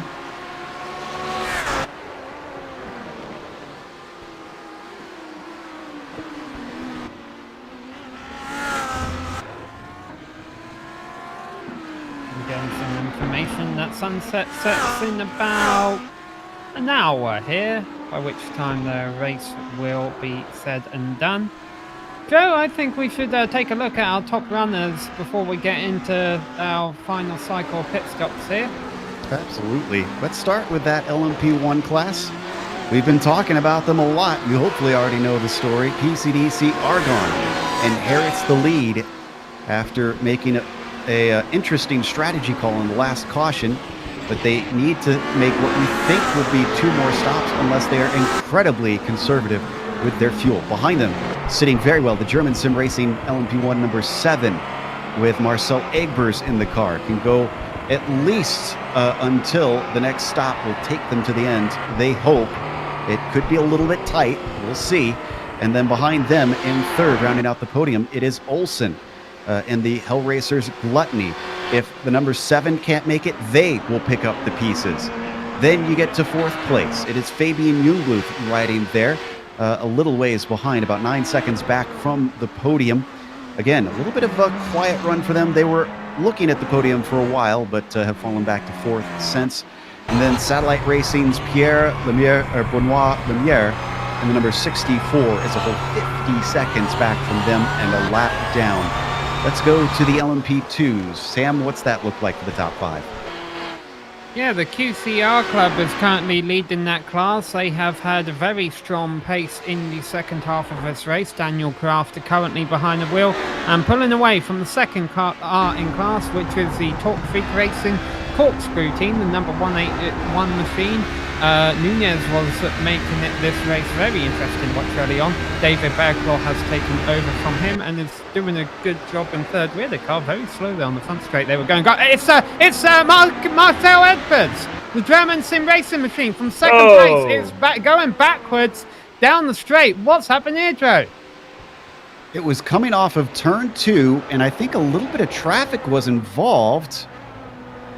Yes, he got into the back of Jan Santowski off of turn 2 as he was trying to avoid around a slower car that sent him around. Egbers has actually made it. Did he back all the way down the pit straight? Well, I give him points for being clever. And quite honestly, I'm not even sure if that is Egbers' fault. He's going around the inside of the 2 GTE cars, and Sienkowski just pulls right into his lane right in front of him. Egbers nowhere of avoiding that GTE, and yeah, that's one wrecked LMP1 car, and that's also quite some wrecked hopes of winning this race. You see on the replay. Now this moves the number 9 of GT Temple Racing up into third now. That's Jungluf in that car. The comedy of errors continued for German Sim Racing as the LMP2 car just hit the outside wall of turn 12. Oh, and he's coming in for repairs. So clearly in not a good condition after those 2 contacts. And this is going to be a little too early for him to get to the end as well. Wow. Well, the 181 who was running second in class in LMP2, he's also just came into a pits, and Nunez takes over for the final 3/4 of an hour. That's going to be fun.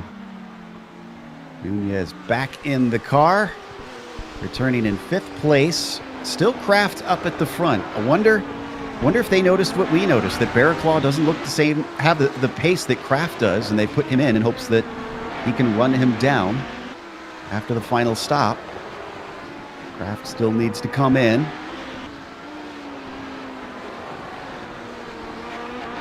So this has moved. Go ahead. I was going to say, speaking of needing to come in, I'm going back to Mateo. Still have not pit in that PCDC Argon. And they're on lap 44 now. Obviously, the caution makes it a little hard to calculate exactly how far they can go. Well, we don't need to calculate anymore because they are in. And again, this is very, very tight. It is, but that number they had at the top of the screen is very handy there. A 36-second lead. I mean, they'll lose the lead, but that makes the strategy of staying out under the last caution seem very worth it. They've been able to gain half a minute on track position on the rest of their competition. Which is what we wondered, if that's what they were doing. And Gluttony should still need one more stop. They are currently going to be, let's see where they are in relation to the PCDC car. Looks like they are going to be able to go by because the PCDC is still stationary. In LMP1, everyone still has to make one more stop. Now, Argon, they just made their stop, but I'm going to be honest, I'm 100% sure that PCDC Motorsports Argon has to do one more stop because of their slightly reduced fuel cell that these cars have in LMP1. They're back out now, and they've got to make 45 minutes. So what can they do with this Audi? Can they get it efficient enough as the car goes off? That was Marcel Tai. He's many laps down, so not really an important drama there. He'll just get it turned around and going once more. Mateo returns in 3rd position. Egbers is back out after his repairs in 4th. Piazza still a lap down, I believe, from him. Nope, he's 33 seconds behind, but he's a lap down from the leader. Yeah. We should mention that the GTM leaders are still quite close. 312 and the 365 of Real Pixel Motorsport and Turbian Racing. There's a couple of seconds between them, but considering there's not a lot of time left in this race, that's something to keep an eye on here. And we've already seen bigger gaps go away with the traffic between them. Credit to Real Pixel's 3 car, as they have been putting themselves in a good position. And right now, Jean-Philippe Vide is looking like he might be able to take this one to the end. Baumler started the race. Looks like they swapped about halfway through, so indeed should be able to run it to the checkered flag. And as we mentioned, these GT3 cars down in the GTM class can go the longest of any of the fields. Satellite also cutting it close. The 64 down pit lane. Now these are all open setup cars, aren't they? So they can play with their fuel mixture if they have to. From what I understand, there's a lot of options of things they can do, especially with the hybrid power. They can recoup some of that through the battery. They want to save fuel that way. Olsen is still your leader in the Hell Racers Gluttony car in that LMP1 class. He's about 8 seconds ahead of Jungbluth, who is on the same strategy as him. Both of them have been out for 13 laps. Yeah, Oh, and into the lead comes our LMP2 leader, the 116 of Daniel Kraft, and no controversy over the timing of this pit stop. Sunder Green comes in, and if this being an LMP2 car, should be good to go to the end. Gross stays out, but Dance also comes in, who is directly behind him. And you got a ways back to the Team Vikings Fenris machine with Grindel still out there. Let's see, when was the last pit stop for Gross? 35 laps ago? Go ahead, Sam. Yeah, no driver change. No one just hit the outside wall of turn 1. I'm sorry, Michael Derby, you just hit the outside wall heavily in turn 1. I think that's not even the first time that we've seen that car in the outside wall of turn 1, and he actually got quite some help from an LMP1 car. Well, he's in the grass, but unlike the car we saw in the grass there earlier, it looks like Michael's still able to go, so hopefully he'll be able to find a gap on track and get going again. He did get help there. Yeah, he got, and look at this now. Ricocheted back by the wall. Yeah, that LMP2 car on the inside, fuck Autotech Sim Racing number 111. Extremely lucky there, but that's also an interesting bounce off that tire. And as we come back live, Hell Racers Gluttony is in the pits. So that's going to hand the lead over to Jungbluth. Interesting that they're playing it, trying to go to the end as tight as possible. Because I also saw Piazza do the same. Covering off a yellow flag, I think. So if you, That's kind of what I wondered. yeah. Ooh, I tell you what, though, the lead might change hands on track because the PCDC Argon car is right behind that LMP1. They've only been split by Paul Van Loan in the no luck number 113 LMP2. They're coming through the fountain section, so not much place to try and overtake the lapped car here. Still, that is a definite carrot being dangled in front of the number 18, knowing that the lead of the race is right there in front of them.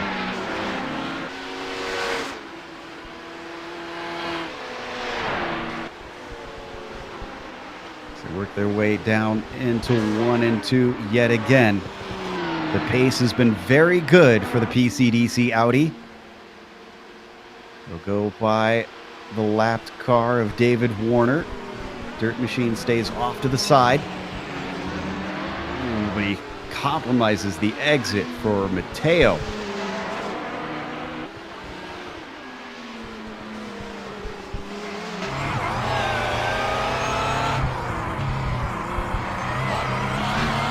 We have a nice little battle happening for 5th as well in the GT Pros between Le Herbier and DeCourt. Oh, as there goes the pass for the lead. The number 18 down the back stretch. Nice and easy. Able to squeak through. But again, we do believe that the number 18 is likely to have another stop unless they are some real Dixon-esque drivers on the fuel. And here comes the pass for the 5th place in the GT Pro. Casper Court goes past Vincent Livia in the Kinetic Racing Search. So Casper Court now in 5th place in GT Pro, and he's not too far away from 4th place in that class.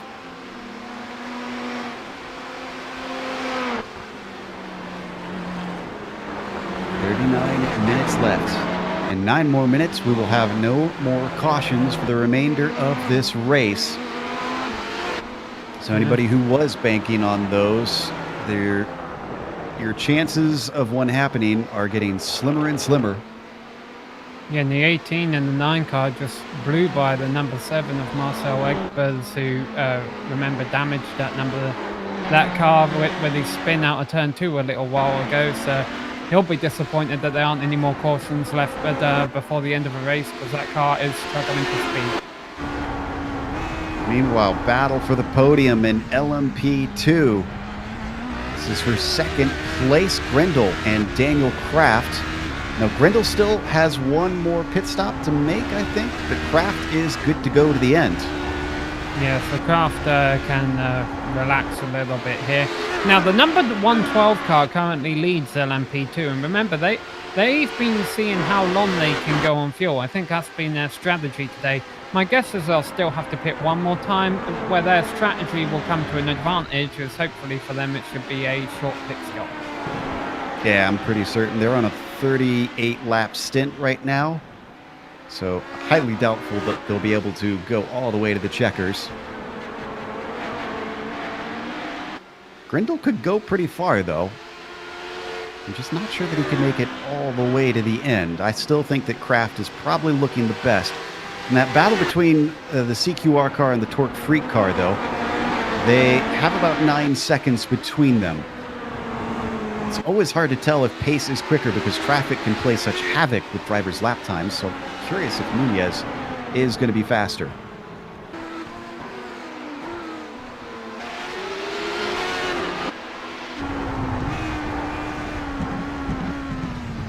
Times from Kraft and Nunez in practice. Kraft ran a 1:19.6.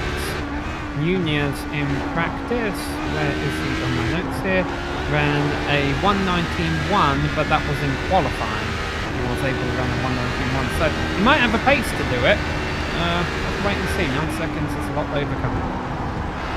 6/10 is a lot less. It's Kraft still trying to chase down Grindle for that 2nd place. Yeah, but that is comparing practice time to a qualifying time.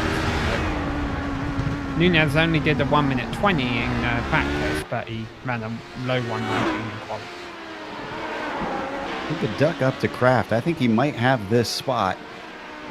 He's right behind Grindle now. The Team Vikings 102 ducks off to the right side of the track, but that's the natural racing line. He's getting closer. He's got the slipstream. He's thinking about it. He looks to the inside, but Kraft decides there's no rush. He's going to have opportunities. Yeah, like you may have mentioned this, Joe. Nunez was a couple of seconds quicker than these two last lap around, but that could have had a lot to do with traffic. These two currently actually getting held up by Till Norvig, who's lets one of them by, and that'll break the battle up for a little. In fact, Kraft gets held up even more, and as close as he was, 3 wide through there, and they make it clean. But wow, Kraft was within 0.4 of a second. Make that now 1.4. Nunez had another quick lap with a 1:20, so he is catching these two. Meanwhile, battle on screen, Steph, down here in the GT Pro. Yeah, I've been watching Casper Court for the last few laps as he was closing into Victor Dreyfgard in the Hellraiser's Heresy car. And yeah, I'm not surprised that Casper Court did catch him that fast, but nonetheless, it's now a battle for Dreyfgard on his hand, and I'm sure the Capricorn won't take too long as he already goes to the inside. That's enough room, barely enough room, goes over the curb heavily, a little bit off the door playing, and Capricorn already passed. Nicely done by the 292, but I'm sure he wants to be a little bit farther up than that. Well, Joe, Boss Rollwinkle. it's only 3.5 seconds for Capricorn to catch up to third place in class. Remember, he was leading though before. Granted, we're still waiting on Rollwinkle to pit, so that'll swap back around. I also see Santowski on 18 laps and Roos on 18 laps, so can they make it to the end?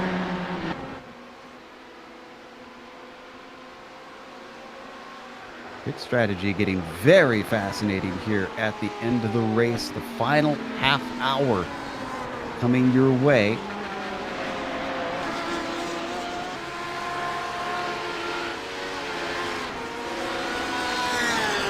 Through the field now and just trying to get a feel for exactly what's going on in the various pit strategies that we've got.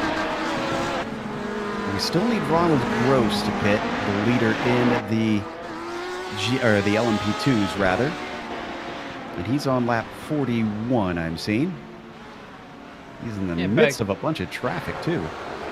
Yeah, but again, this seems to have been the 112 car strategy all day, is go as many as they can on fuel. So, again, I guess they're hoping for a splash and dash to get to the end. They're really hoping for these last 2 minutes to click off, because they do not want to force it. And that would definitely work against their strategy. But if they make it another 3 minutes, they're going to blow it. So, Sam, what you're saying is they're using the Ryman technique.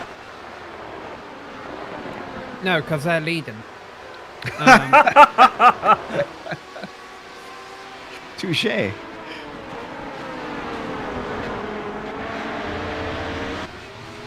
Well, right now, Daniel Kraft is about, 15 seconds back from Gross, so he should definitely easily inherit that lead. However, Grindle in front of him, if he can make it to the end. We were talking about that before. He is on lap 21 right now, 32 laps to go. You know, that actually, the 102, the more I look at it, the more I try and do some mental math, which we all know is dangerous on this channel. I'm starting to think the Vikings Fenris car might be able to make it to the end. He's been holding Kraft back for a while now, so he doesn't seem to be saving fuel. They've had a lot of lap traffic to deal with. I think that's why Kraft hasn't been able to do anything.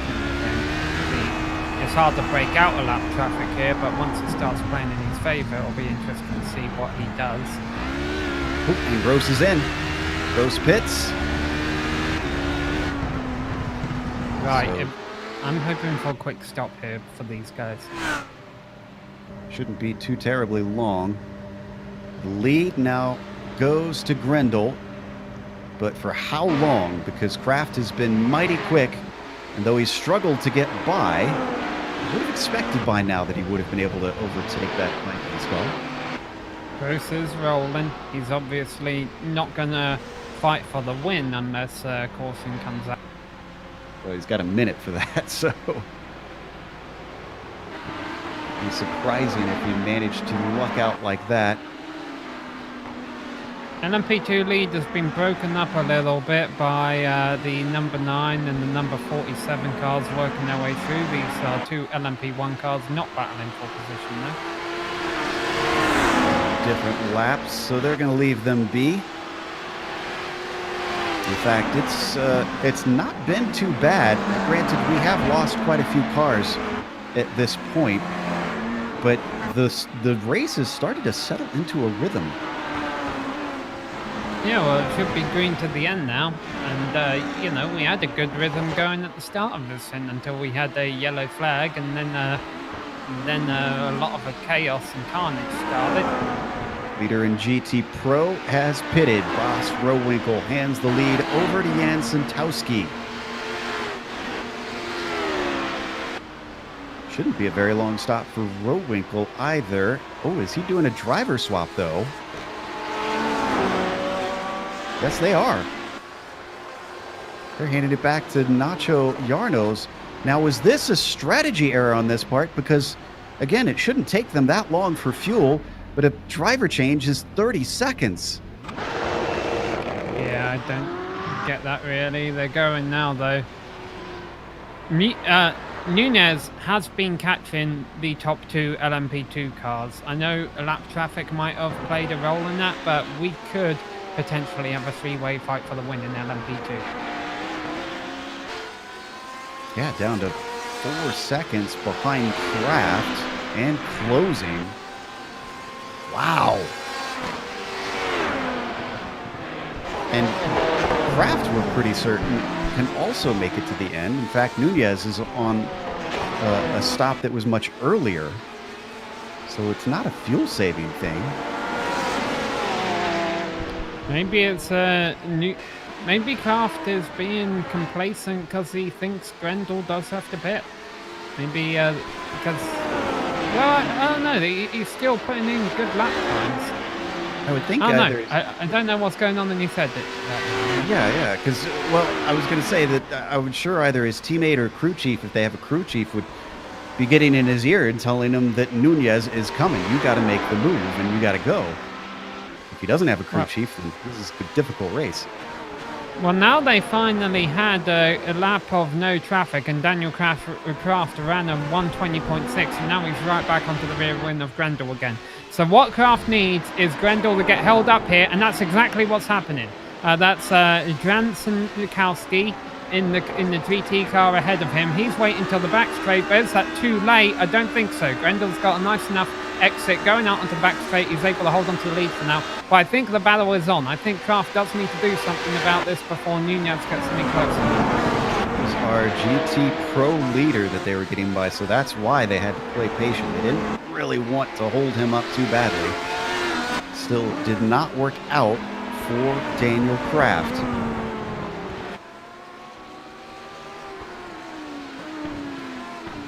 Attrition has been quite high. 15 cars out of this race of our 55 starters, so 40 cars left.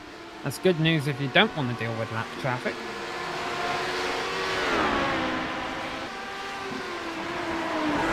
What about our GT AMs? What is that situation looking like? Because we haven't checked in on it in a while. So that is actually our leader that we just saw on the screen. That's Jan-Philipp Wheat, Real Pixel Motorsports 3. Look, I'm sorry, look at the bottom of the picture there. They've switched. The QCR club has taken the lead from Team Vikings. I think Grendel got held up coming out of a first chicane by a lap car. Just as we went to look at the car that was right there, yeah, that's when the pass happened. Let's look at the replay yet again, and this is a brilliant move. Watch this. This helicopter cam will show us exactly how perfectly timed this was for Kraft. And he squeezed it through barely a car's width on the outside. You know, that was nearly as good as my pass in GT last week. But no, yeah, you're perfectly right. Kraft just realized the situation. They went to the outside, boxed in Grendel, and that's just how you perfectly time a one pass. Kraft probably is now going to run away with that one in the next few laps, as Grendel is still somewhat behind him, but not really. He's keeping him honest at the very least, and some bad traffic could still swing it back in his favor, and they're going to get some traffic coming out of pit lane. That was Michael Derby in the HJ Motorsports 337.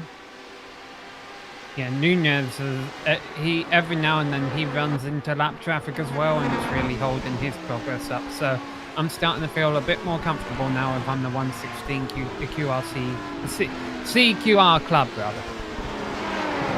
Right letters, wrong order. We've got 25 minutes left to go now.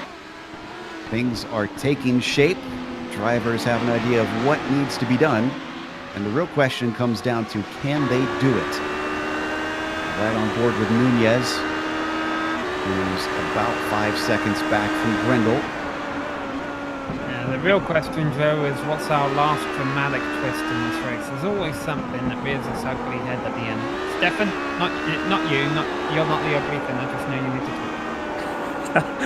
One thing that is starting to shape up is the battle for P2 in the GT Pro class. Now, we don't need to go there, just want to keep updated on that battle as it is starting to close in.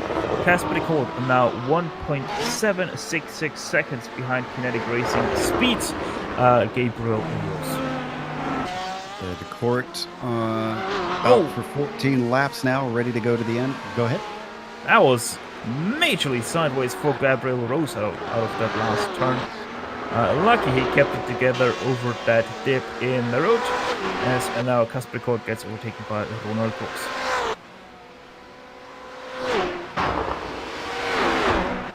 So drivers continue to cycle around looking for that checkered flag. 24 minutes until they'll be given it. Who is tired? Who still has energy out here? You can see the sunset getting very, very low now as it gets darker. Did you see who wasn't tired? Joe was our overall leader and taking the fastest lap of the race that time by. I think he had gotten it earlier in the race, or actually was that the fastest this time? It just popped up on our screen, purple.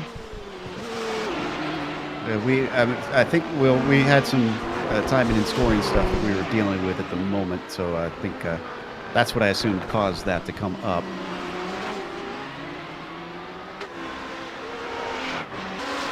Yeah, we're getting confirmation it wasn't set that lap. It was just us fiddling with our software in the background. So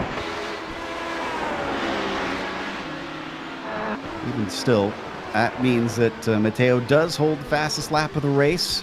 Impressive considering Piazza has been so quick.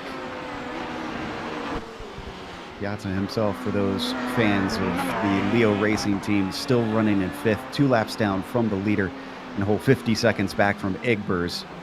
Not expecting him to be able to gain any more positions unless there's major drama. And speaking of major drama, you're asking about the twist. Oh, we just about had some drama with Jungbluth. Jungbluth with contact with Dustin Dawes just now through the fountain section. I was going to talk about his pit strategy, but this is a little bit more exciting. I think we got the replay here.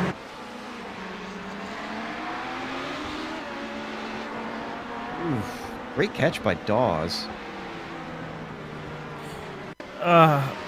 Quite honestly, I have to give there some blame to Fabian Jungbluth, because that just isn't a passing spot for that class. It was a tiny little bit of netcode, but I'm pretty sure he would have still hit that. Yeah, after all, it's a risky move. He was halfway on that.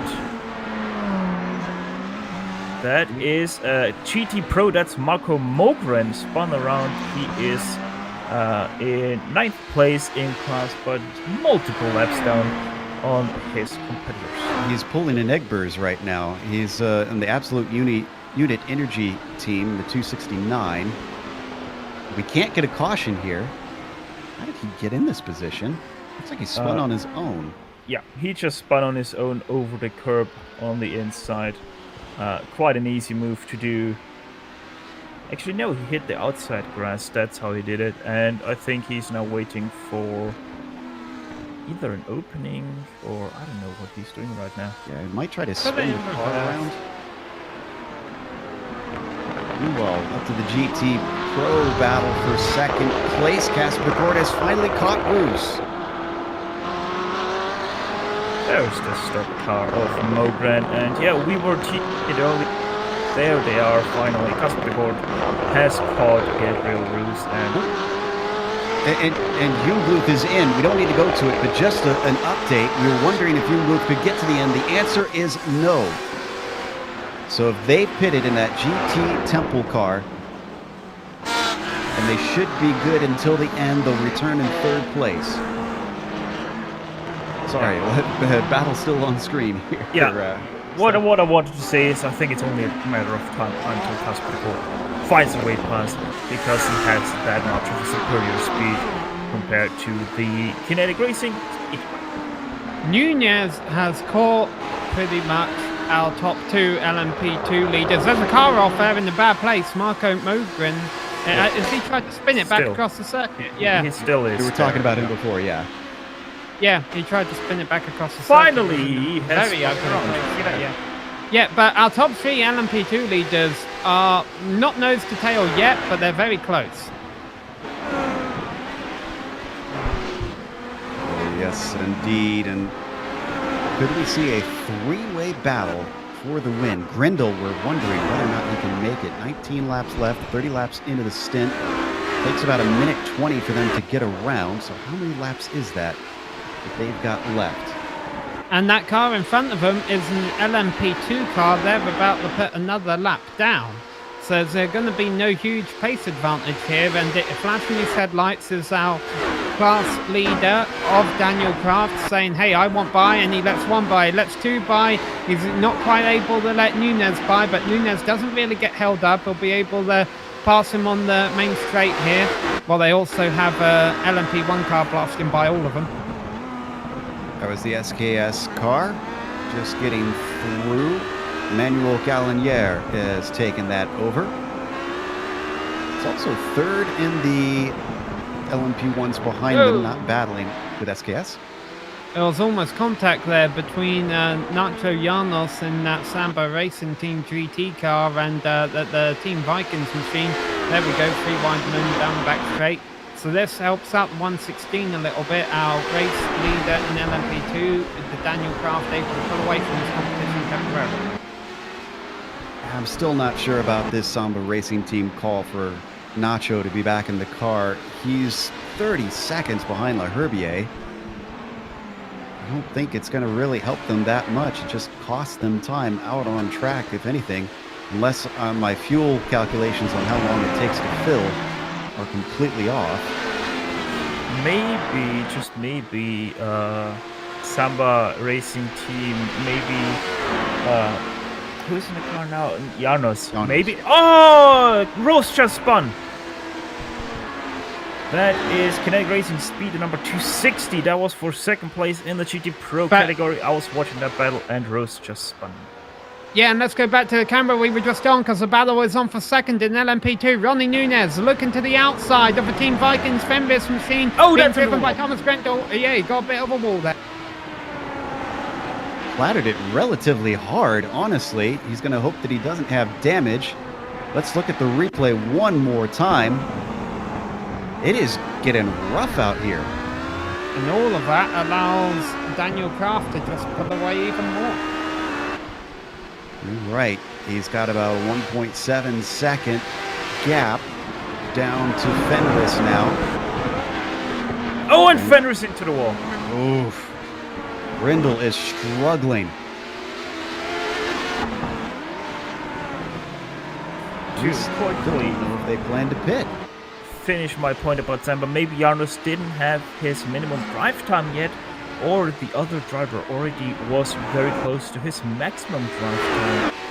Lots of questions that we might not get answered as Nunez really loose, and I think that's Fenris pitting. Yes, indeed.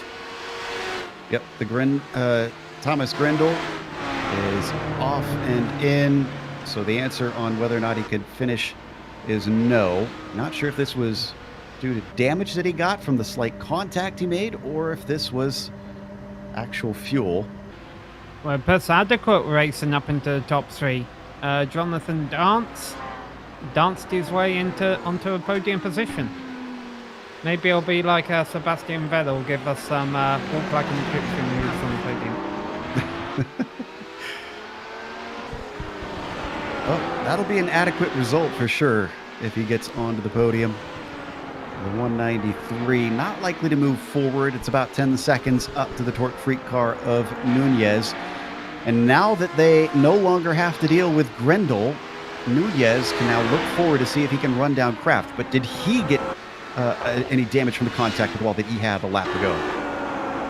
I would be surprised if Nunez hasn't picked up a little bit of damage at some point today.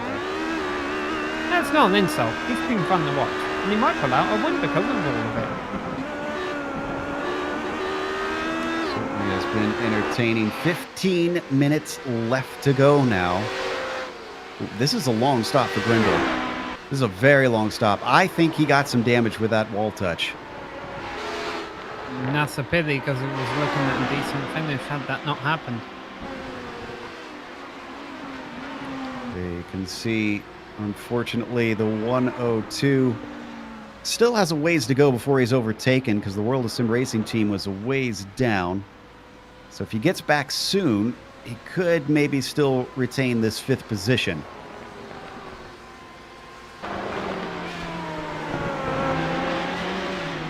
There's Estefania trying to come back from some really unfortunate events today. We shared with Del Rio, who we saw in the car earlier. Estefania jumps in for the end and is now looking at a potential top 5. In fact, I wonder if he's going to get that spot this time by or if he needs to go by once more. Looks like he'll need... Nope, he gets it. So that moves him into 5th as they've now got Bomer in the car instead of Grendel. And it's been 2.5 minutes for the Fenris team. We, I think, could effectively write them off of anything decent for today, which is a real shame this close to the finish. Now, what about that battle for the LMP2 lead? Torque Freak Corkscrew down to 1.9 seconds. It's small gains. Is that going to be enough, though? Yeah, I think the pressures came off for Kraft a little bit. Not only does he only have to worry about 1 car behind him now and not 2, and he's not getting held up by the car that was in front of him, but yeah, temporarily they're out of lap traffic, but we've got some coming up here. I know I'm probably beating a dead horse at this point, but Mateo is 47 seconds ahead of the next car back, which is Olsen up in the LMP1s. And he's on lap 25, 12 minutes to go. Even if Mateo can't stretch it, if he comes in for a splash and dash, I actually think he'll still come out ahead of the Hellraiser's Gluttony car. Pretty sure he will be able to make it because he can do another 20 laps. And the other thing is, when you have a lead like that, fuel, it's not too hard. You know, you can give up 40 seconds of time by lifting and coasting. Close moment for our LMP2 leader, Daniel Kraft, almost got into Dave Werner, who's got back out there in the dirt machine after his incident on the back straight earlier. And that's actually broken up our LMP2 battle for the lead a little bit. I think it closed it together, if anything. Yeah, last lap was nearly 2 seconds faster for Nunes. Now Nunes is going to have to handle the same traffic, though. He gets by, or well, not Piazza, rather, but he gets by Warner. Now he's got to get by L'Herbier.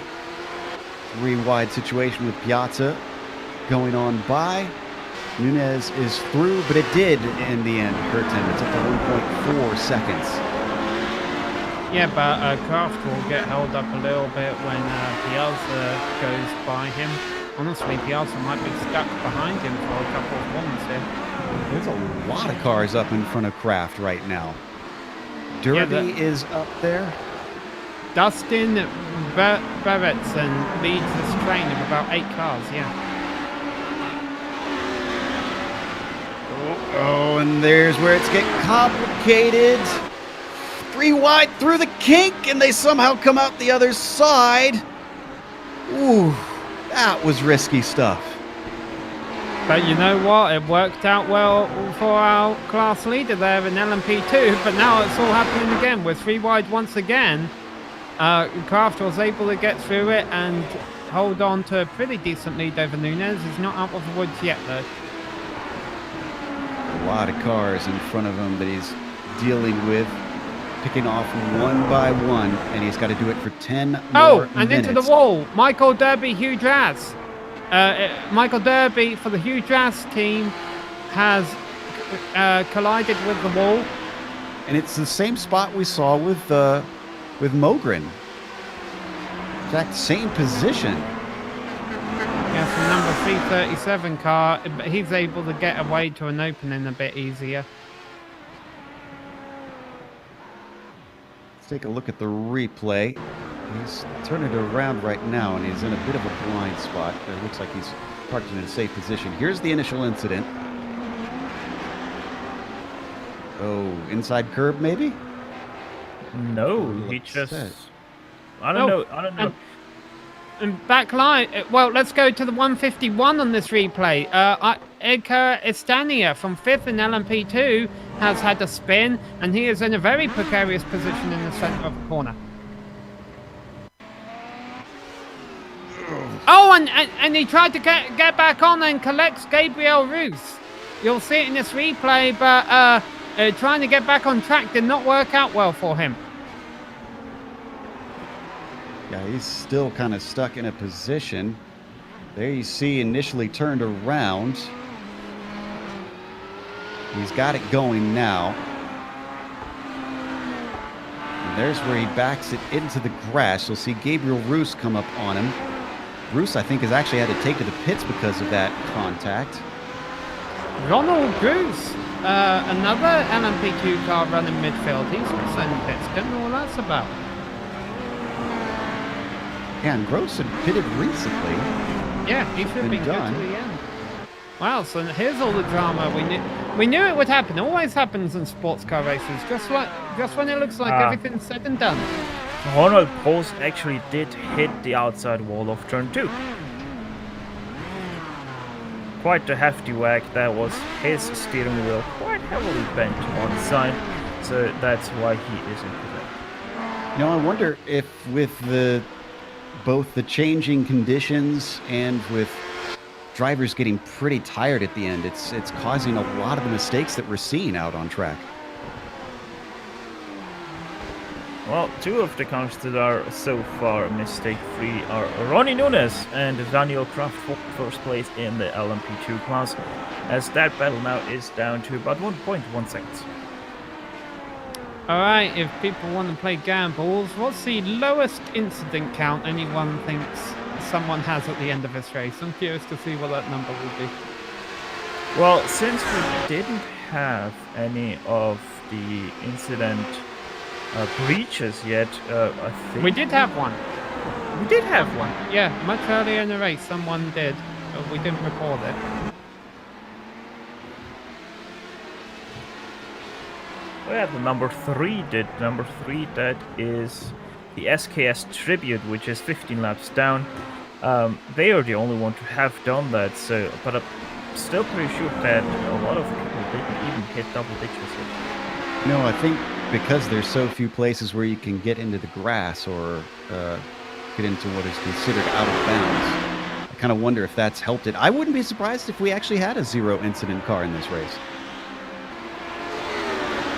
It just might not look that way. Yeah. These two are hoping there's not another 4X in their near future. Near future's in 6.5 minutes. And Nunez still giving chase, and he's cut it down now to 0.4 of a second. Kraft has got his work cut out for him. This is not guaranteed by any stretch of the imagination. We've already seen the traffic can be a headache out there. Thankfully, a lot fewer cars here at the end than there were at the beginning. Yeah, and these are really two different races that have been run by the 116 and the 181. The 116 CQR club started on pole position, kind of faded back in the middle of the race, whereas that's where the 181 car kind of came to a head at the end of Nunez's first stint. And boy, 116 getting held up a little bit here. Nunez not sticking his nose out yet. But, you know, fortunes have turned back around, and now they both find themselves up at the front of the field with just a little over 5 minutes left to go. All it would take is one slip-up or one bad block by a lap car on Kraft, and Nunez would be there. We saw early in this race how aggressive Nunez is willing to be, and now's when it's okay to be aggressive. We were all umming and ahhing at the start of this race like it's way too early for this. It's not way too early for it anymore. Nunez, this is a good run. Yeah, here we go. He's going to look to the outside as Kraft goes defensive. Almost a late move down into the braking zone. No attempt this time, but clearly you can see that Kraft is being rattled. If I got my numbers right, they are on 4 to go at this moment in time. Now that is also a little bit dependent on where the LMP1 leaders is, but just going off the time till it runs to 0, they have 4 laps to go. Mateo's coming to finish the lap just now, actually. So number 18 going to cross the line at about 4 minutes and 35 seconds left here. Yeah, I think Stefan called it about 4 laps. Boy, Kraft just keeps getting the worst luck here with lap traffic. Hundhedge stays out of the way, but he was in front all through the fountain section. It bites Nunez as well down through 12 and 13. It's actually quite amazing that Kraft is still holding on to this lead, the amount of bad fortune he's had with traffic. Last time it was a good run. Oh, and there's more traffic right there. It's another excellent bit of momentum coming off of turn 2. The Torque Freak corkscrew car forcing him down far to the inside. Now back to the outside as Daniel Kraft is defending for all his life. Down. Whoa! Slow off the corner, and they came together. Nunez with a poke to the back. And we've seen how dainty these LMP2 cars have been today. So we've had them being forced to pit for extensive repairs, even at the lightest bit of contact. So they don't want to be doing that too much. I think they both got away with it this time, but we'll wait and see, because of course lap traffic is going to continue to be an issue for these guys in their final 3.5 laps. A little wide coming into the fountain section for Kraft. Car behind them that you see is not for position. That's just Marcel Tai. He's laps down. Who they got ahead of them? Oliver Kimisette, who's within their own class, so they're probably not going to catch him quickly, at least not quick enough to have to lap him. Basically, unless they get caught, I think, by some of the LMP1 cars, it looks like it might just be a fight between these two down to the end.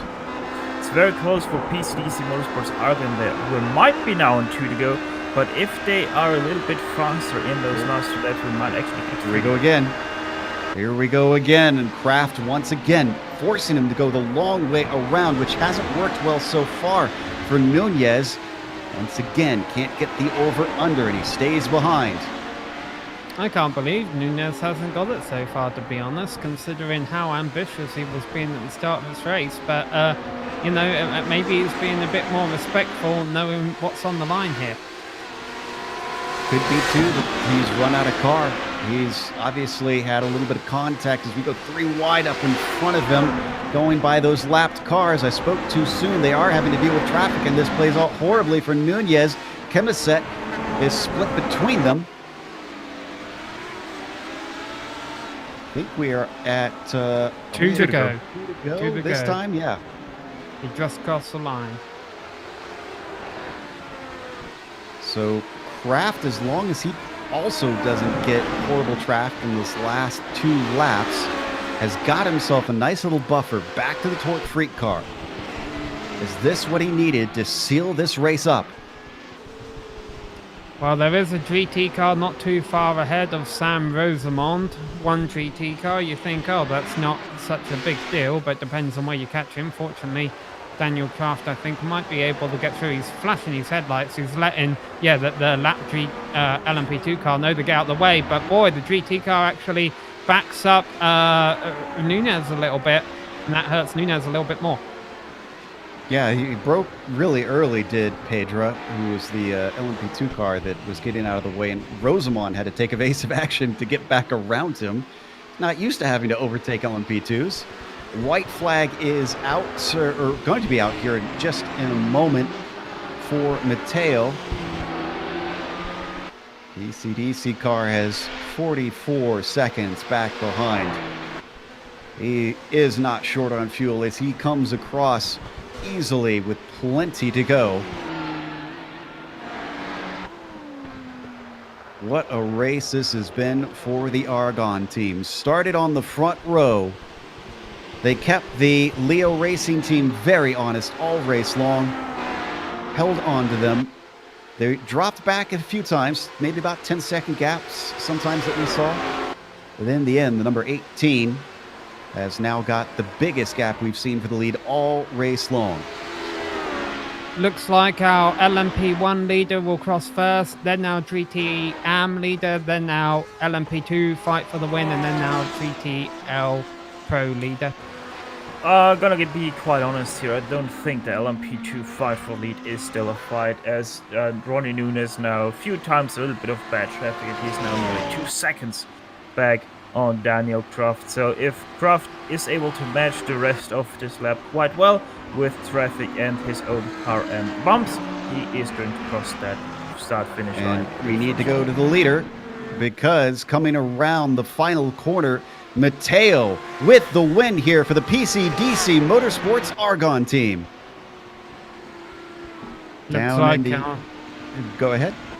Yeah, looks like our next winner will be Jean-Philippe Wide in the Real Pixel Motorsport team. Yeah, a bit of a quiet run for the 312, but a well-earned win here as the victory goes to Real Pixel Motorsports 3-car. Kraft also getting the victory in LMP2, and it extended up to 3 seconds by the end. Nice and comfortable for the 116 at the line. Jan Sendkowski in the Porsche GT Pro car, the last of the leaders to cross the start-finish line. He's going to win GT Pro ahead of Graphite Racing Pro. 4 hours of racing here at Detroit took us all the way up to the lights flickering on for the cars, just as the sun goes beyond the horizon. What an awesome day it was out here. And despite some fears that this would be a little bit of a mess, I'd say they proved themselves incredibly skillful today around this tight street course. That's going to take us to a quick break here on the Global Sim Racing channel. We'll come back with the unofficial results as well as driver interviews, so stick around, because on screen you'll see all the upcoming races here on the GSRC.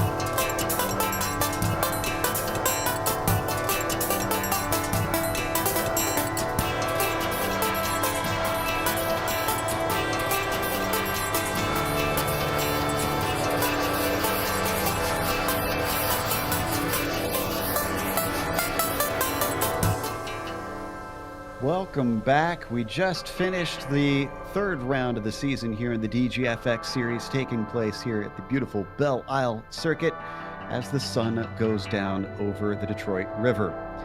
Now, up at the front, the winner in the end was PCDC Motorsports Argon after starting on the front row, and then Hellraiser's Gluttony going from 5th to 2nd, but that was one-upped.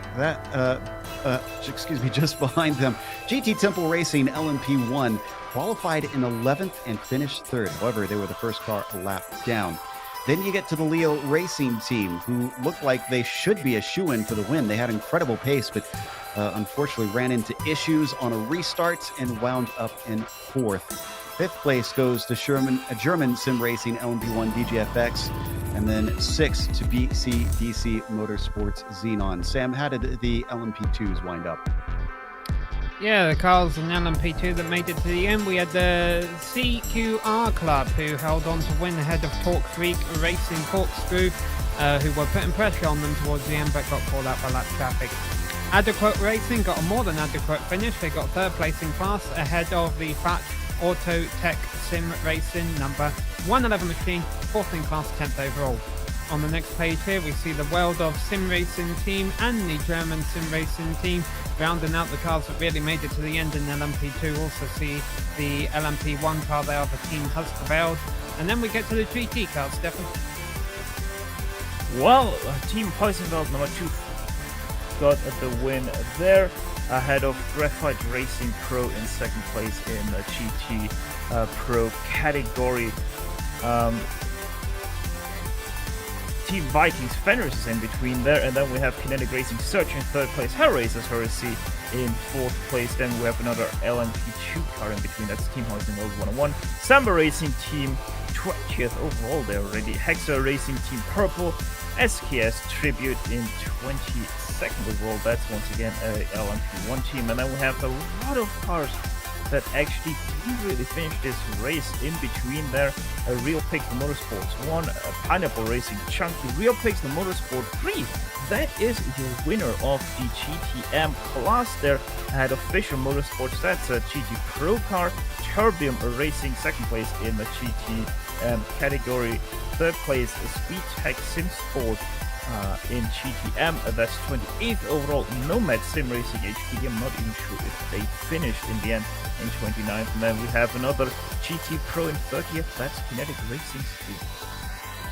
And from here, you're starting to get close to the DNFs. World of Sim Racing team did make it to the finish. They were 31st overall. Dirt as well on 32nd. Absolute Unit Energy was a DNF. F4H Racing Redgate also did not finish. No Luck EM Sport,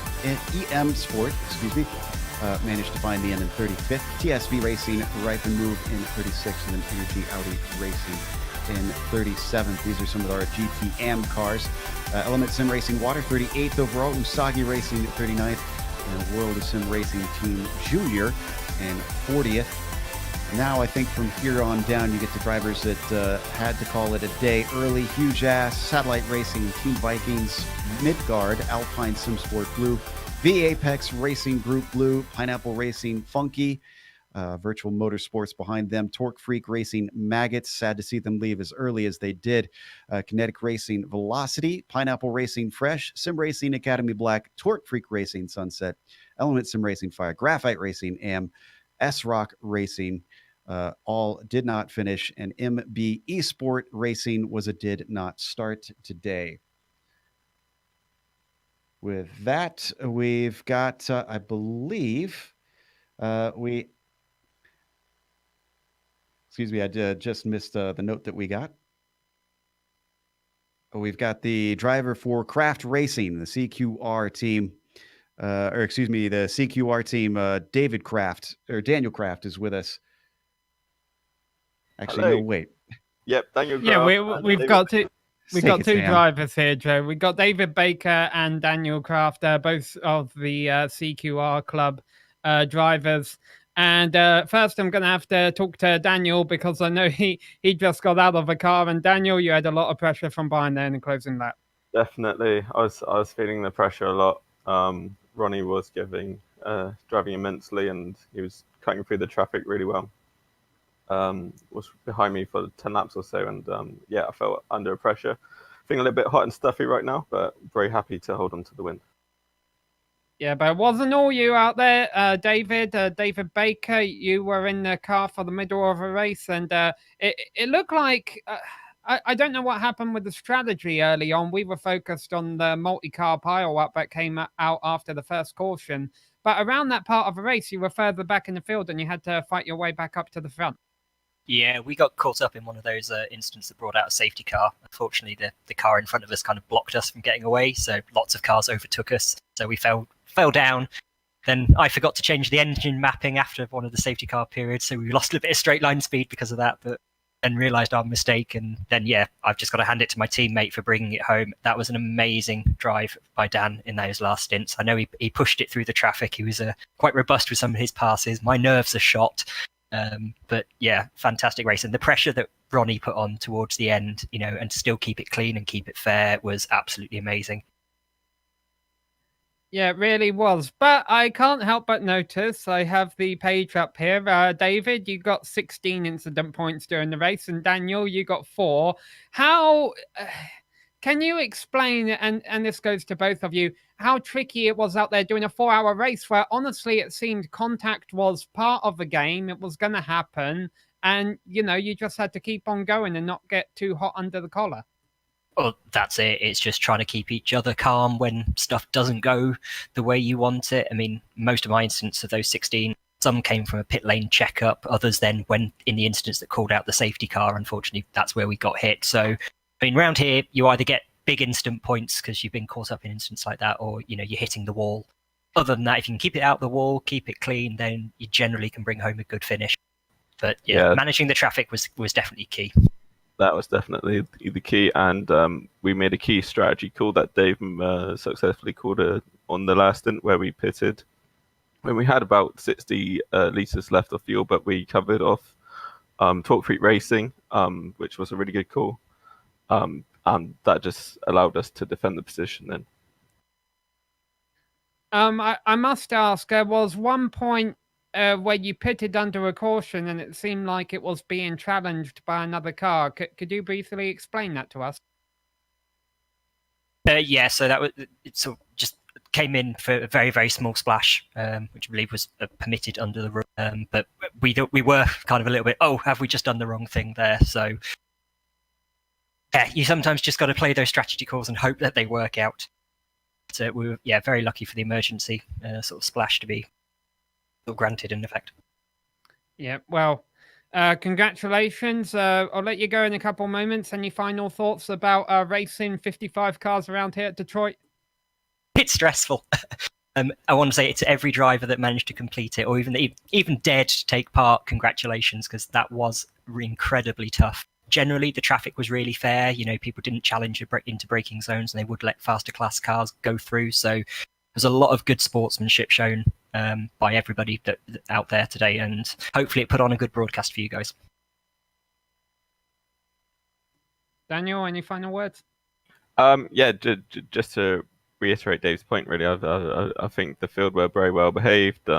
Safety cars breed more safety cars, but I think all in all, there was less safety cars than people were expecting, and the racing was very clean, and the traffic gave room for the fast cars, and it just seemed to go really well. It's a very, very challenging race. I'm not sure I'd ever want to do it again, but we are really happy to come away with the victory.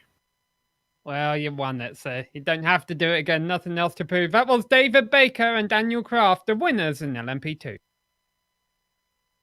Up next, we have our winners in GT Pro ready to talk to Steph. It's Jan Santowski.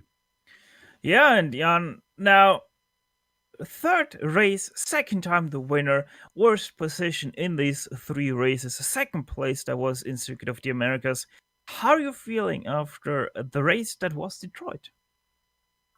Pretty good, but also pretty exhausted. Was a very, very tough race, but the last stint, that was the pink slippers on the run to home. We knew that we were short on fuel after the last caution, and we were hoping for another caution. would come out. It didn't, so I had to just roll the car home over the whole stint. So yeah, the last thing was more nerve-wracking in terms of fuel numbers than pace-wise or looking onto the walls.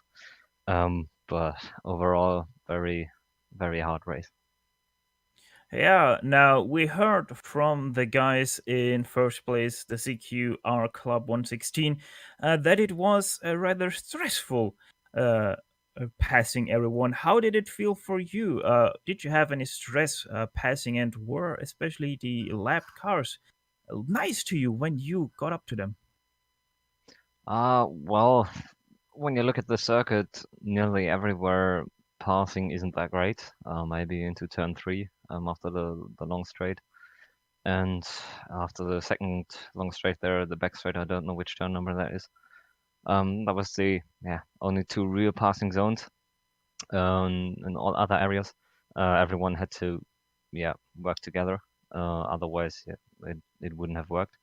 So sometimes it was a bit close because of misunderstandings. Sometimes everything went well.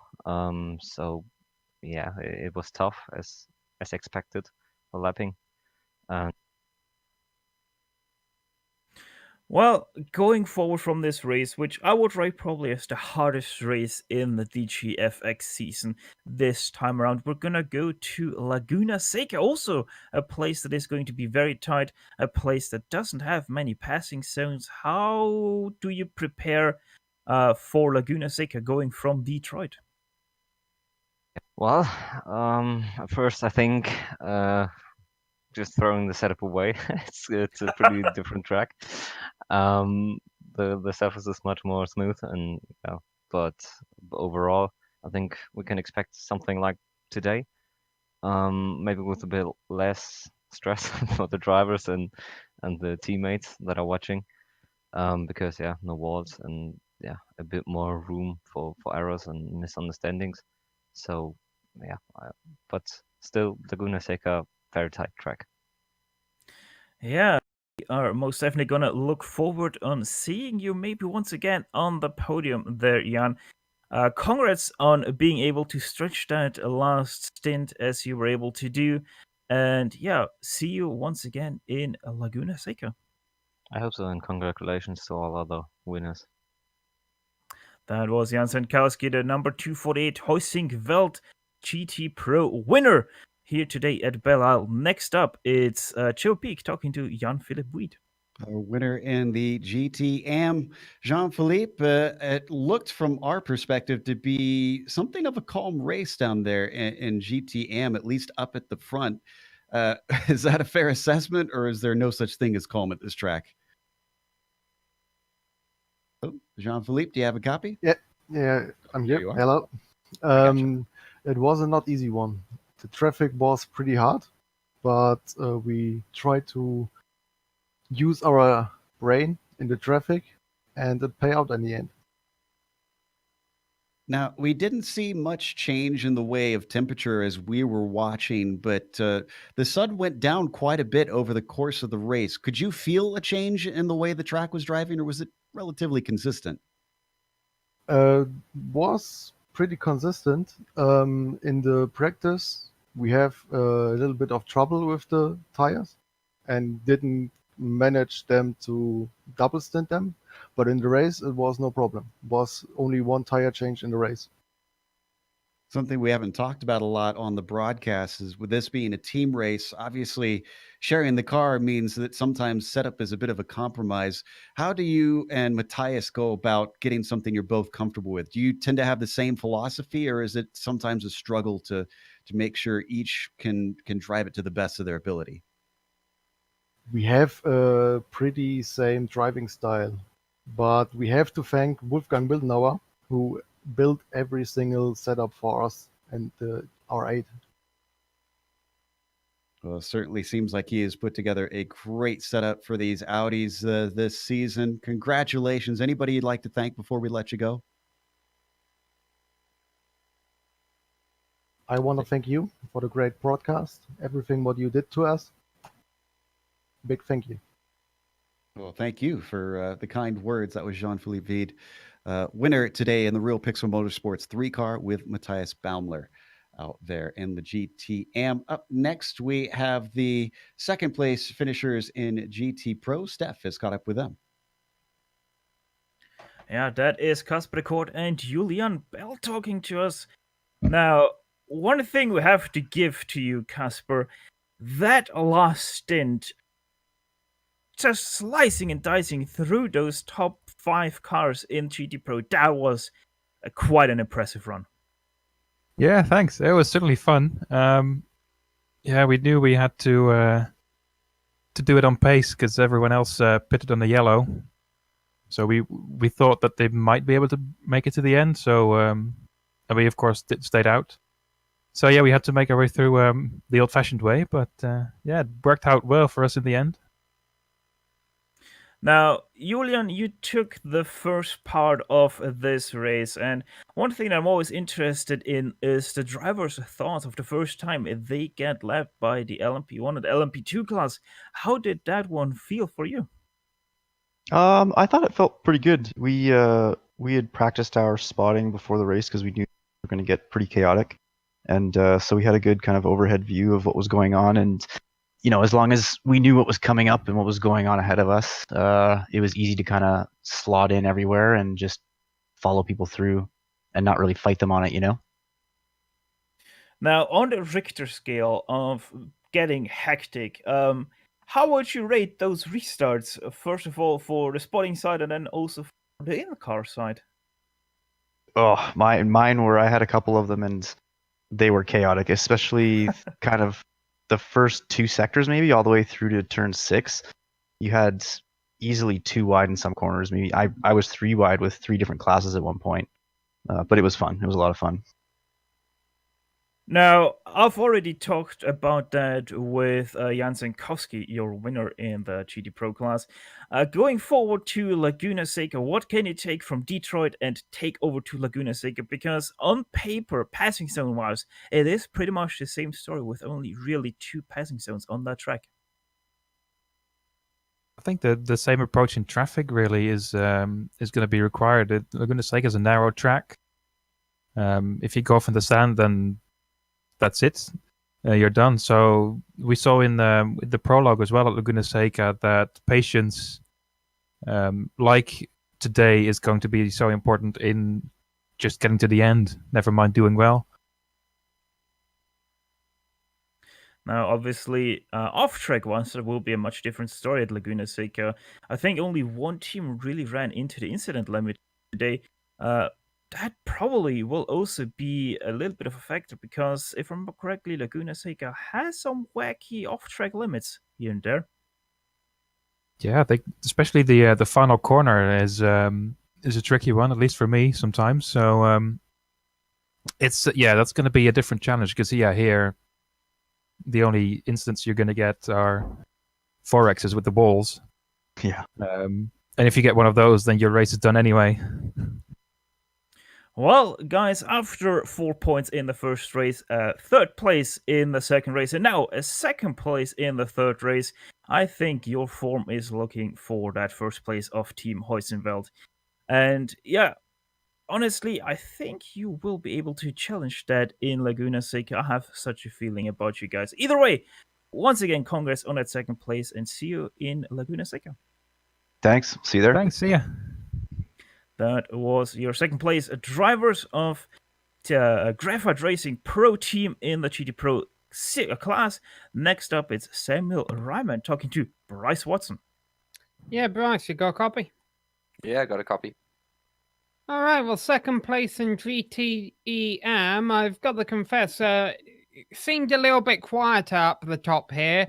That's relatively speaking to the other classes. I'm sure it was still action-packed from behind the steering wheel. Yeah, it was definitely a crazy race, this one. It's a tight track, it's a bumpy track, and we had a bit of a busy month, our entire team, and we actually had 1 member down, so we didn't get as much training in as we wanted to. But we spent quite a lot of time in the sessions with all the other classes in the hosted sessions, the unofficial hosted sessions. So yeah, we felt like we were pretty prepared. We thought we were on the pace, and then ended up qualifying a little bit further back than we'd hoped. But yeah, just keeping it clean was kind of the most important part of the race for us. So how pleased are you with your second place finish coming out of here? Yeah, we're very, very happy. We had a poor first round, and then our second round we had a penalty for our incident breach, which bumped us off the podium, which was quite disappointing. So it was really cool to come back strong and get a handful of points for the championship here. Yeah, that's definitely going to help you in the points. So we go to Laguna Seca next. Is that a track you think you can perform well at?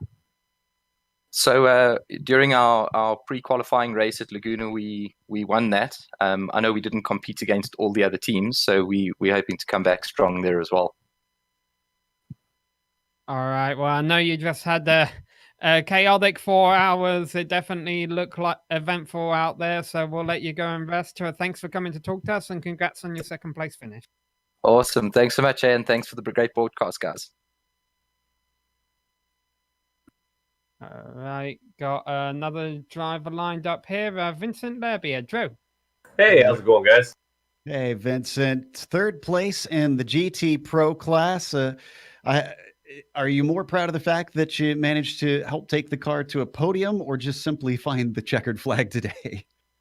Well, with all the chaos everywhere and, P1s and P2s getting past us, I'm quite surprised. The last stint, I actually had to save a ton of fuel to make it to the end, so it was quite exciting to get. It looked like it was exciting. Now, I don't know what the expectations were from the drivers coming in. I know here in the booth, we were a little bit anxious, kind of hoping, we didn't have nothing but cautions the whole race. And lo and behold, it was some fantastic racing from our perspective. How is the driver buzz afterwards? Does it seem like drivers kind of want to see this one come back next season? Or is it, we did it once, let's never bring it back again sort of thing? I quite enjoyed it, actually. It was quite the challenge to keep it off the walls and, all the lap traffic going by. And yeah, honestly, I thought it was going to be a caution fest also. But yeah, we were lucky that it was a great race. It certainly was fun to watch from our perspective. Sorry for this to be a little bit of a short interview, but we got one more person to get to, and it's been a long day for us too. Anybody you'd like to thank before we let you go? Thank the team, Joel, for making the setup. He came up. It was a great setup, and yeah. Other than that, that's about it. Or my wife too, because she lets me. Excuse me. Always a good idea to thank the wife for these long races, or partner, whoever. Thank you for talking to us, Vincent. That was the Kinetic Surge Racing number 270 driver, Vincent Leherbier, third place in GT Pro. And one last interview that we've got is with David Barraclaw, the teammate to Nunez, who gave us lots of excitement out there. Sam is going to be talking to him. Yeah, David, you had an impressive race. Obviously, you came home in second. How on edge were you watching Nunez perform in those closing laps? Hi there. Yeah, I was just got out, did my stint. Didn't go as well as I thought it would, but we'll get on to that in a minute.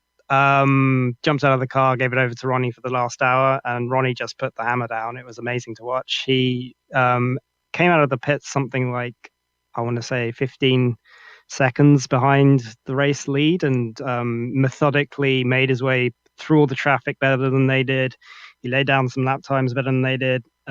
Inch by inch, he clawed his way up to the leaders, put the second place car under pressure, and yeah, they cracked a little. They hit the wall. I think it was the 102 car. The Vikings guys, unfortunately, they hit the wall, so they had to come in for repairs. So that was the position for us. And then caught Daniel in the CQR car with about, I don't know, probably 2 or 3 laps to go, but we couldn't quite get it done at the end of the day. And yeah, ran out of fuel as we crossed the line. So even if we'd made the move stick, it may not have worked out that well for us. But yeah, I was just amazed to watch him work. He was by far and away, I think, the star of the race in the LMP2 class. He answered a lot of questions I had here, but I guess the last one is, you said your stint didn't go to plan. What happened there? No, not at all. Well, I mean, I was never due to run this race at all. I've got the Neo Endurance, the 24-hour series race to do tomorrow, which I've been preparing for. But unfortunately, due to illness, I jumped in this car for this weekend at fairly short notice. I think I started practicing yesterday, and I've never raced this track before in a prototype or in any car actually, outside of a few fun sessions. So getting up to speed was quite tough for me. I thought I had it reasonably okay, but as soon as I got into the car, the nerves took over, and yeah, I was a little bit off where I should have been. So just a bit slow, and unfortunately, managed to just clip a GTM car towards the end of my stint. It was one of those things. He was offline, and yeah, on the brakes in the middle of the corner, and I wasn't able to avoid him, and we were given a penalty for that. So we'll have to see where that leaves us after the everything's finished. But yeah, just one of those things. So I kept it off the walls at least. So at least I did good with that. Yeah, it sounds fantastic to get a second place finish with not that much practice around here at Belle Isle. So congratulations on that. Commiserations, it wasn't a win, but who knows? Laguna Seca's just around the corner. You might get one there. Yeah, I mean, we're really looking forward to Laguna. It's a track that we all love. So yeah, can't wait for that one. And it was a really good fun race today to watch and be a part of. So big thanks to all the guys at DGFX for putting it on, and also big thanks to you guys for got cut off a bit there, but we appreciate the thanks. All right, well, that was David Perkler, and that's going to wrap up our drive interviews, Drew. Absolutely, and it wraps up our broadcast for today, at least not before we get some thank yous in as well. With a big thank you to the DGFX series and all of their admins that work tirelessly behind the scenes to make this huge series work, but also to the companies that provide the software and the broadcast hardware for our broadcast. You can tell how tired I am, apparently. Listed here on your screen. Additional thanks go to June Lalonde, who provides our wonderful music. See the screen for how you get a hold of more of her great work. And also, of course, thanks to the team today. We had Sam, Sean, Steph, and Brian here in the booth with us. If you'd like to find out more about GSRC, including upcoming races, you can find it at globalsimracingchannel.com. You can also check out our social media on Twitter at GSR Channel, Facebook at Global Sim Racing Channel, and Instagram at GSRC_RAM. The next race, as we mentioned, we're going to Laguna Seca. That'll be Saturday, December 14th at 9 a.m. Eastern. But we also have upcoming races for other series listed on the screen, so check those out and mark them down on your calendar. But until next time, race clean, race hard. We'll see you on the track.